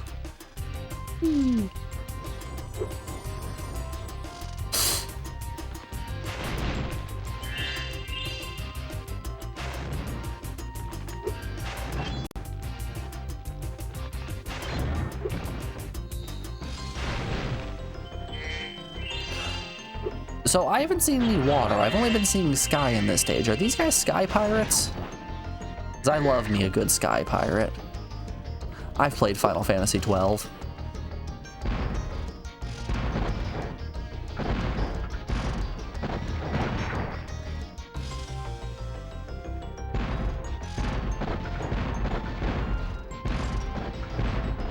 Can we snipe him from a distance?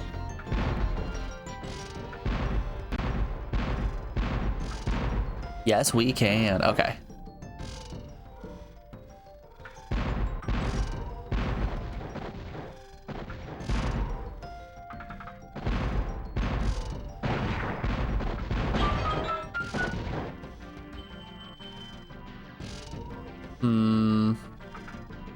Yeah, we've got to go find the other 4.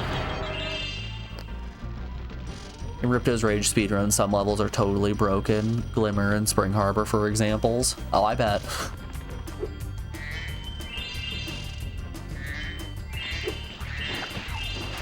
This is one of those classic PS1 games that I'm sure is entirely broken in half by the speedrun. Like, you guys seen a regular any % run of Ape Escape? That's a broken run.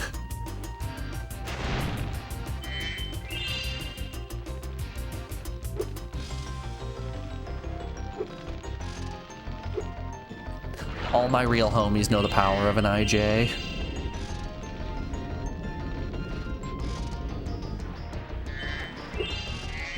Good old hoop boosting, neutral doubles, boost jump into infinite jump, all the classic, the good old BJ IJ combo.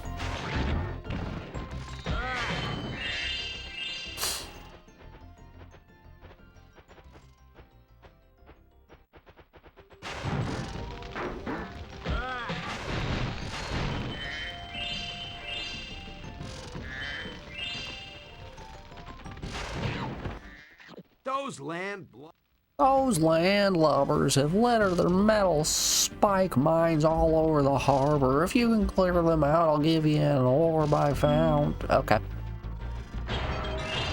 Sure thing, boss.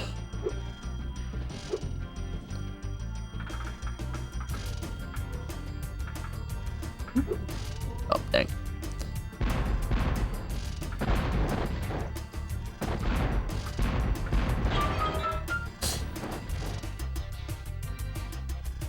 Strange thing is the other two Spyro games in the OG trilogy and the Crash trilogy aren't broken.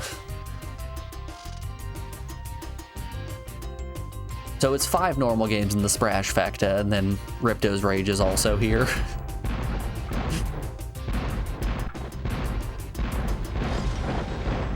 I don't know where the other mines are. I feel like I've shot most of them.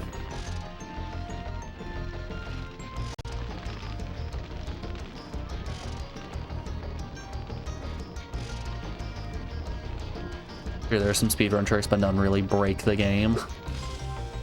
Whoop, whoop.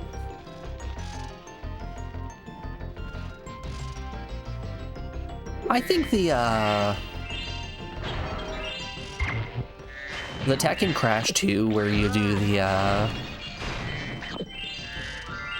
the spin out of your jump in order to get a little bit of extra height, breaks the game a little bit here and there.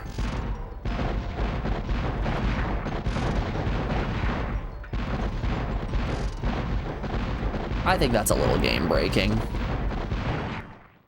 It definitely saves you a lot of trouble in some stages.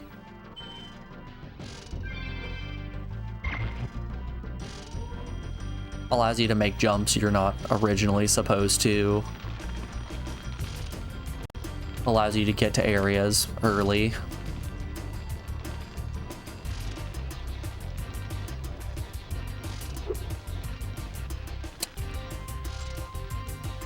You already know of the Sprash Facta. Oh yeah, I do. I was a speedrunner for a little bit. I'm familiar with the culture.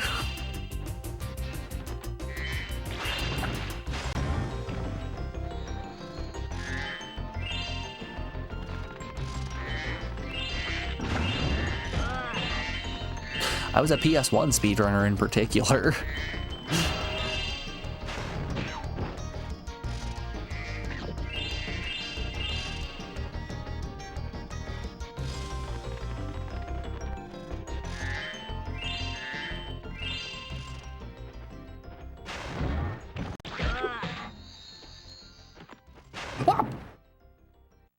Gravity. I pressed the wrong button.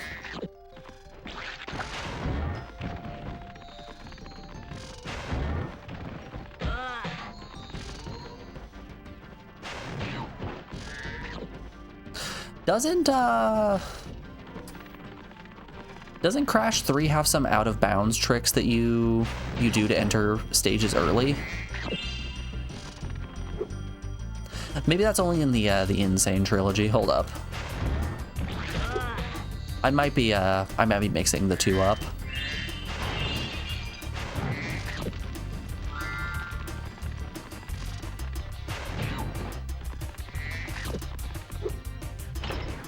Whee!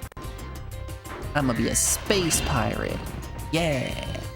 Space.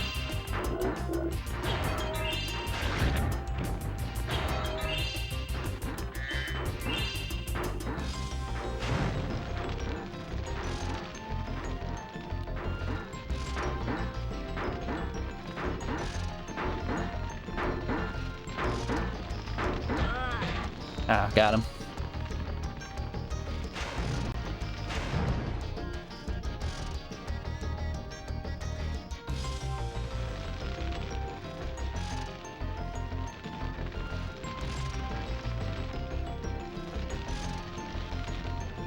Yeah, I've always been interested in those trilogy runs of series.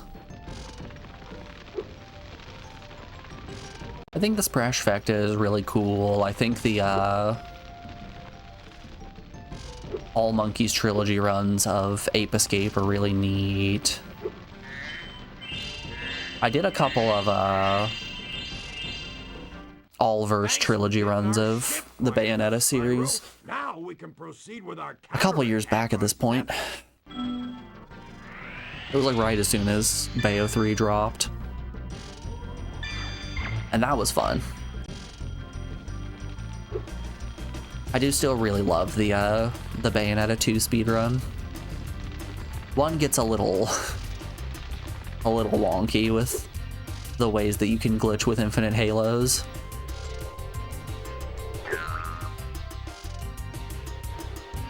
But Bayo 2 is still sweet and pure.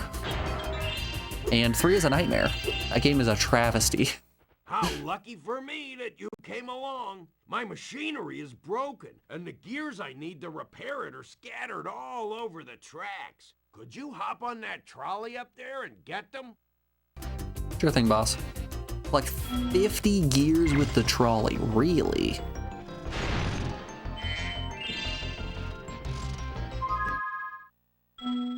Alright, we need 49 more gems. Oh, it's skateboarding time.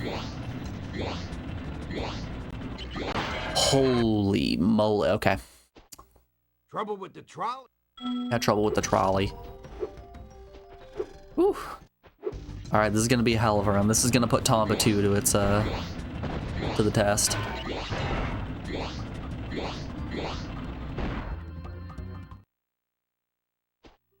Trouble Okay. with the trolley?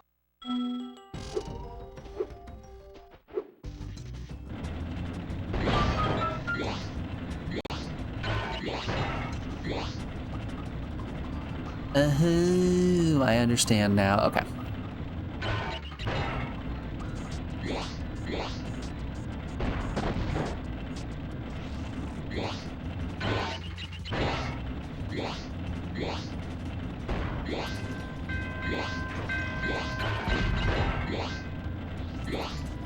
I understand what's being asked of me now. That took a second or two.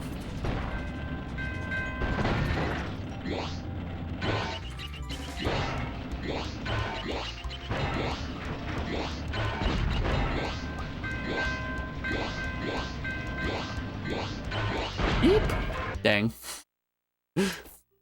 Trouble with the trolley? Don't worry, all the Spyro community agrees that this minigame stinks. I mean, it's literally just memorization, right? There's nothing going on under the hood here that I'm missing out on. Okay, you do need to jump that. Trouble with the trolley? No, no trouble with the trolley.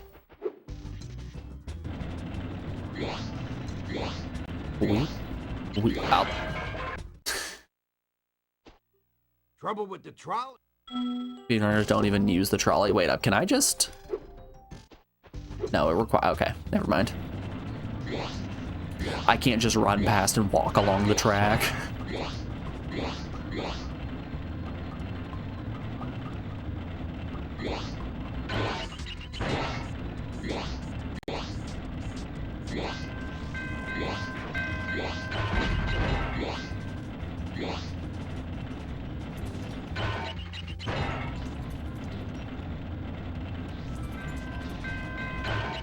Wrong button. Oh god, wrong button. Trouble with the trolley. It's circle to fire? Yeah, it's circle to fire. Okay. Boing. Boing. I was looking at chat. Trouble with the trolley?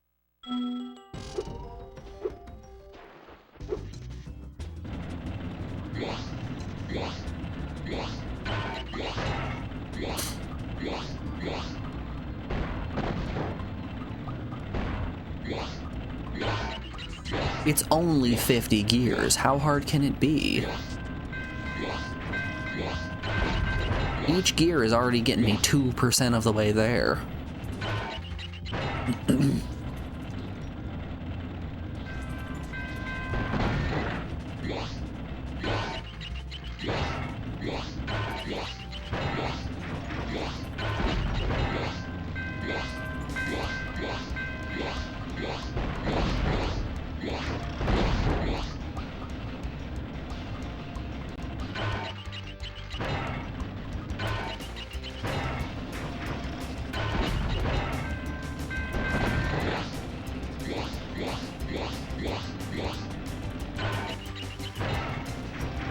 Okay, I just need 9 more.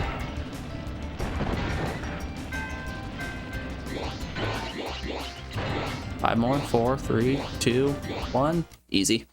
Okay, that's not too bad. That was great work, Spyro. Now I can start fixing my machines. Here, I don't have room in my toolbox for this thing anymore.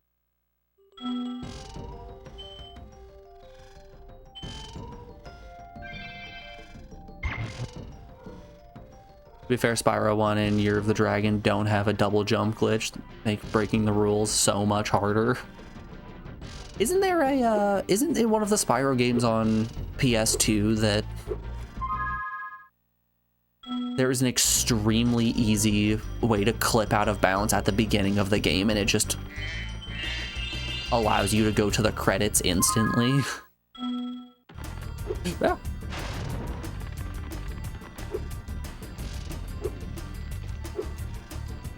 Enter the Dragonfly, okay.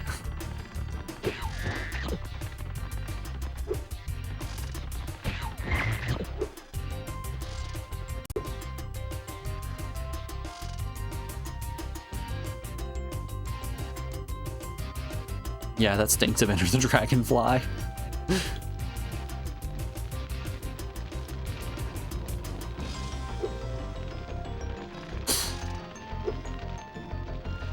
Yeah, I was pretty sure I remembered hearing about something like that when I was but a young warthog and being like, man, speedruns are cool.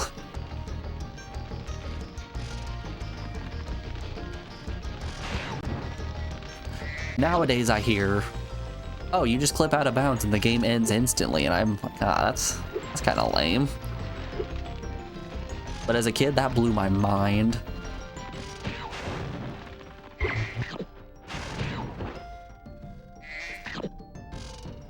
It's kind of like when I first figured out about exploration glitch in A Link to the Past. Or the Ganon Tower wrong warp in Ocarina of Time.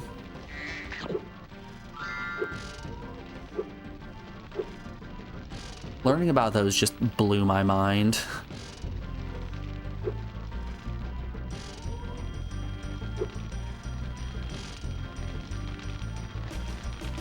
Oh, wow.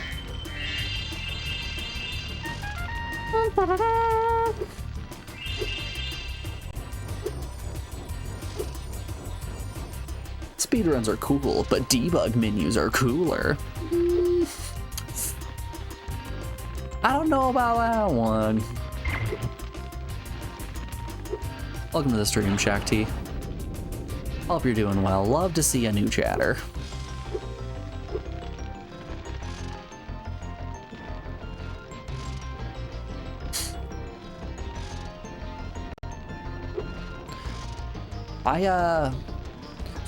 I've done a lot of Legend of Dragoon speedrunning in my days.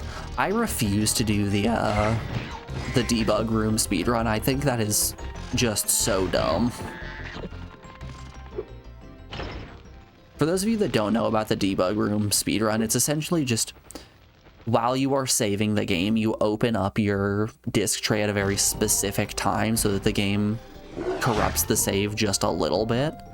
So you get to go to the debug room and it cuts down the speedrun time by like 12 hours to 4 hours, but it's really annoying. Because in order to gain enough levels, you have to repeatedly fight the same boss of Disc 4 over and over again to gain the levels that you need, and it's just not for me.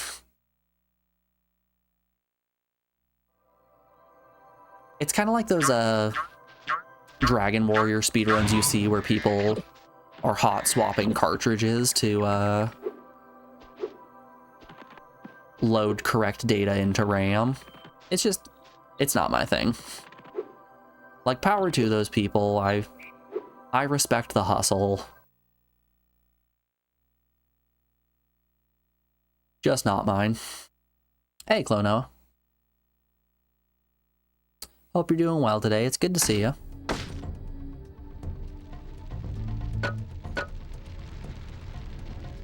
So there have been a handful of these stages that I thought were in Spyro 1. But they aren't. I thought Zephyr was a Spyro 1 stage. But nope, Spyro 2.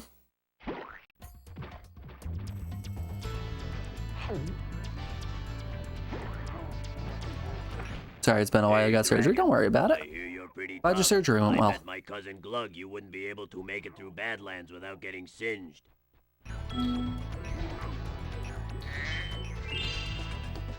I never want anyone to worry about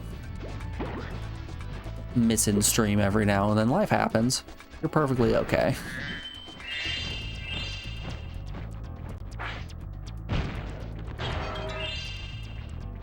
Ah, the level from the demo. How fun. Maybe that's why this is seeming so familiar, is because it's the demo level.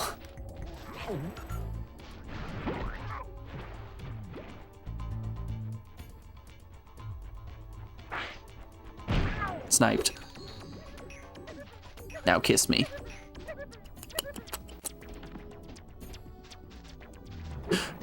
We'll have to settle for a little chest bump.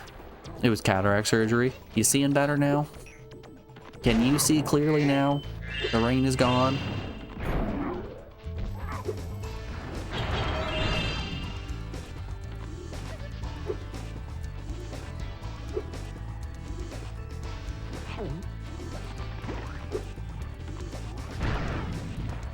I know at some point I'm gonna have to accept that I'll need to get glasses. I'm currently the only member of my immediate family that doesn't wear glasses, so I know it's in my future, but I'm appreciating it while I can. Ooh. Oh, he pops.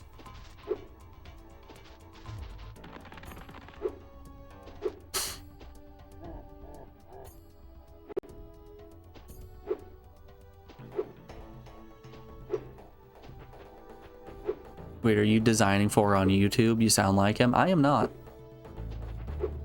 But it's good to know that somebody else on the planet has a beautiful Dosset voice like myself.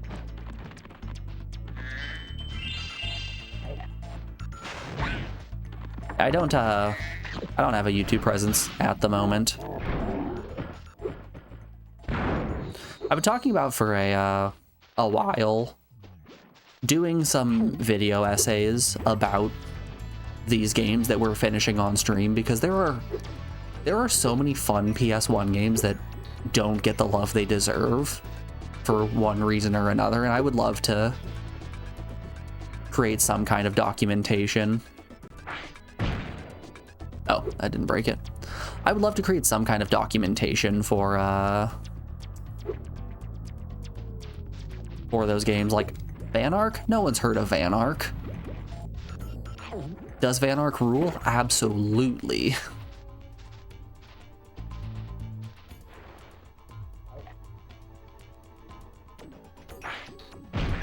Oop. You're thinking about Deception 3. Well, you say that, aren't you? Maybe. Shut up. Tommy, we know one thing for a fact. I am not thinking about sentient while I say that.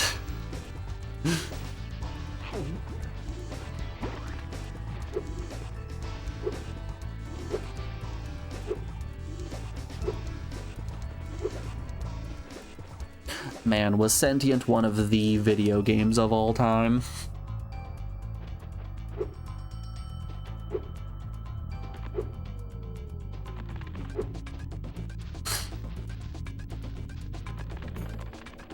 Honestly, you kind of gotta respect the hustle for being the person who has selected the worst game that I have played. You're about to write a hit piece on Sentient? Exactly.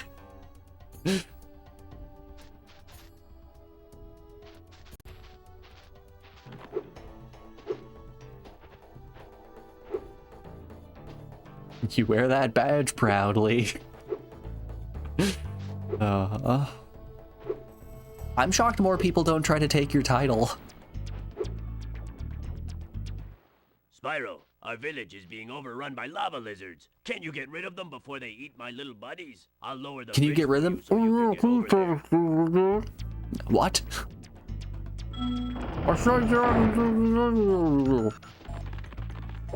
Are you okay? It sounds as if you have something in your mouth.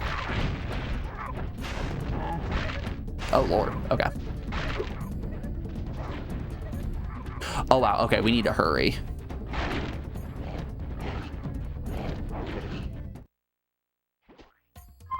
To be frank, though, you haven't submitted like a truly awful PS1 game that you're aware of. Roscoe McQueen Firefighter Extreme.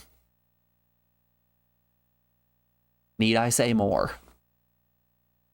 In all reality, people have been very kind with their game suggestions. Bass Fisherman Texas was a little nasty, but that was mostly just I played saltwater sport fishing and Captain was like, do more fishing, funny man, do more fishing. I'm sorry. Sentient, the only 1 out of 10 we've given. Lingrise. Honestly, I think I need to increase Lingrise's score. The game wasn't as bad as this score indicates. It was a pretty alright game. Tales of Eternia. Oh yeah, Tales of Eternia sucked. That game was ass o'clock. Final Fantasy VII? Yep. Not very good. Tomb Raider. How could I forget about Tomb Raider? That game was awful. NBA. TJ Lavins. Also not very good.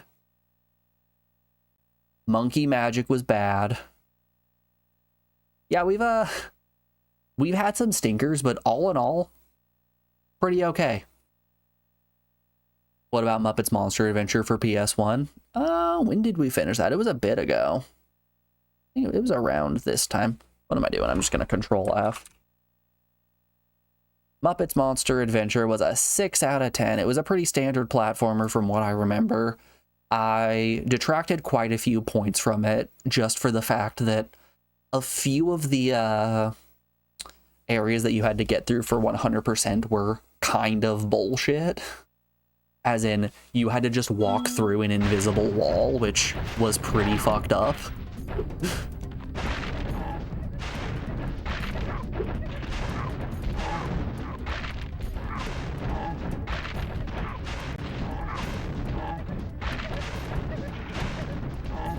I don't know where the last dinosaur is. Oh, he's right in the middle.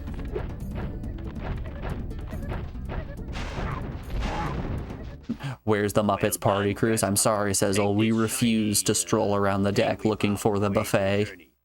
We will never check our score up on the display. We don't need more Hypno Discs or cruise credits too.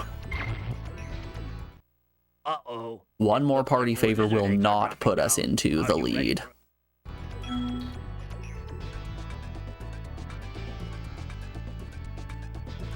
Oh no, more dinos.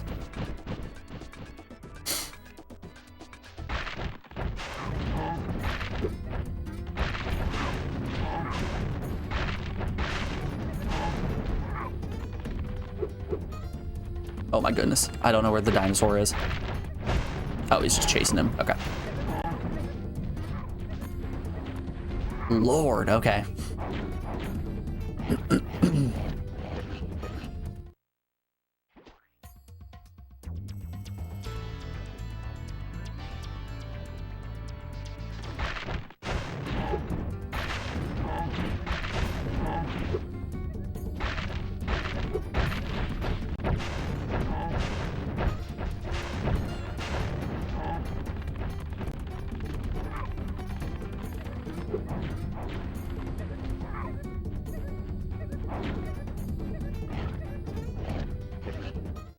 Shadow Tower is pretty bad, though, honestly. The worst games are the dating sims. Just text and image games. Yeah, it's just reading a bad book. I'm looking at you, Koyohu.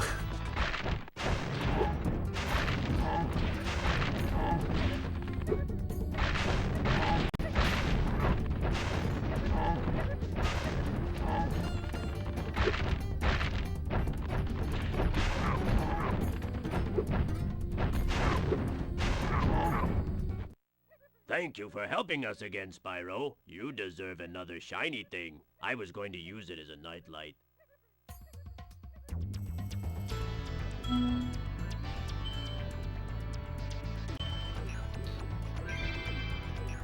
You were thinking about the aforementioned Spyro Enter the Dumpster and Crash Boom Bang. Is Enter the Dragonflies on the PS2, isn't it? Is Shadow Tower also on the PS2? Nope, I didn't want Shower Tower. I wanted Shadow Tower. Oh no. Shadow Tower is a PS1 game. Okay. Wacky. Yeah, you're bad. Yeah, we only do PS1 games around here. And don't worry, I don't think we're gonna run out of PS1 games anytime soon. There are only 4,742 left to go. That's it. Come on, it's easy. That's nothing.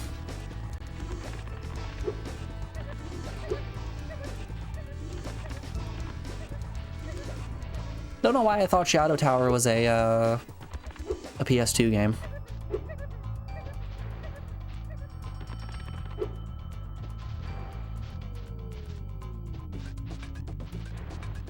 There's also 2 Love Hina games, which are a little sweat. Like, maybe risky to put on stream kind of sweat, or what?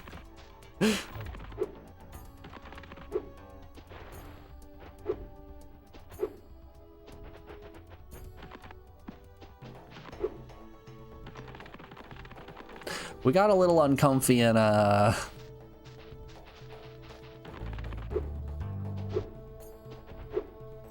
Deception 3 at that ending where there was some not so subtle implications of sexual assault that were like, that's not great.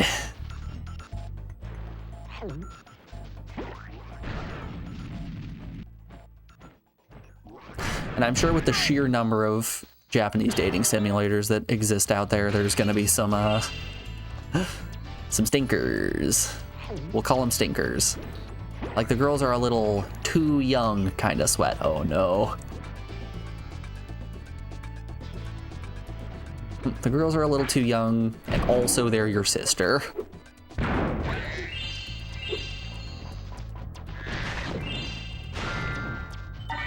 Yeah, it's gonna be a yikes from me, bud.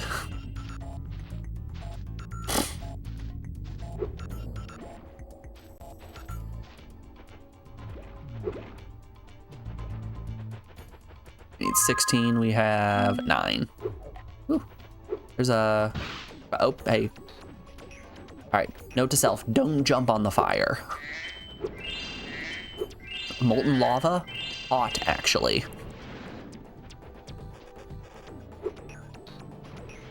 Gotta have the avert your eyes screen on standby for those games. We have a button that we press and it's just the nice sound of rushing water. Birds chirping in the distance. Just, you know, take a little break.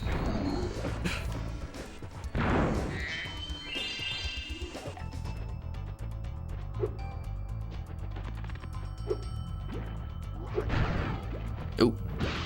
That's messed up. I've been goofed on. He goofed on me. Ugh, I'm gonna do all that again. Oh, no we don't. I guess we have to kill them again, actually. Hold up.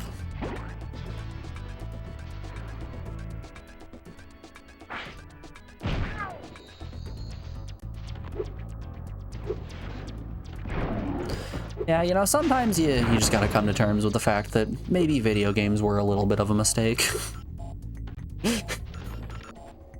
Maybe, just maybe.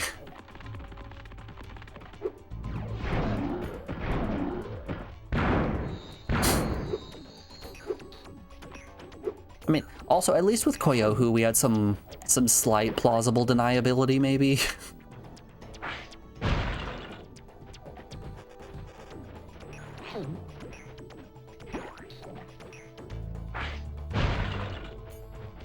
Just, oh, they're high schoolers. It's not weird. We're also a high schooler in the game. we'll hit a point later down the line where it's weird regardless of how you try to slice it. It's weird, and no matter how you cut it, it's only gonna get weirder. What's the worst PS1 game you've streamed so far? Sentient. Without hesitation, it is Sentient.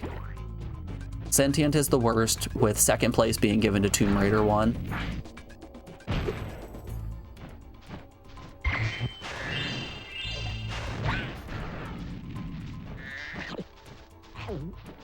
The Lara Croft enjoyers are in shambles right now, but Tomb Raider 1 blows absolute chunks.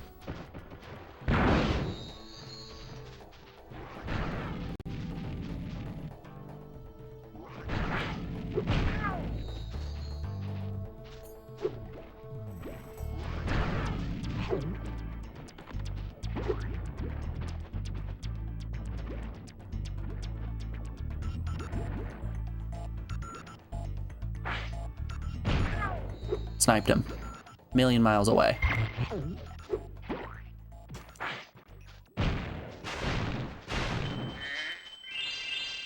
Koyo, who never went too far beyond YA romance? Yeah.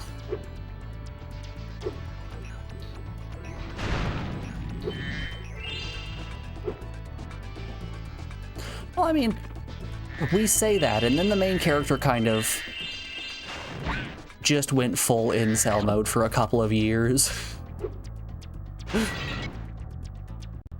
The love interest literally left him to go to the States and stopped sending him letters for 2 years, at which point he's like, no, I'll wait for you forever. God damn it. Stop. Stop doing it to me.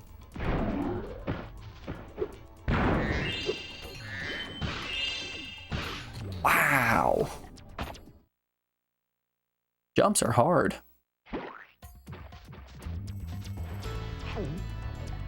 How many? I've killed 15.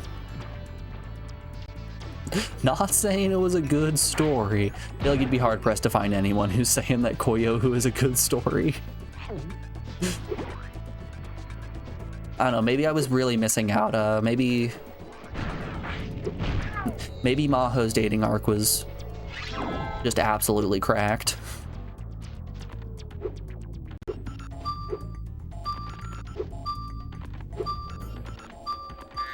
All I can say for certain is that Yuime's arc was not very good.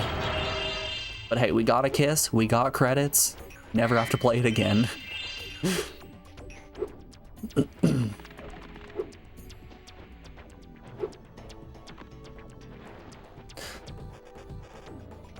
It really is the mark of a good game when your justification for continuing to play it is, I never have to play this again.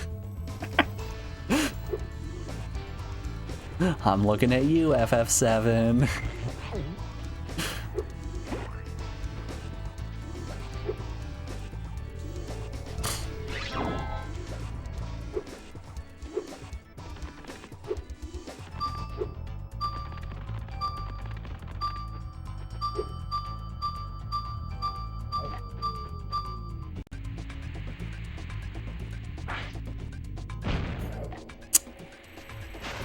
Well,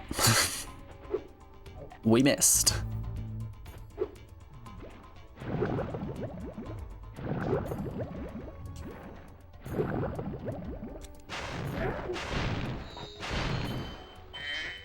Ooh, big gems. Some might describe those as huge doinks.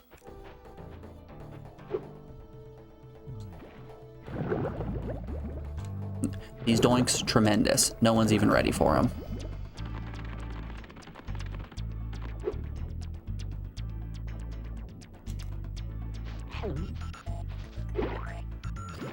Yeah, we've yet to find a game that's really tried my patience in a way that I have contemplated stopping allowing people to pick PS1 games. The closest we've ever come to that was me selecting Crow City of Angels,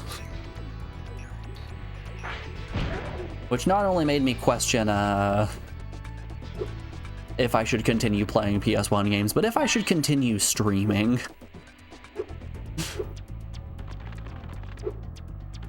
That game is bad.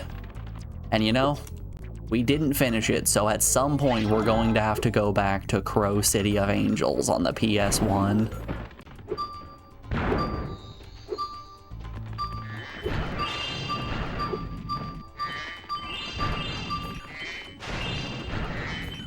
I will say, thankfully though, it's not today, because we're playing a good game like Spyro 2.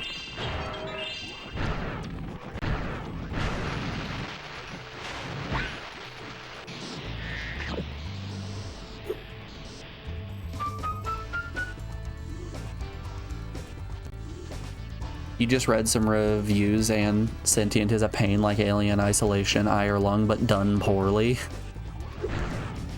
Yeah, it's not a very good time. But hey, we did it. We drew out our maps. We solved the puzzles of the game. We figured out exactly how to get the good ending. Love it or hate it, one way or another, we made it there.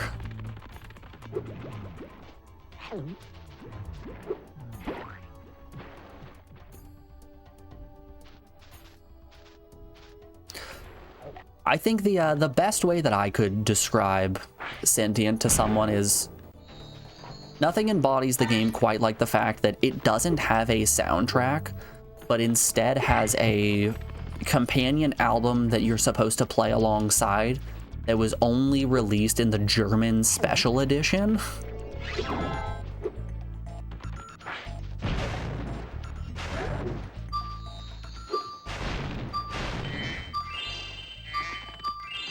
And it's only a couple of tracks, so you better hope you enjoy those tracks, because it's a good 30-hour experience that you need to listen to the same 6 tracks over and over again.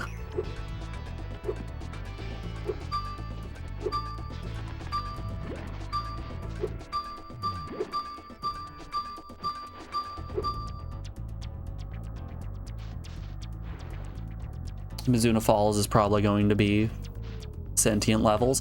See, from the way that you were the way that you were describing Mizuna Falls when you were playing it in October, it very much was giving me Sentient energy, but it looked a little bit more enjoyable.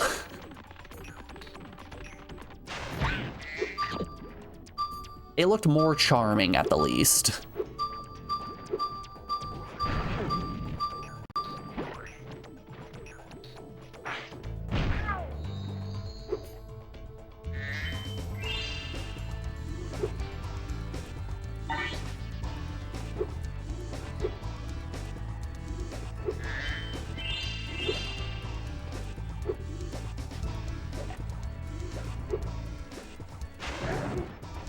I will be taking this bone, please. That's all. Thank you, Spyro. Now I can put my friend back together. Please, take this as a token of my appreciation. A fairy left it with me a little while ago. It would be, but you read how they expected you to get the ending. And your mind was like, nah, man. Tommy, I want you to sit down and read how to get the best ending in Sentient. Because that right there.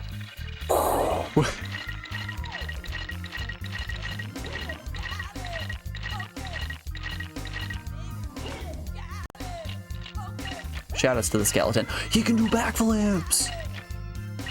Yo.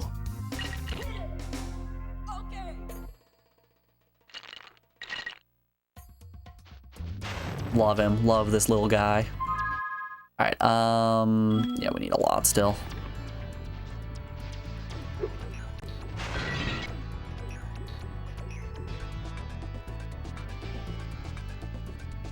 Okay, that's in this cave over here.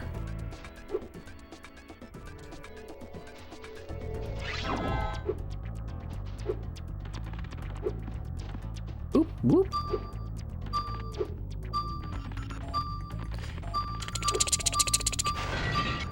Where are you off to now? Oh, I do not recognize where that was.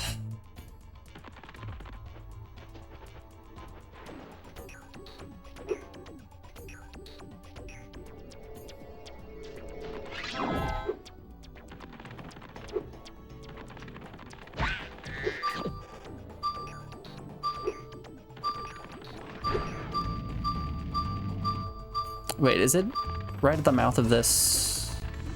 Yes, it is. Okay. I see ya. Right, bottom of those bones, that one's easy.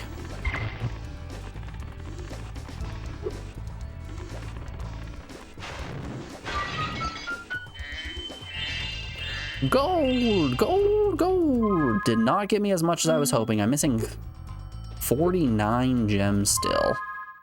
I have all of the orbs. I'm guessing there's just probably a path somewhere that I haven't seen. Oop. Ah! My booty. It's been burnt.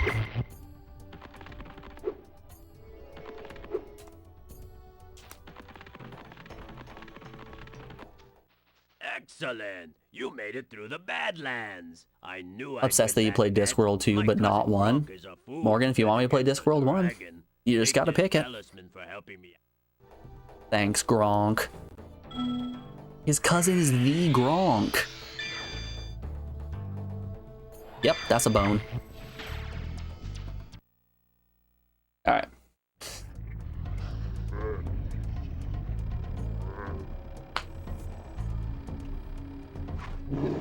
I'm Gronk Ukok. This is Jackass.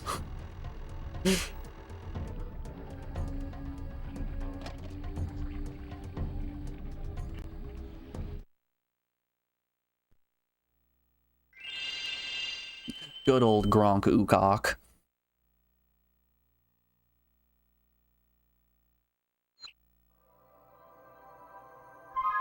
Alrighty. We've been going for 5 hours. It's just about 1 o'clock. This is going to be where we call it on stream for the day. I appreciate you all hanging out as always. Let's find someone to send you on down to... How does Shlee sound? It's been a while since we've rated Shlee. They're doing some Pokemon crafts. Go give them some love. Great streamer. Friend of the stream, even. And we will be back bright and early on Friday. No stream tomorrow. Once again, just reminding you, no stream tomorrow. We'll be back Friday. And yeah, I appreciate y'all hanging out as always. It was a great stream today.